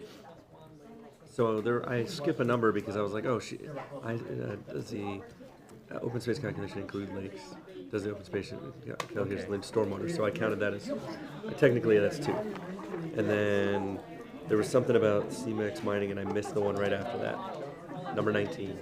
What'd you have as 19? Number 19. Modeling for, yeah, I didn't get that one. 100 year, 5 year, 100 year. No, that was extreme events, that was 21. Deep injection well.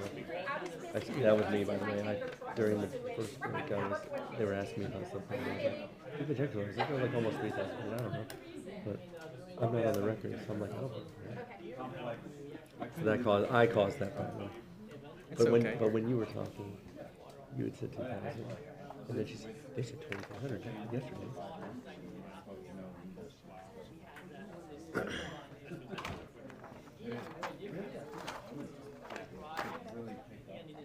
Yeah, Ian was not wet like Irma. But it could have been so bad if, if Ian would have come in just like a little bit further south, it would have been on the receiving end. Yeah, that depends on which.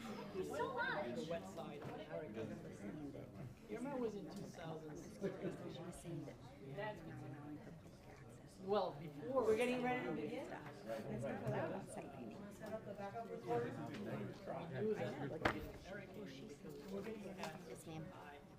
Water table, well, we have a lot of flooding, and we had straight out.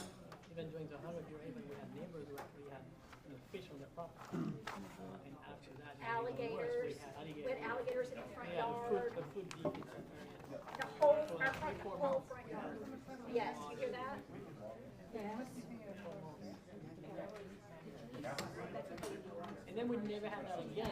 So, if you're using that sweet spot Take between it. the 2 hurricanes, basically you had no real flow. Hey, Ken, they just gave me all this engineering so they could. To the model. Technology is the model. Yeah, it squirts out and it smells nasty. We say modeling, garbage in, garbage out. Do you feel cleaner? It's probably just worse. Ooh. Okay. Ooh, these smell good. Yeah, no kidding. See, I don't know if that's for hands, dude. That's for like hard surfaces. It's not for skin. Good thing you're a man. It's this guy. It's all right. He's See, all I right. have the hands of like a worker. Like looks like someone Hands of a worker. of a worker. Like a typist or like a laborer? Like a laborer. These are not hands of You do a lot of. They are, so I'm covering them up. I have a nail appointment. I think I'm for 5. I made it for 5.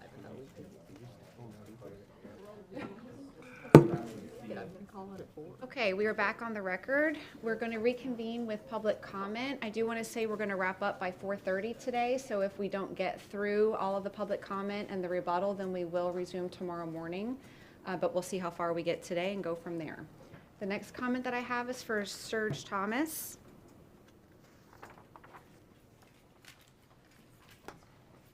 Good afternoon. Good afternoon. So for the record, my name is Serge Thomas, also go by as Dr. Thomas. I'm an associate professor with the water school. I have extensive experience with aquatic ecology at large, so since for about 25 years. So my work especially is on retention, detention ponds, as well as stormwater treatment areas, as well as pretty much educating the public about water quality issues, as well as teaching teachers how to teach about water quality. I also am the past president of the Florida Lake Management Society. What was the society? Florida Lake Management Society. I forgot, I got to slow down for you, right? And also work on consulting as well with Stantec / Cardinal, as well as WSP now with PLC. So also have experience with the consulting, so I know both sides and how it works on both sides. And you know, I'd like to remind also the county that at the water school we have a consortium of scientists and consultants that actually are here to help you guys guide your decisions. I'm doing it one for now for the city of Naples, for example, where they have issues with some retention, detention ponds. And Johnson Engineering is doing the impact studies, and they ask FGCU to actually revise or eventually review and eventually rebut what Johnson Engineering has found. So we're here, just for the record, we're here to help you guys. So I'm going to wear different hats today, just a person living in the neighborhood. Obviously, I live on the board, and I'm also going to give you some of my opinions about some of the especially the stormwater ponds that are on the property and the way the water flows in the area. So as my wife mentioned a little bit earlier, Marsha, you know, there was a problem with the involvement of the public really when we actually went to the meeting in January 2023. And maybe that's why we didn't have a lot of neighbors, but we are their voice today. You know, we thought it was a done deal. They use very often future development and will, and I know English is my second language, obviously, but will means it's going to happen. So why do we even bother, you know, coming? And also when we received the letter saying that, you know, the hearing examiner hearing that we had 4 or 5 years ago, we thought, hey, great, we won. Well, apparently no, because it's back here on the docket. So you know, I'd also like to mention, in putting the context, that we have neighbors who have been living here for a long time. They chose that area for the lifestyle, you know, the horse, you know, the nature, etc. And it's very disingenuine. Oh, I can't say that. Wait, yeah. Well, I'm not going to say it again, but you got it. To actually have, you know, several developments, and especially one very large, like Kingston, you know, we're talking 10,000 homes, and basically have a wastewater treatment plant or water reclaim facility, as we call them now, you know, right next to us, right? We've been here for such a long time. So I think that really the county should eventually examine in the future if we could have, when you have such a large development, which might be a CDD in the future, you know, have actually a wastewater treatment plant which is closer. And you'll see why it's important, because you do have to transport the raw sewage to the facility. So I did a little bit of calculation too, because there is, I think, an elephant in the room we haven't talked about much. And the thing is that you're putting a fairly large infrastructure, and I'm not going to talk much about, it's a very sensitive area, as Marcia mentioned it. But the problem is that it looks like by my calculation, this facility, if we ramp it up to 10 million gallons per day, you can actually have up to 20,000 more homes in the neighborhood, right? So I'm not sure where we're going to put those homes, but we are in the middle of the DRGR, as Cecil Pendergrass said it. And, that's going to increase, and that's going to create more damage than just even that facility, because when you're bringing so many people, they're all going to consume, they're all going to be eventually play golf, they're all going to water the lawn, they're all going to use fertilizers, and they're going to use, natural landscape, like go fishing or etc. So that actually has a huge impact, and I'm not sure how we can slow it down, but I always mention to my students, we are not like the East Coast. We don't have a Gulf Stream, for example, to carry away our waste and getting into the Atlantic gyre.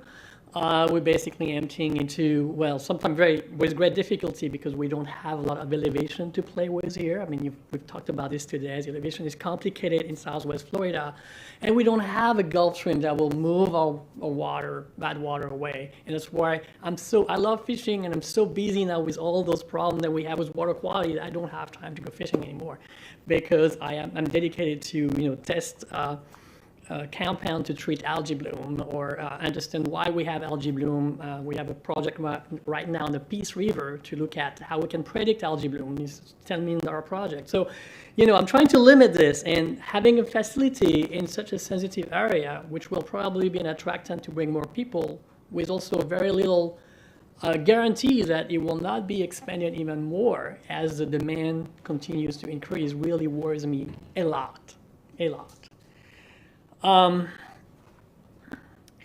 So again, I'd like to remind you, we're in a density reduction groundwater recharge, and this is a great idea, and unfortunately, such a facility might actually create more problems than it solves, in my opinion. The other thing I'd like to mention, I've done a lot of research on wetlands, and especially on wetlands regarding to water quality, because I use wetlands as a way to filter nutrients out of the water pollutants. That's called phytoremediation in my field, phytoremediation. And they also recharge great the aquifer, the superficial aquifer especially. And what we've done, for example, as research in Ohio State University, we used to have the greatest wetland ecologist of the world, who's now retired, Dr. Bill Mitch.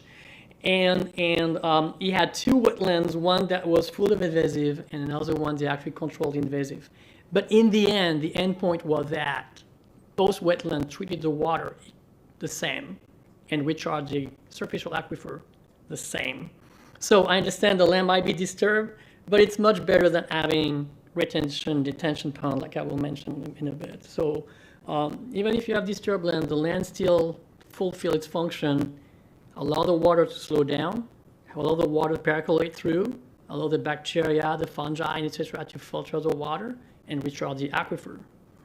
Okay, so I'd like to mention this, and saying that you are enhancing the habitat and enhancing the recharge with a facility is a bit preposterous, sorry for my word, but that I don't feel that is a bit silly in my field at least. So in terms of technical questions, this to me it's very a problem to have raw sewage traveling, and I did the calculation about 10 miles from Kingston, especially up to the facility. I take my students very often visit wastewater treatment plant, and I really love them to see how it's done because they really love their job. They really want to have the best possible effluent coming out, and that's great. But also sometimes we come with some discussion about how much water are they receiving depending on the season. And we were all the time stunned to realize that they actually have more water coming to the sewage plant as raw sewage during the during the rainy season than during the dry season. Now remember that in our areas, we have more people moving to Florida, called snowbirds, during the dry season. So we should expect normally the contrarily opposite, that we would have actually less water. And the answer was that our pipes are not totally sealed. You know, they actually can get water out or water in. And you know, it's not only new to this area. We know that in Fort Myers we have leaky pipes, so over time those pipes will be leaking, and that will eventually lead to the superficial aquifer, which, you know, we've seen that we're pumping water from that aquifer. So if you minimize the distance from the wastewater treatment plant and minimize especially where the raw sewage is being produced, it's a win-to-win situation.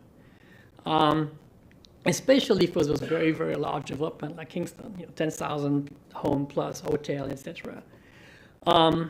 So I wanted to mention that. I also have a question about, and when I went to the January 31st meeting with the Lee County utilities, so I heard about the well injection issue. I have reasonable reason to think that it's relatively safe. It's injected in the boulder zone, which is 3,000 feet deep and well below the sandstone aquifer where most of us are gaining water. But what really puzzled me when I had discussion with the staff is that, and I guess it's maybe because of my research, because I say, well, we don't want to reuse reclaimed water because it had so much nutrient that it actually impairs the water around it. So the easiest way is to inject it deep. However, that water is still water and it's very useful. So I think they misunderstood me. The thing is that we should improve the effluent, right? So it actually becomes compatible with irrigation and not impair surface water. So that's very important to not deep inject it. I think it's a mistake, you know, even though we think water, we got a lot of water in Florida, which is true, but now finding good water in Florida is more difficult to find. And if you work with groundwater remediation, it's very difficult to treat groundwater and remove pollutant from groundwater. So more caution here, I would definitely not deplete the superficial aquifer and use it for irrigation and just get rid of our reclaimed water. Actually, I work with the city of Bonita Spring, and reclaimed water there is huge. They actually, the company is called RCS Ponds. They actually make a lot of money reselling that reclaimed water. So it has actually a good, huge value, and it's a pity to actually deep inject it, in my opinion. The hydrological modeling. So I'm a modeler myself. I'm not a really hard modeler, but we know we're modeling right now on the Peace River. We're using AI and machine learning to understand how algae bloom get created. I think my wife already talked about it. It's super extremely important to use extreme events to run the model, because it's always easy to actually see how robust the model is when you run it with natural events.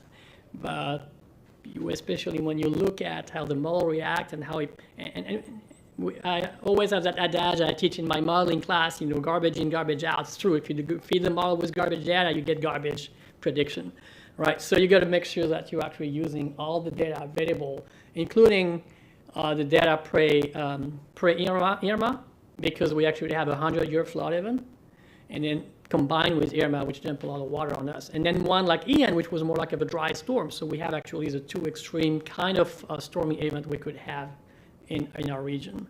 So I think it's really important to run this, because this is very disingenuine, yes, to actually not run the model with all the data that are available. And again, FGC will be glad to help you guys out. We have different models that we're using with engineering. I work a lot with environmental engineering to make sure that, you know, our findings corroborate. It's very important to, you know, very often ask for another unbiased opinion. I think we're the scientists, so we try to be unbiased. Retention detention ponds. So I'm not sure, that's a question for you, why you have those retention detention ponds. We just published a paper in 2023 now, showing that, at least for the ponds on campus, so in our region, so relates very well to this region here, and we're going to present this at the American Water Resource Association in November, but it got published in the same journal, so you can look it up. We demonstrated that ponds have very little ways to mitigate flooding. Why? Because they're wet ponds. So you already have a volume that's already occupied pretty much all year round by water, right? So if you have a flooding event, that water will add to it, but you don't have much additional volume. And actually they can, if they're not well, if there are retention pond means and that they don't have any exit, you actually will create flooding. Yeah, detention means that it's connected to an outflow, and retention, there's no outflow, so it will just overflow. So I'm not really sure why they're there. They do attract wildlife, whether you have concrete sides, and Marsha was right, when you have concrete littoral shelf, you have no riparian zone, so riparian has those plants all around. They're very important because they slow down the pace of the water, they filter the water as well.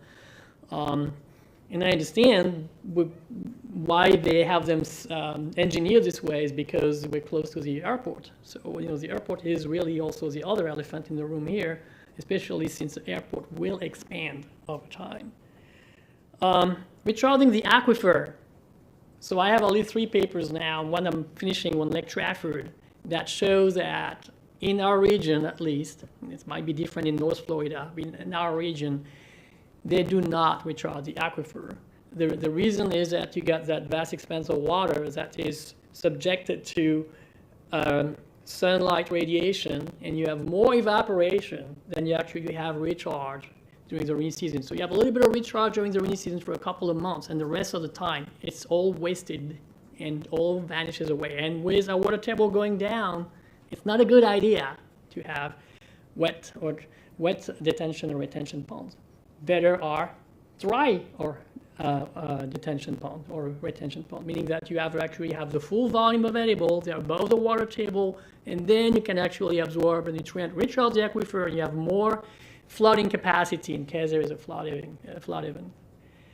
So, and again, I don't think they will deter organism and birds to come there. Every time we go to visit water reclaim facility, we have birds in the end treatment. So the ducks and other birds. So because the area is already full of birds, I don't think that will be a deterrent. The wildlife. So I know it's not really my aisle, but FGCU being small, we have the opportunity to expand our expertise. So I'm not an expert in wildlife, but we have done during COVID and we're wrapping up the paper right now, basically looking at the impact of people on wildlife. So we have basically, I think we call it Campus Without People. And we use game camera, we use drones. And yes, we did see differences during COVID. There was more wildlife visiting the campus, which sounds pretty logical.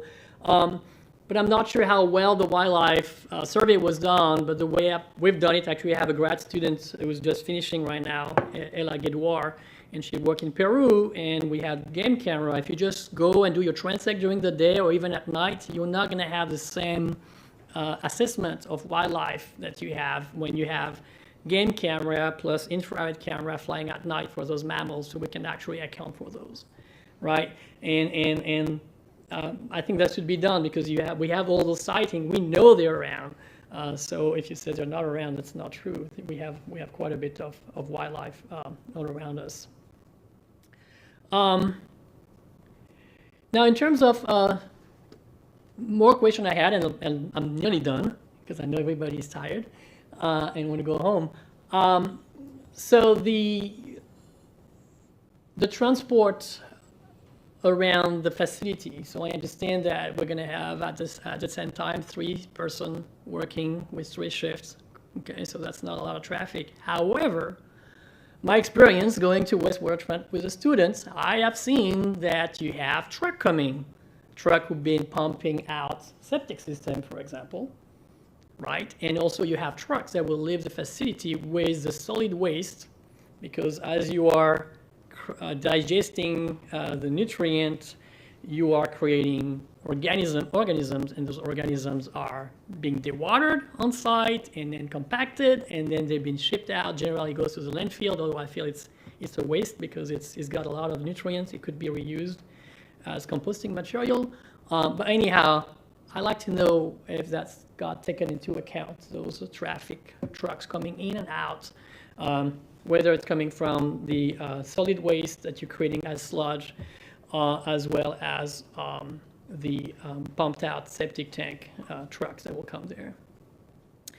And finally, again, I think definitely the FAA regulation and wastewater treatment plant location doesn't seem very appropriate, especially as the airport will expand.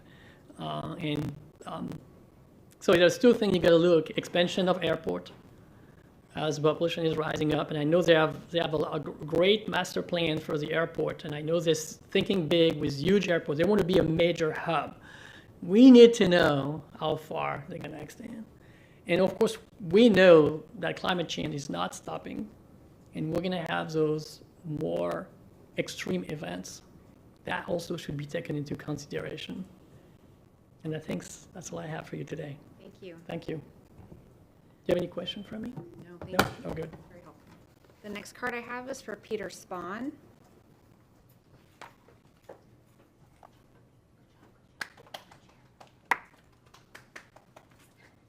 Good afternoon. I just have a few questions too. Serge mentioned the trucks running in and out. How are they going to be disposed of the toilets and stuff that the debris that they have to pull out of the waste stream? I'm sorry, so is the question kind of what will the trucks be transporting? What are they going to be doing with what they pull out of the waste stream? Is it more trucks going to the incinerator? Or, is that built into your traffic data?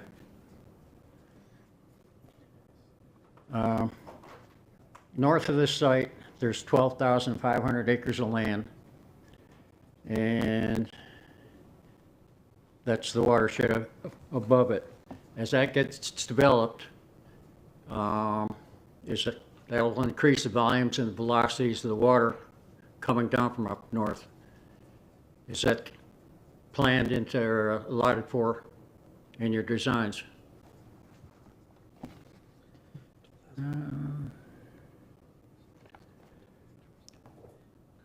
Are there any basic design changes specific for this site that are required for this site? At the initial meeting we had, they said this type of facility is basically generic and can be placed in other sites. Does this site require any higher berms or anything that would not be necessary elsewhere?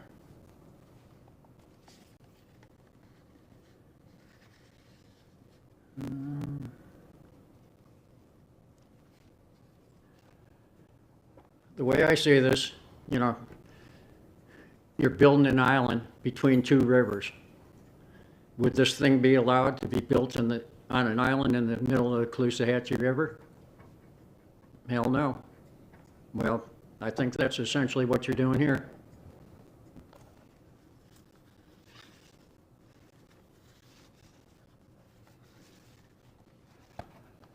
On the deep well injection, as the volume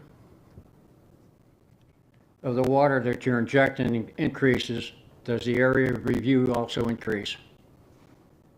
The area of review is one mile for a basic well, and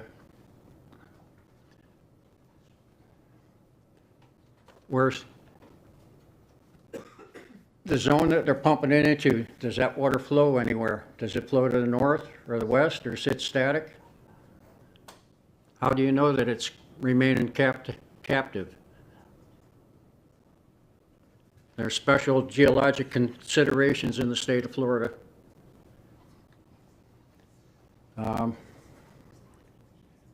There was a problem with the deep well injection right here in Fort Myers, Florida. In 1983, injecting phenolic waste in the ground, they had a spill.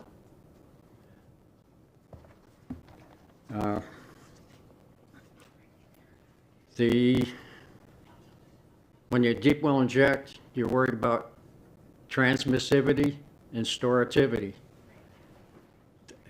What is there any kind of maximum capacity, or how do you figure, you know, what's going down there, where it's going?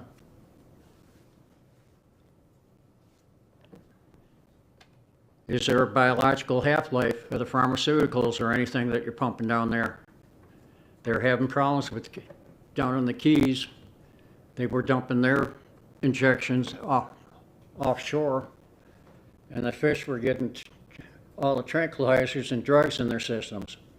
You know, they test them for drugs, and there are probably 90 drugs out of 300 in the fish. And the tranquilizers make them passive, and the barracudas were just tearing them up. They weren't smart enough to get out of the way.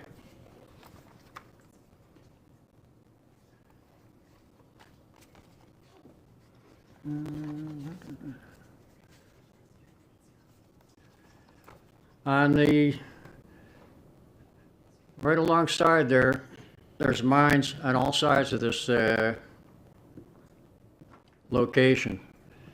I asked about the seismic data, but I don't know you need to monitor the seismic activity at the deep well injection site. But what I was concerned about is how the seismic data from the mines, they're required to keep records on all their blastings. You know, will it have any effect on the boundary where this is being held captive? And how do you know? Where do you find that information? And that's about it. Thank you. Thank you, sir, for coming today.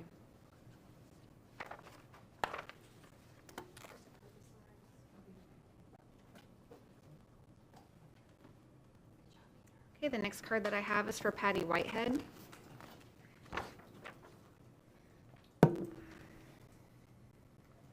Good afternoon. Madam Hearing Examiner. So I guess most of my comments are going to supplement and reinforce the comments that have already been made. So before I get into the heavier aspect of what I'm about to say, I just want to share a little anecdote. And it pertains to, interestingly enough, a conversation I had with Commissioner Hammond over Facebook. And I came to discover that commissioners actually like to communicate with their constituency through Facebook, which was great, right? And this was years ago. This was prior to the first application, zoning application back in 2018, 2019, when Hearing Examiner Collins heard this case. Anyway, I don't know how the conversation came up in Facebook. I didn't initiate it, but I jumped into it and made a comment myself. And I think someone had posted a concern about, the growing population in Lee County and how are we going to deal with the human waste aspect of it. And Commissioner Hammond said, we're looking into another plant, like a more advanced plant. We're working on it, blah, blah, blah. And I remember making a suggestion to him. I said, Commissioner Hammond, I don't know if you're aware of this, but in the city of Boston, they have this Deer Park sewage treatment plant, which is basically state of the art for the United States. I mean, it incorporates a tertiary system, which this is, with a wetlands park. And it really totally cleanses the water before it enters Boston Harbor. But it's an integrated system. It's a holistic system. He said, I'll look into that. And I think I also added the comment to say, an ideal place to put this would be on Alico Road, but I did not mean categorically east of I-75 in the DRGR, because at that point in time, we're talking 2017. A lot of money for this advanced treatment, right? But the water is being, as someone else said, chucked, essentially chucked. It's just being thrown away underground. So that's a concern. So I want to bring up a couple of things that I found with regards to wetlands impacts, because my main concern is, I mean, I have several concerns, but my main concern, as the prior speakers have said, is that, you know, it's essentially an island in between two streams, because that's what this flowway is. There are two streams. You may not see them on the surface as streams, but it's an essential, historic, significant flowway that should be maintained, historic flowway that should be maintained in the DRGR, not disturbed. Now, the problem with building on this site, and so one of the things, you know, the application shows you plan views, beautiful, beautiful plan views, different things, you know, here's the buildings we're going to have, you know, here's the wetlands, here's this, here's that. It doesn't show you, it only shows you in a plan two-dimensional view. You're not seeing a cross-sectional view. So I have a degree in environmental policy, master's degree. I also hold a Florida contractor's license. So I understand the value of civil plans in showing all views, all right? Because if you don't show all views, you don't really get an idea intellectually of what kind of impacts you're going to be dealing with. So none of these plans show exactly what is the overall elevation of this site. It's going to require a heck of a lot of fill. In other words, that's one of my questions. So you can write this down as a question for me. What's going to be the highest elevation on this converted site for this infrastructure, for the sewage treatment plant? Because that significantly answers how these wetlands are going to be impacted. Because you're only looking at a 30-foot buffer, which is like a meaningless, 30 foot is nothing. 30 foot is across this room, basically, right? In the scope of environmental impact that can occur from a massive 31 acres that are being disturbed and the elevation going up umpteen feet, you know, tens of feet, we don't know, and then this adjacent wetland that needs to be protected. So I remember in another case, it involved a mining application across from a crew tract way out on East Corkscrew Road in the Collier sector. And we had hired a hydroecologist named Dr. Cindy Bacchus. And she said, you know, what has failed to be brought out in a lot of these cases is that the scientific consultants, the natural resources consultants, don't talk about the fact that Florida, especially our part of Florida, the hydrology depends on what they call a perched aquifer, meaning that you can't separate the water from the land, okay? The land, the soils retain the water and purify the water, right? That's the whole dynamics and the mechanism of sheet flow, right? You don't want to channelize this water, because when you channelize this water, you increase the velocity and you increase the drainage to tide. You actually want to retain this water, because this is the lifeblood of this area. This is our drinking water, right? That's why it was called density reduction groundwater resource, or recharge, right? It's a sponge. The whole system is a sponge.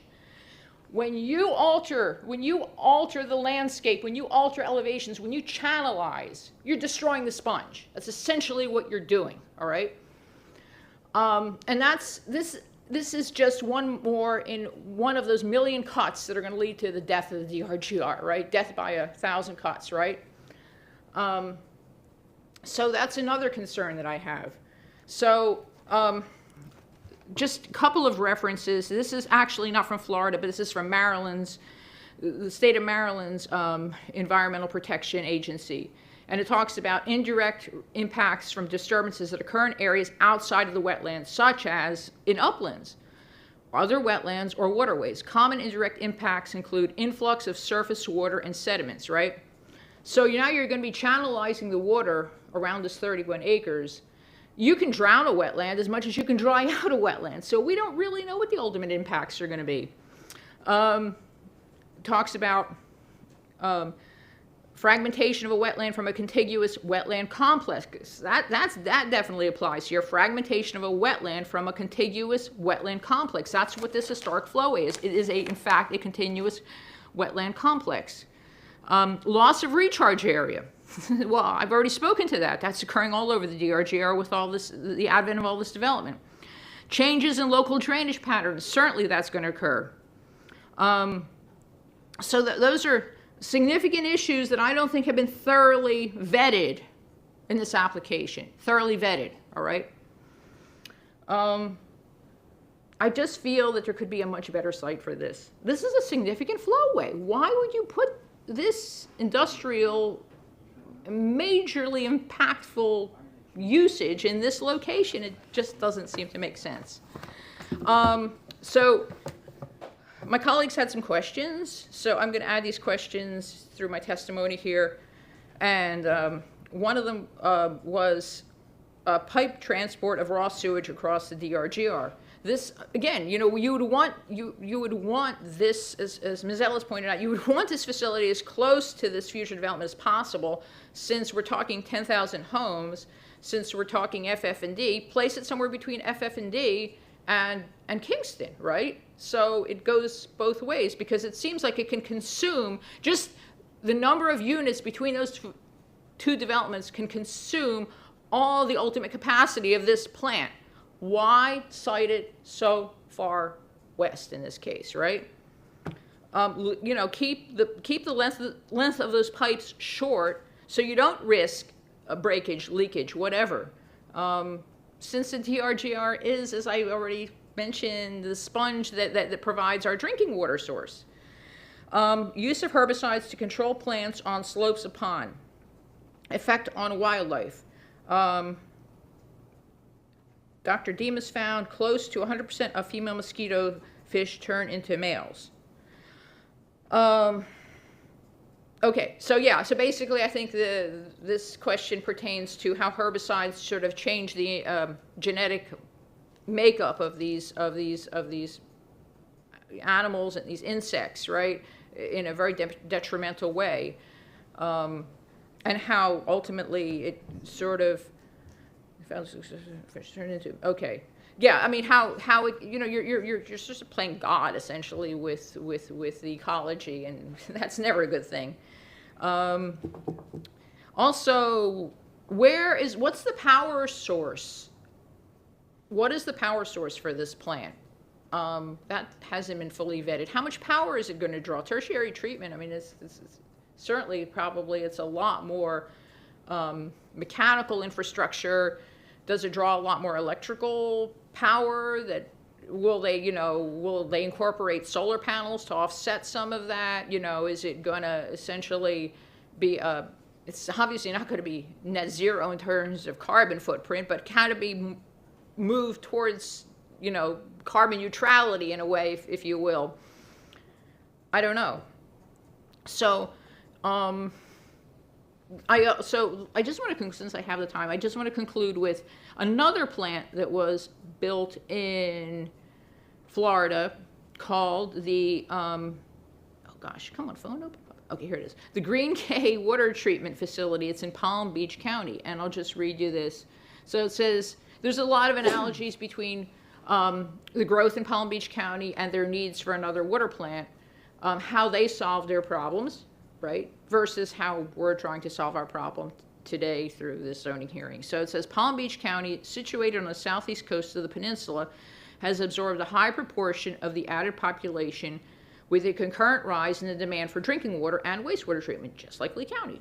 In a progressive environmental effort, the Palm Beach County Water Utilities Department constructed Wakota-Hatchie wetlands, a 50-acre wetland to operate in conjunction with a nearby wastewater treatment plant, using the wetland system to filter the nutrient-rich water. Much of the treated water is then reintroduced into the water cycle. See, it's not wasted. Into the water cycle through a percolation and evapotranspiration. Public access, and there's, I mean, it's really great, because it's very much like the Deer Park facility in Boston. They used it as an environmental and ecological park, and incorporated, you know, teaching the public about how you're living kind of sustainably by considering how your waste essentially goes to good use, right? It helps. So in this case, they didn't drain it into an existing wetland. They created a constructed wetland. They added wetlands. That's the other key point here. So if Commissioner Hammond had taken up my suggestion and we had done it on the piece on Alico Road that was just west of Three Oaks, we could have had actual beautiful constructed wetlands here. I mean, instead of this moonscape of parking lots, I went from a moonscape to you know, big box buildings, Amazon, parking lots. Doesn't look much better now than it did before when it was just scraped off land. You know, we could have had this beautiful ecological park with reconstructed wetlands, which probably existed there once upon a time. But here we are, and we want to put it into this beautiful flowway, functional flowway, critical flowway that really doesn't deserve to have this impact place next to it. And I just feel that I wish, you know, the county, the departments, the staff had worked through with hearing examiner Collins' recommendation to find better viable alternative sites, but that didn't seem to happen. So I suppose that concludes my comments. Thank you. Thank you for coming. Thank you. Okay, the last card I have is for Julia Luria. Lambert. Thank you. Sorry. Thank you. Is it L-U-R-I-A? I'm sorry? L-U-R-I-A? No, Lambert. I'm not sure what. Sorry. We'll make sure to get it right for the record. Is there a difference? You have it? Something different, but her name is Lambert. But you have it before. Okay. Okay. Thank you. No problem. Good afternoon. Good afternoon, Madam Examiner. My name is Julia Lambert, and I live in Wild Blue. I'm sure you heard of that community. We were all right. So now I'm going to talk. I'm talking from a layman's perspective because it's hard to follow up my colleagues over there, especially the Ellis couple and so forth, the dream team over there. So I'm going to basically supplement all the prior comments on the public. And so my comments more relate to, obviously, my experience at Wild Blue and this concept called OPM. Are you familiar with OPM? What that acronym says? I'd like you to explain it if you could. OPM. Have you guys ever seen that Danny DeVito movie in the 80s? Huh? Twin. I think, no, it wasn't that. Some was another movie. It was about, he used that coin OPM. What it stands for, other people's money. I'm sure you've seen the movie. It's a very funny movie. The concept of other people's money is very much of, you take other people's money and you kind of do what you will with it. You try to do it for the best, for the greater good. But in reality, you really think about yourself because, you know, we have cars to buy, we have vacations to go to, we have nice houses to live in, right? I'm sure that's kind of our mission. OPM. I was involved in OPM because I was I took a little break from my family, but prior to this, I was 20 years a Wall Street banker. I did the hustle and bustle. All the major investment banking firms, I was, key ones I was in. First Boston, Citibank, Wells Fargo, you name it, I was there.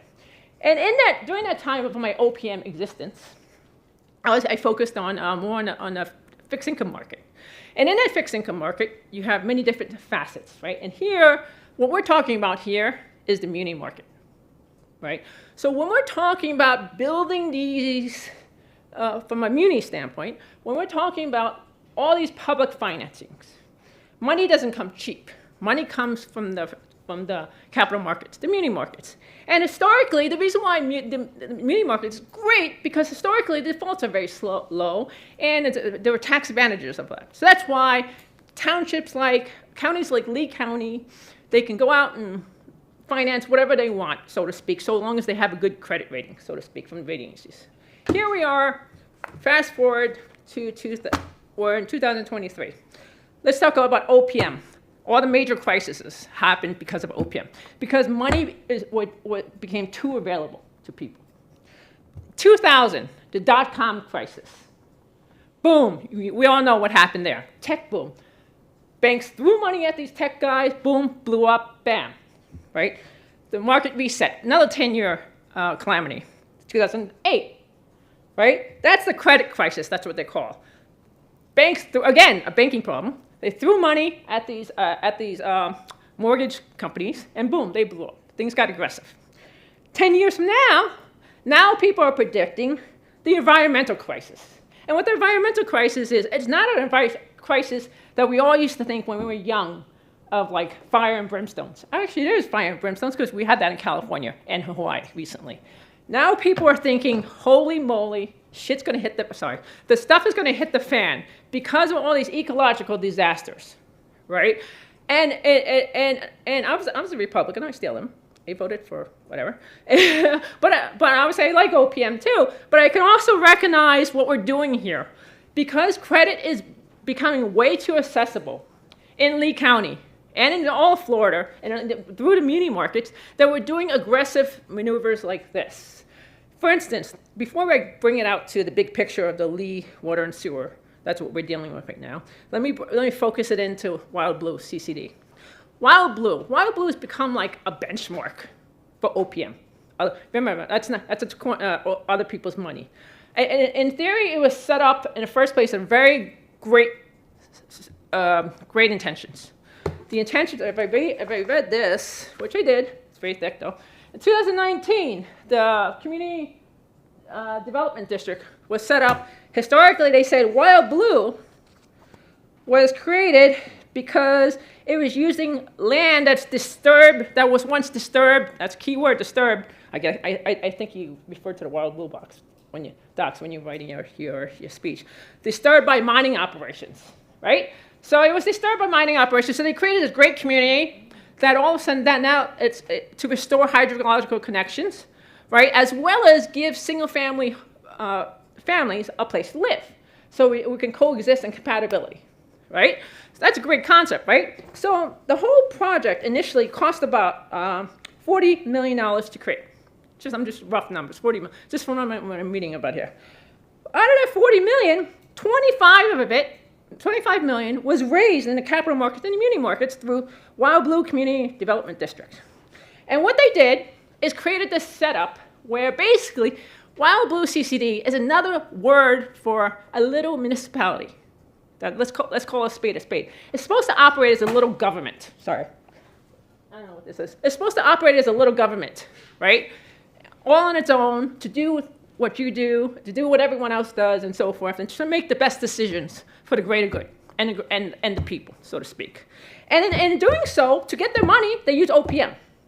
Meaning they go out to the muni market, they raise it. To the extent there's a screw up, oops, I'm going to go out to the market again, I'm going to raise more money. So to the extent there's an infrastructure issue, meaning if everything that my environmental colleagues say is true, that there will be an infrastructure situation where the flooding event will come in, and now we have to pay for that. So which means we're going to access the capital markets, right? But keep in mind, you forget, with every credit crisis, everything is connected. When that happens, guess what's going to happen? Lee County, which is really actually shocking. Anyway, Lee County is currently rated, actually Fitch, and September 8th this year, they just affirmed Lee County's Florida water and sewer revenue outlook to stable, AA rating, AA plus. That's a huge rating. That's like the highest standard you should be living. That's kind of akin, because Fitch doesn't like giving AAA anymore because they just downgraded the government. I understand why, but that's a different story. So for Fitch's term, for Fitch's language, that's huge. You're being put to the standard, right? But your sewer guys, but your garbage guys have now been on credit watch. Maybe it's because you punted the sewer aspect of this out, and now you're sticking with water because you guys are now strong on water, right? So basically, if water does flow downhill, that's the saying, water does flow down, sewage flows downhill. If water does flow downhill, guess what's going to happen, right? All those bonds that you're going to raise to finance this project, this pet peeve project, it's great intention, obviously will get downgraded, right? And guess what's going to happen? Wild Blue CCD bonds, that's going to get downgraded too. So when that happens, when the downgrade happens, guess what's happening? All the investors, who are the investors? It's all of us, pension fund money. Teachers, bankers, all your money, you're in the States, it's all being invested in these all these fixed income instruments. It's all going to be downgraded. It's a credit crisis. So what's going to happen in credit crisis? There's no more access to the financial markets. So when all this falls downhill, we're no longer going to be able to fix ourselves. right? So all this money that you're talking about, oh, I'm going to put in this, I'm going to put in that, blah, blah, blah, da, da, da, da, da, I'm going to fix this. Where's the money going to come from? It's not going to go poof, thin air. Yeah, the government could raise it poof in the thin air. That's what they're doing all the time. But we're going to get downgraded more and more as we speak. So all I'm trying to say, it's very circular. So be careful what you're asking for. Because when I just read this Fitch confirmation of the credit rating, this is what it says. The system, and what they're referring to is Florida's water and sewer revenue outlook. That's why you got the highest rating right now. I think if I were to bet you $100 right now, it's probably the highest rating of all of Lee County's public facilities right now. Keep that in mind. There's a standard that you have to live by. The system's 5-year CIP totals $525 million and focuses on growth-related projects, including a new Southwest water reclamation facility, which is, I'm sure this is what they're talking about, and a North Lee County water treatment plant expansion and blah, blah, blah, everything else. The county expects to issue about $170 million of debt over the next 5 years to finance a portion of the CIP in form of bonds, loans, and so forth. So what that means to me, when I read that, in my terms, and from a banking perspective, I'm like, oh my God, they have other people's money. They have $525 million that now your water folks want to use aggressively.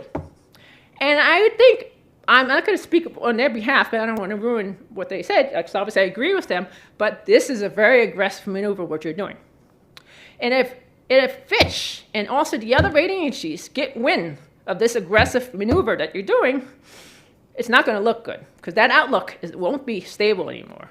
And because they actually said in that outlook, you should probably read it. I can give it. I'll give you a new copy. I scribbled all over this. Sorry, I can't see the back page too. So it says rating sensitivities, factors that could individually or collectively lead to a negative rating action or downgrade. It says leverage in excess of 6 times on a sustained basis in the context of AA revenue defensibility and A operating risk assessments. We would argue, and my colleagues have just argued, that this is a heavy risk assessment. If you continue down this path, this is not just a 5-year event. This could be a 10, could be a 20-year, or could be a tomorrow event. Right? No one anticipated Irma, right? And if that goes sideways, you're talking about a credit crisis. And a credit crisis, it won't be called a credit crisis. This next one will be an environmental crisis. And for us to lose and damage the water, things that flow downhill, which flowing downhill in my case is Wild Blue, because I'm right there waiting, hey, we're going to wait there, wait for it, it's going to affect us. So that's that. So outside of that, let me go back to Wild Blue. Not to hop around. I'm going back to Wild Blue.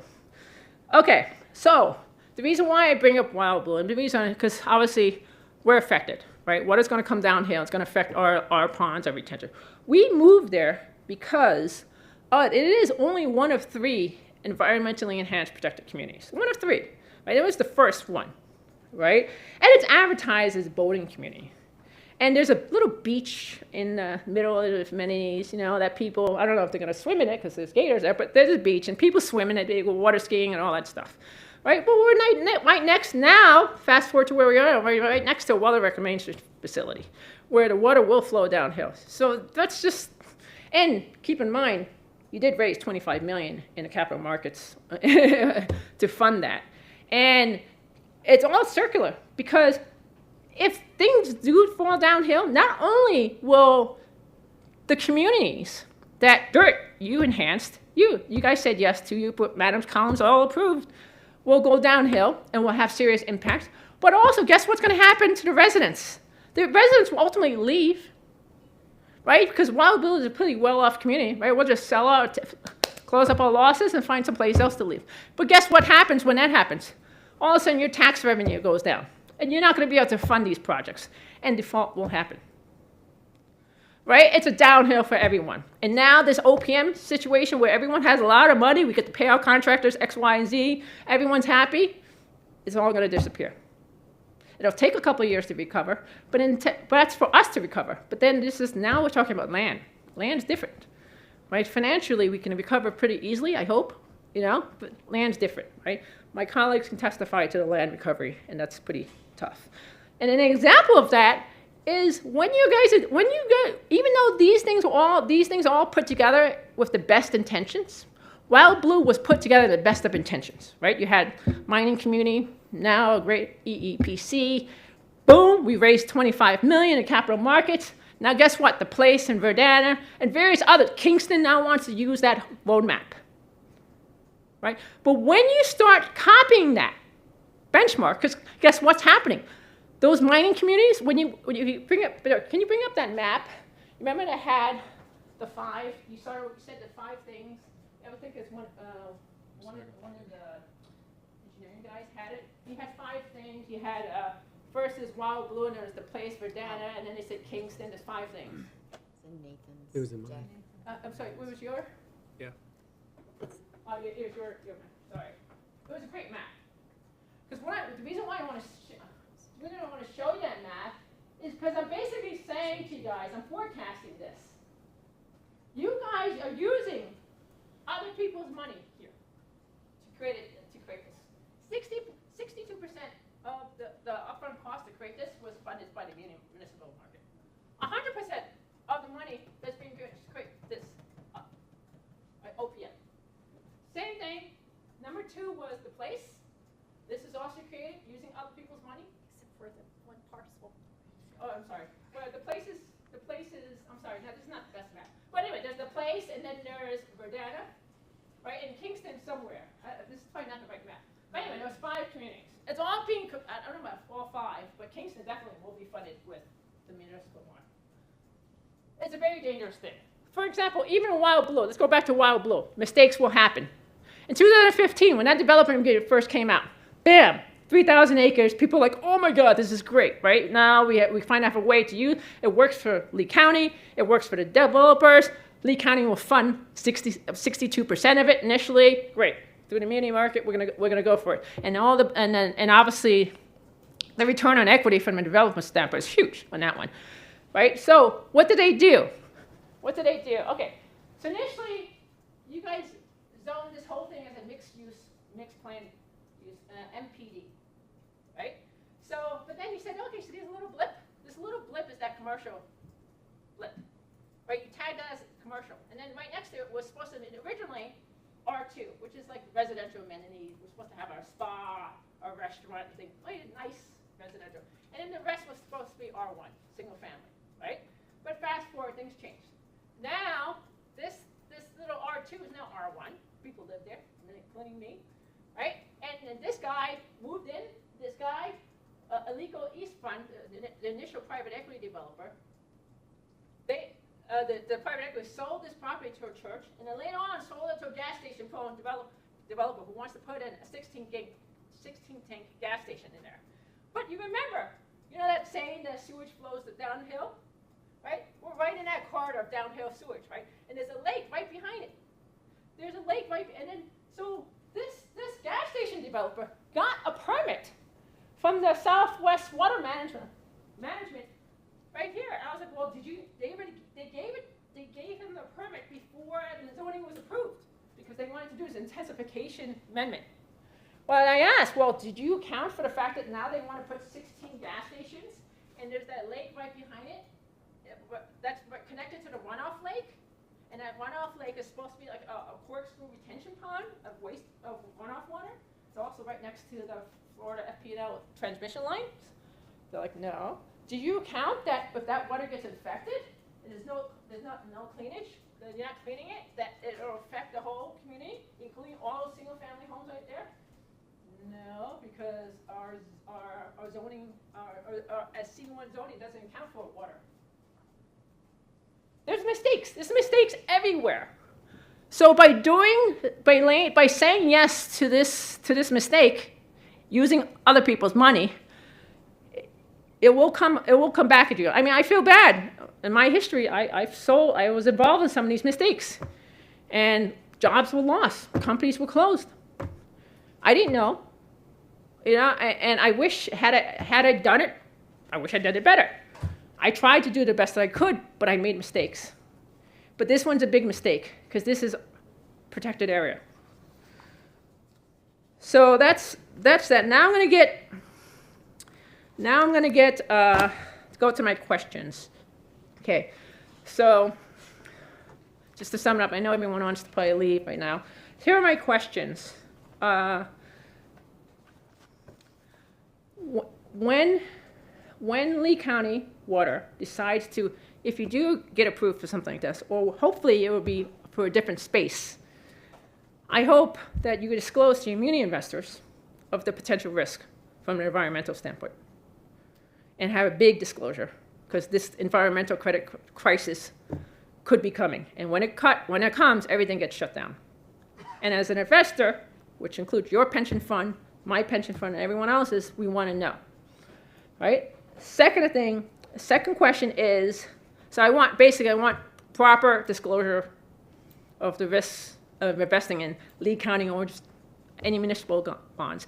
Even CCD bonds like Wild Blue CCD or whatever other OPM vehicle you guys are creating, whether it's Kingston or whatever, investors should be forewarned of the potential downside risks of this, because operationally it's a nightmare. Here's what these districts are supposed to be run like little governments, right? Let's take Wild Blue for example. Guess what? Right now, the CCD board, the board, consists of all NR people in Wild Blue, right? Next year, Wild Blue gets turned over to the residents. Guess what they're asking? They put out a flyer that says, well, any volunteers, please step up to be board members. Do you know what I mean? These guys aren't trained people to deal with the tax implications, to deal with the financial statement reporting, to deal with the environmental ramifications of running a little district. You're running little counties, little companies, right? And and Wild Blue is supposed to be the first. And hopefully we're supposed to be the benchmark. And that's just the benchmark. Can you imagine? And we're supposed to be the wealthier group. Can you imagine when it goes down to the place or Vendetta, the new guys there? Talk about retirees that were teachers, former policemen. Now you're going to be asked to run a little company? You know, that's an operational risk in of itself. So just be careful what you're doing. And when that term, OPM, is a big term, and it takes a lot of responsibility. That, you know, that's the saying from the Spider-Man movie. With great power comes what? Great responsibility. Everyone knows that term. Right? That AA plus rating by Fitch should mean something. Should mean something to everyone, that you have to be held to a higher standard than anyone else, than most people out there, especially California. Right? So treat that as that. And the next question relates to this. When we lose power, right, then there'll be a lack of power and pipe transport of raw sewage across the DRGR. How did you take account for that? How did you address that? And my last question. Since herbicides are endocrine disruptors and spraying will introduce chemicals into an aquatic environment, how will you handle this? Having 5 heads in a fish? Or having a two-headed alligator? So not joking aside, but these are serious issues, but, you know, obviously I hope you guys listen to us and you take your job seriously and wisely and don't make the mistakes that your forefathers have done, or foremothers. Thank you. Okay, that was the last card that I had. Was there anyone else from the public that wanted to speak today? No, I don't see anyone. Okay, so how much time would you like to reserve for rebuttal? Do you want to take time now and gather your thoughts and present today, or do you want to resume tomorrow morning? Yes, Alexis Crespo. We would like to present today. Okay. Oh, I'm not sure. Pam, would you like to speak to You the? guys are ready. I think there was a lot of issues that were brought up, so if you want to do it in the morning, that's fine. But if you feel like you've got the answers that you need, we can keep going. Could we have 15 minutes to regroup? And I'm not, if it's appropriate, does the hearing examiner have any specific thing? Because we heard a lot and a lot of passion and a lot of information and questions. But if there was anything on your list that you want us to focus on, that would be helpful. Thank you. I appreciate that. There was a lot. I have several pages of questions, and I know you were both taking notes as well as we went through. But one thing in particular, I think it might be beneficial if somebody from the team could just walk us through the facility operations and kind of what that looks like, because it sounds like there's some misunderstandings potentially about how sewage is brought onto the site and then how it actually is treated from a technical perspective, particularly with the injection well and how that's going to work. And there were a lot of questions that came up around that. And I'm hoping that you guys took notes of those as well. And if you don't cover it when you're going through it, I will be sure that I'm taking note of that as we go. But, you know, in the sense of if there's a power failure, what does that look like? What's the impact of blasting from the nearby mines on that? And also just the permitting. I know it was discussed that a lot of the permitting authority falls outside of the county for the injection wells in the facility itself. That will rest with the state and with the federal government. But if you could just speak again about what that permit is going to be ensuring that is protected, so that there's some public comfort around the fact that there are going to be those items that are looked at. The off-site wetland impacts as well, if you could elaborate a little bit more on that and how you've addressed it or what analysis went into those protective measures that are in place.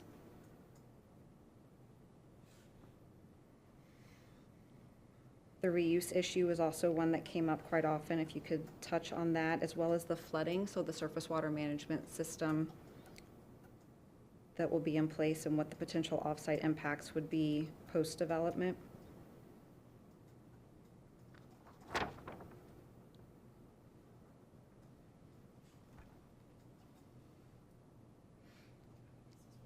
There were a number of questions that were asked, and again, I've taken notes of those. If they're not discussed after we get to rebuttal and I don't ask additional questions on those, it may be because the authority to address them is outside of something that the county would have, or it's something that's not going to be pertinent to this particular request.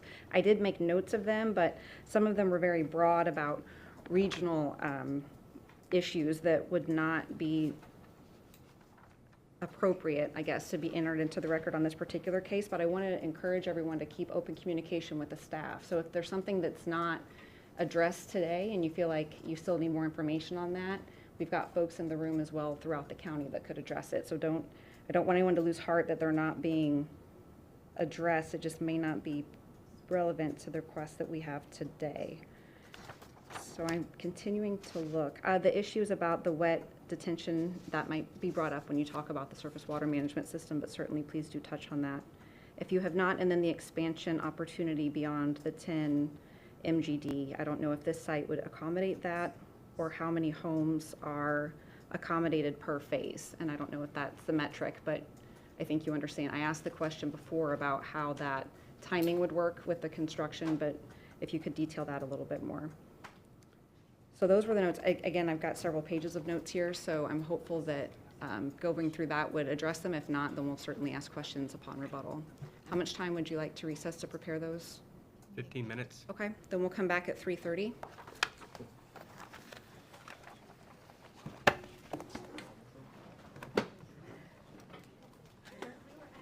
Questions about modeling for storm events in the airport.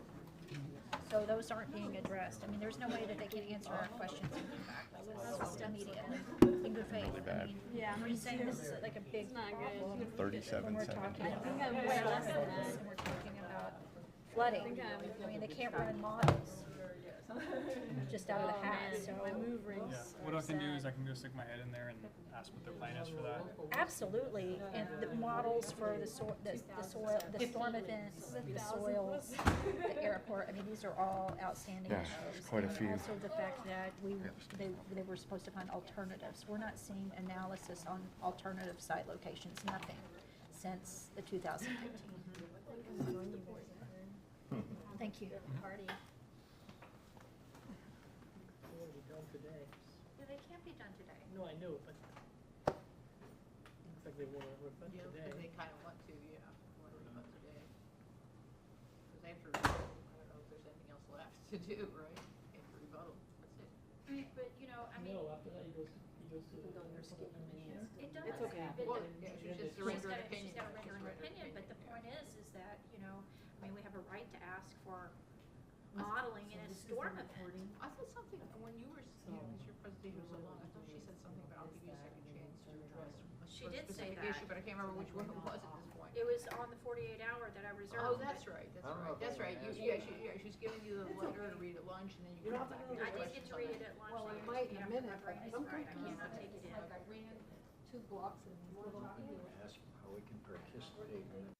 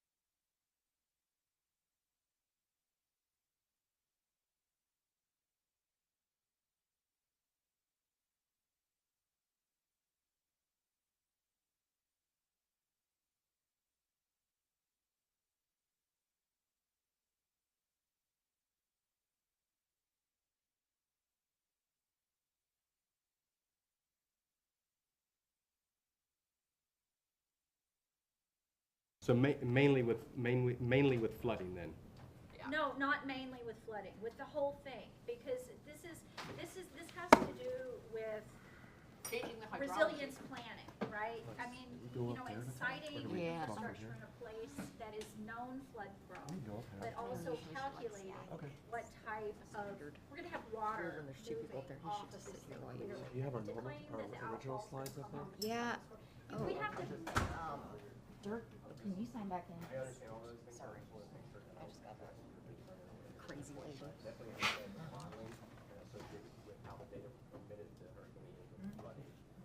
We're not in? I can't move anything around. I was trying to move my, the airport. Oh, that's because this is read only. Irma, know how to do a flood. Okay. And the intense How do Can we you, do that? can you make changes on your computer and then I'll just flash drive over here? I don't know if we have time, so let's just, I might just come over here and change back to and, slides. you know, That's I extreme. submitted to the I county had engineer harassment training the yesterday. information from leaning over you First in Street this way. Foundation's infrastructure assessment, Harassment. right after we had that meeting, asking for the 100-year And so flood, I'll start and with also pointing out the If you wanna give me types of numbers, I can- risks. Again, you know, kind of Just tying go back back into to what it? Okay. Julia is saying, we're talking about a Mine's huge 17. investment of public funds in an I was paying inappropriate attention when location, you were looking for it earlier. right? And so, you know, we don't. Yeah, is that, That's the one with all the Kingston. We want it to be taken firsthand because we are literally on the flowway.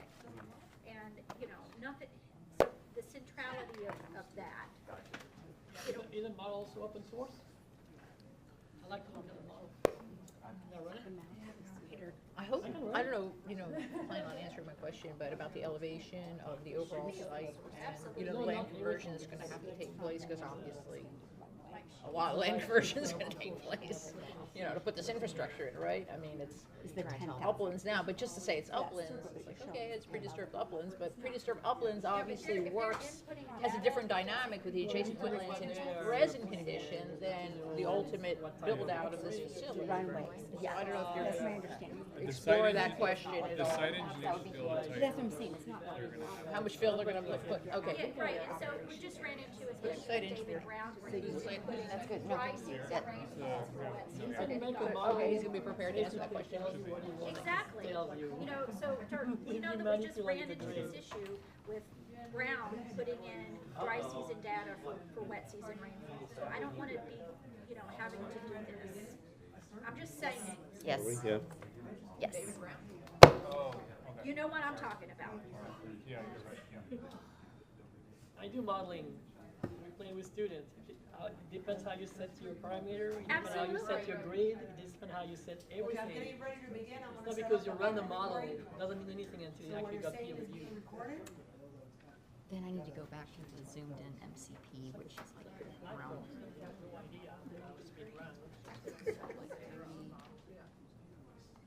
So Nathan needs 17. You're getting, Ms. Keys, what company are you with? Pam Keys? Is it Pamela Keys? It is Pam Keys and I'm with Lee Sorry, County. Lee County. Whatever you're addressing. Thank you. Pam, are you I was gonna gonna be talk about the presenting on all those growth, alternative locations that you were directed to find and those analyses as requested by the hearing examiner and the remand? growth, I think we've got a growth game and plan, capacity. and Growth we're gonna try capacity to and answer that. all of your questions. But As of right that now, was, this that is was the the direction. So specifically, that's what we wanna see. plan capacity for the next 20 years. 2020, 2045, 2045, they graph this.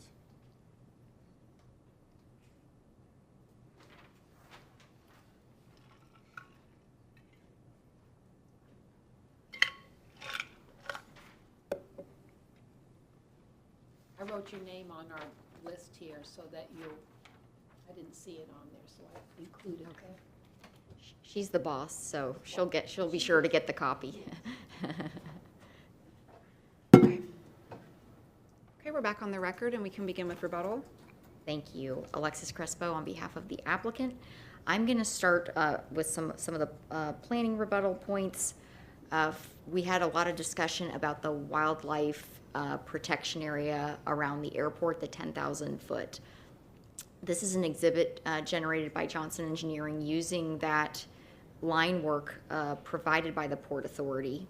And so you can see where that 10,000 foot buffer lies in relation to our site. outlined in black and with the yellow there. It's not a 10,000-foot measurement from the edge of the airport property. That would be excessive. What it is designed to do and shaped around is 10,000 feet from the active areas like the runway, and this does include or references the expanded runway being currently underway. So we are outside of that buffer zone upon completion of that runway. Our office has worked on many projects within this buffer zone, and so typically Lee County staff wants some wildlife mitigation in these types of projects, and our deviations really correspond and correlate directly to what typical projects within that protection zone would do. What you want to do is avoid attracting birds primarily, so you're going to, instead of littorals around the lakes, you're going to do different tree plantings that are going to have less of the bird impacts with the plains. And those developments have also achieved the 4-to-1 lake bank slope deviation as part of those mitigation measures. So even though we're not within the protection zone, we still have designed the site with the airport in mind. The Port Authority reviews all zoning applications that interface with their property, and they had no objection to this request. In terms of the deviations we requested, I want to once again put on the record that it is my professional opinion as a certified planner that these do meet the criteria in the code for the enhancement of the project. The 4-to-1 lake bank slopes are not going to be hardened shoreline as the images in Ms. Ellis's presentation depicted. Those are riprap. Those are hardened shorelines, I believe, within and around the airport. These are going to be have turf reinforcement mat. They are going to be of earthen sloping, so they are not going to be that hardened material with that aesthetic certainly. And then one of the staff's conditions is to have mitigation and erosion control measures provided at DO. We did do a cross-section, which is in the application materials generated by Johnson Engineering, that shows where the turf reinforcement mat would go to allow for that lake design. And that's certainly been approved in many commercial and non-residential projects in and outside this buffer zone. Typically, the 6-to-1 really was developed where residential projects interface with lakes because of property owner habits and things like that and safety. They want to preclude those in residential developments primarily. In terms of safety related to our lake design, I want can we go to slide 24, please? Remind that we have a substantial setback from the roadway. The LDC prescribes a minimum 25-foot setback from water retention to public rights of way. We have upwards, of 100.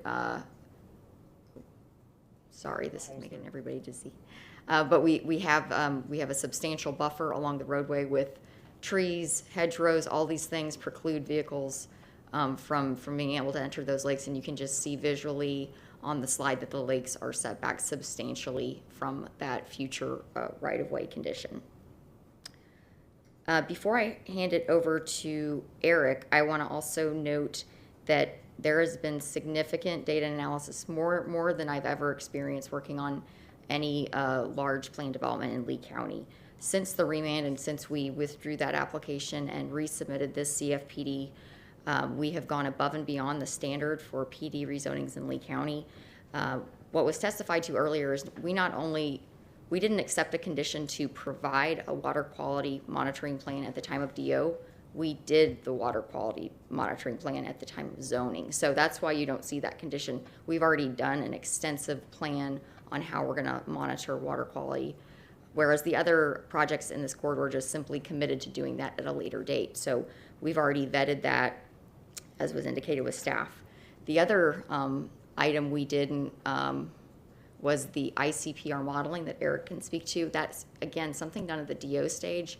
I've never submitted that level of data with a zoning application, but it was clearly important to understand how the surface and groundwater would be impacted by the project and to ensure that we are meeting those LEED plan policies to have no adverse impacts on either surface water or groundwater. With that, I'll turn it over to Eric to talk about other items.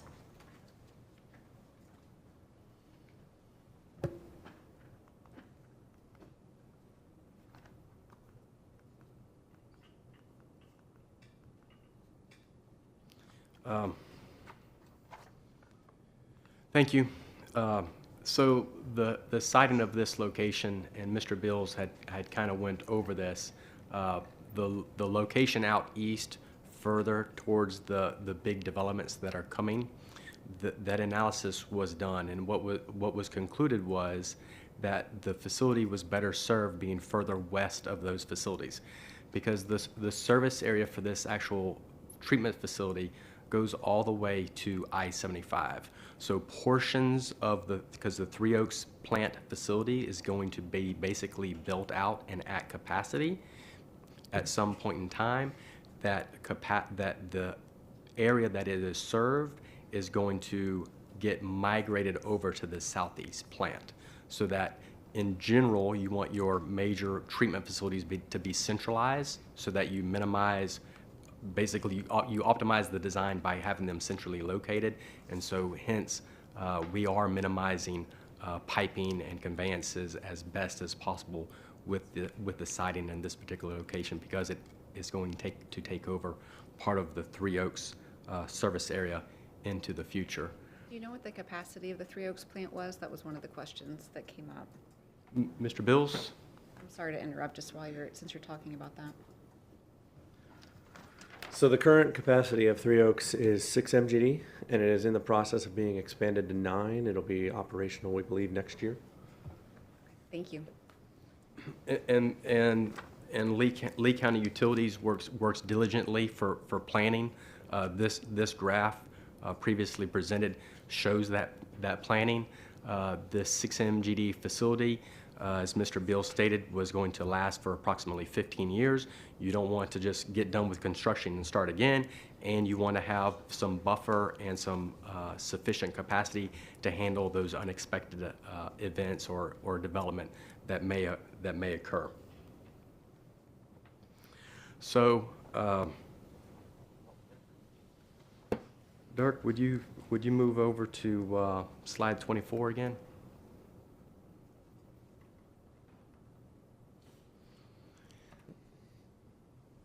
So a little bit of Mrs. Ellis's testimony did have concerns about the 4-to-1 slope. There is as part of the roadway expansion project, there's a stormwater treatment area.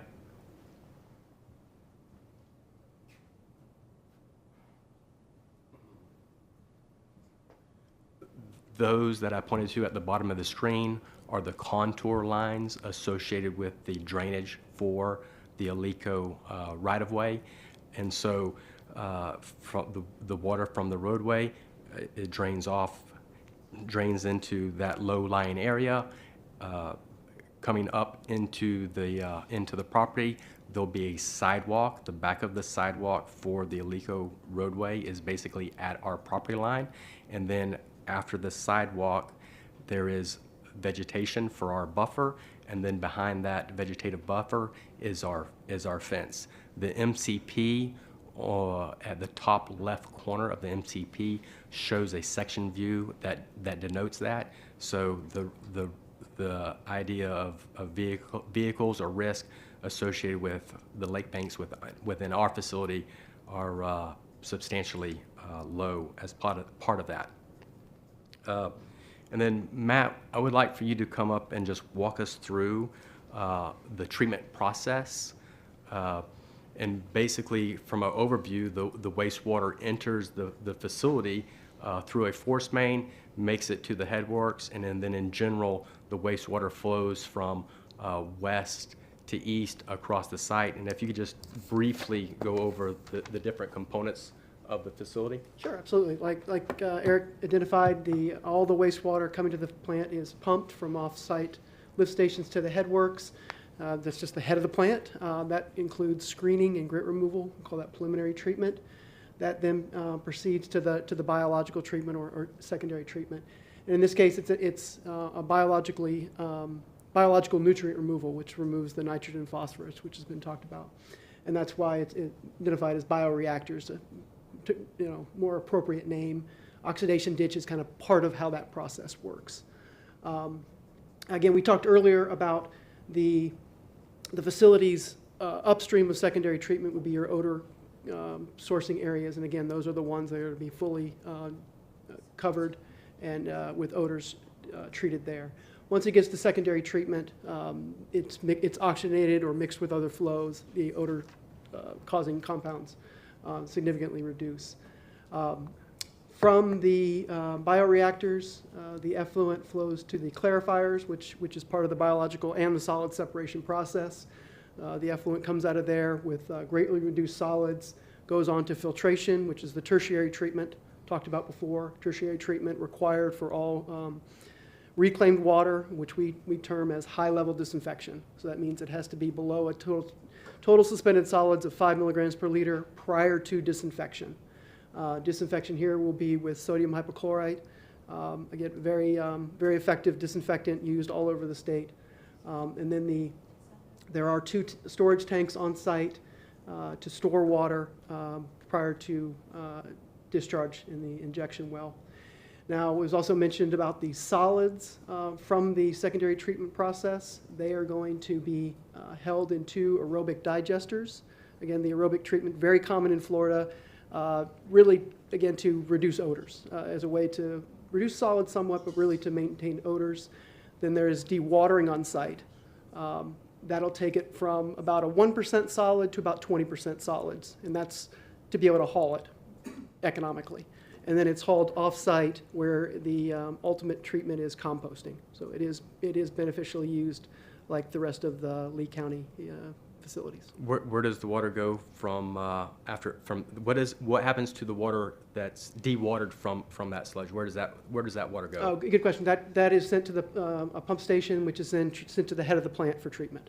So there are other from dewatering, likewise the filtration, it'll have water. There's anything that's used as part of the process. There's a plant drain pump station. So anything like that is just treated like additional wastewater and sent to the head of the plant for treatment. And then the purpose of the reject tanks? Reject tanks. So as part of the high-level disinfection requirement, again, like I said, they have to meet the TSS, or total suspended solids of 5 milligrams per liter, and you also have to meet certain disinfection requirements. If those requirements are not met, and that's enforced by continuous monitoring, water is sent to reject tanks until the process can be straightened up. And what does happen in the event of a breach, either because there's loss of power or if there's a leak? What's the process that you go through? Is there a notification process? Do you stop the processing until the leak is resolved? Well, in of course of a reject, it's just sent to a reject tank. In terms of loss of power, that was another issue, is Lee County utilizes on-site generators for backup power, which are sized to be able to handle all key components of the plant. Because the plants have to continue working. And so, the plant will continue to process. It's just the effluent will not be sent to the well. It'll go to the reject tanks. But in terms of so there's 2 deep injection wells, it looks like. I don't know if those are both operational at the beginning or if those are phased as well, but if there's any kind of a breach at that level or a leak or anything from a public safety concern. A leak or a failure associated with the deep injection wells. So the deep injection wells, in general, for the rules for permitting the wastewater treatment plant, and that's one of the permits that you'll need is the wastewater treatment plant permit from FDP.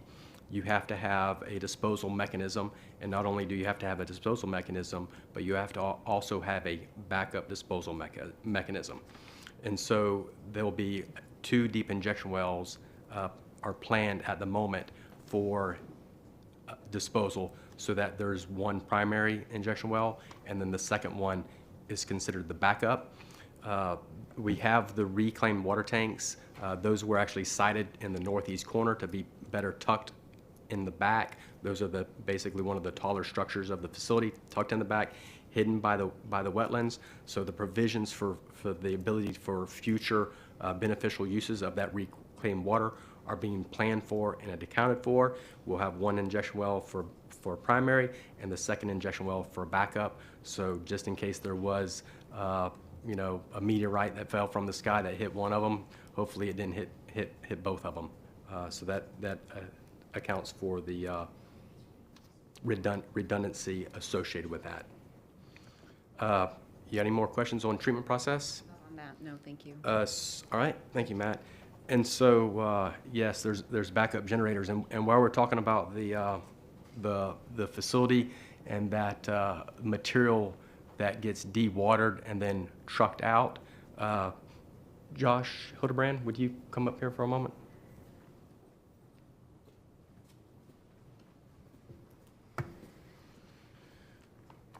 Were the calculations that you did and coordinated, did those assume the proper number of trips to account for all of that? Yes, Josh Hildebrand, for the record, yes, our analysis included the maximum build out of the site as previously mentioned for the 25,000 square foot facility.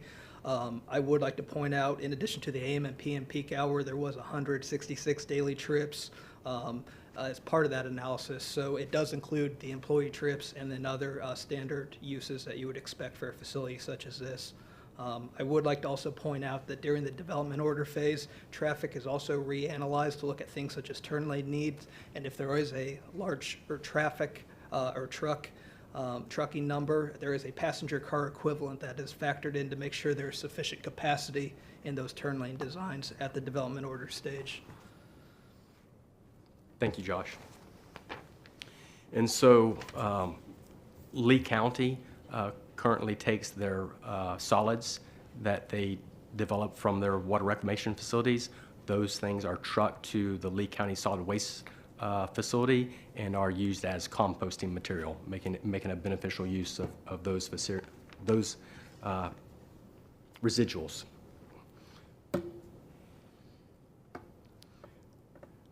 There was a comment about blasting. The county has 2 existing facilities. This would be the 3rd facility that are accustomed to being around the blasting. Those people that are blasting, they have the mandatory right and they have the requirement not to impact us. They are regulated by the state fire marshal in regards to that blasting and the size of those blasts and those balances. Additionally, Lee County Utilities has measured and monitors seismic activity associated with those blastings at their facilities to ensure that their facilities are okay. And as evidenced at the Green Meadows Water Treatment Plant and that injection well and that infrastructure, as well as the Corkscrew Water Treatment Plant infrastructure and the wells in that area for the hydrogeology, there have been no issues associated with impacts from blasting on Lee County utility facilities.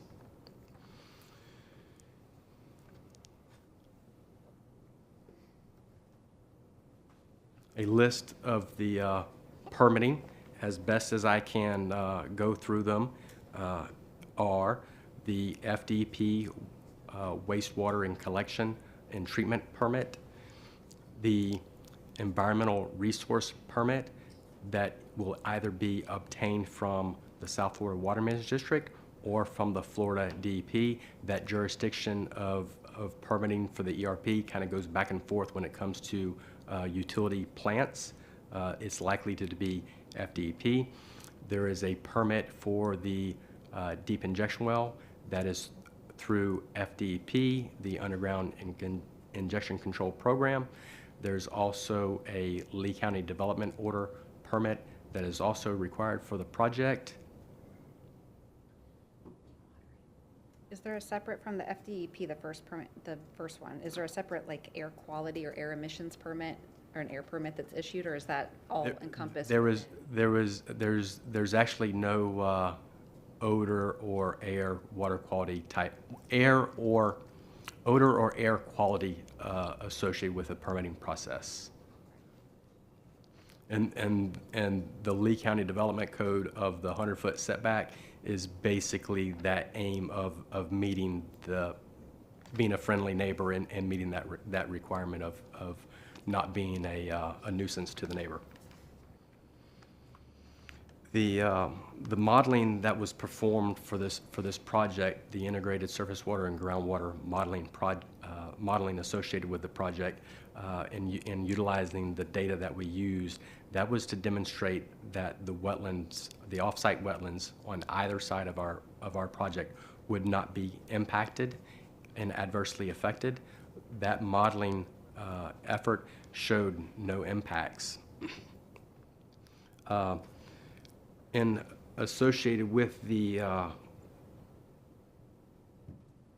modeling and the stormwater, there was some concerns with flooding. This site, it has to get an environmental resource permit from the regulatory agency. When that permit is applied for and ultimately gets approved, it will have to have demonstrated that there's no adverse impacts to flooding to its downstream and neighboring properties, and will demonstrate that. Detailed modeling for flooding has not been done at this time associated with that, but the goal of the project and the preliminary sizing of the stormwater management system was sized basically for the 25-year, 3-day storm event, which is in accordance with the rules of the state of Florida. The project is within a FEMA Zone X, which is designated by FEMA as having a less than 1% chance annually of flooding. Just to note that it's been determined X, not that it hasn't been determined. It's been determined by FEMA to be X.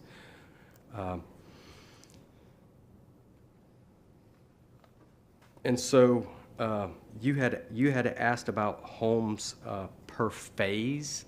I guess we could relate that down to some basic information. No, and it may just be a capacity. I'm just curious, like how, and I had asked it previously about how that's being tracked to be sure that you're staying ahead of the development.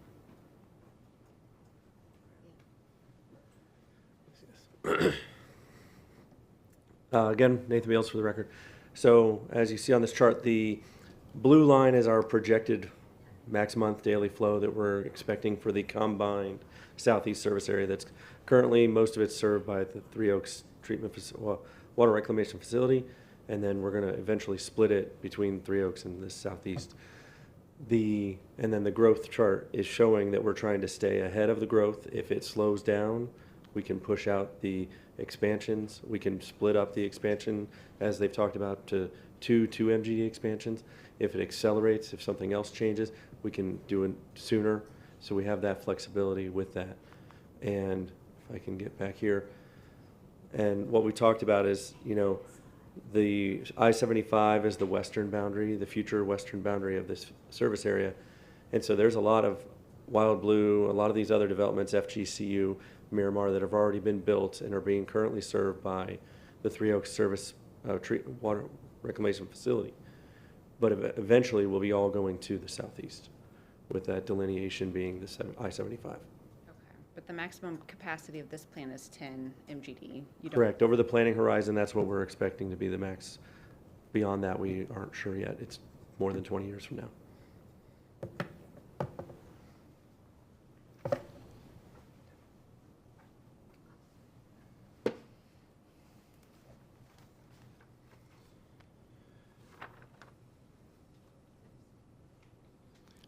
I think that predominantly concludes our rebuttal, unless there was anything that in specific that I missed that Alexis wants to add to, or any other additional questions or concerns you may have in regards to the project. I think that covers what I had noted. Did staff have anything? Dirk? Looking through the questions. Sorry, I know it's an extensive list.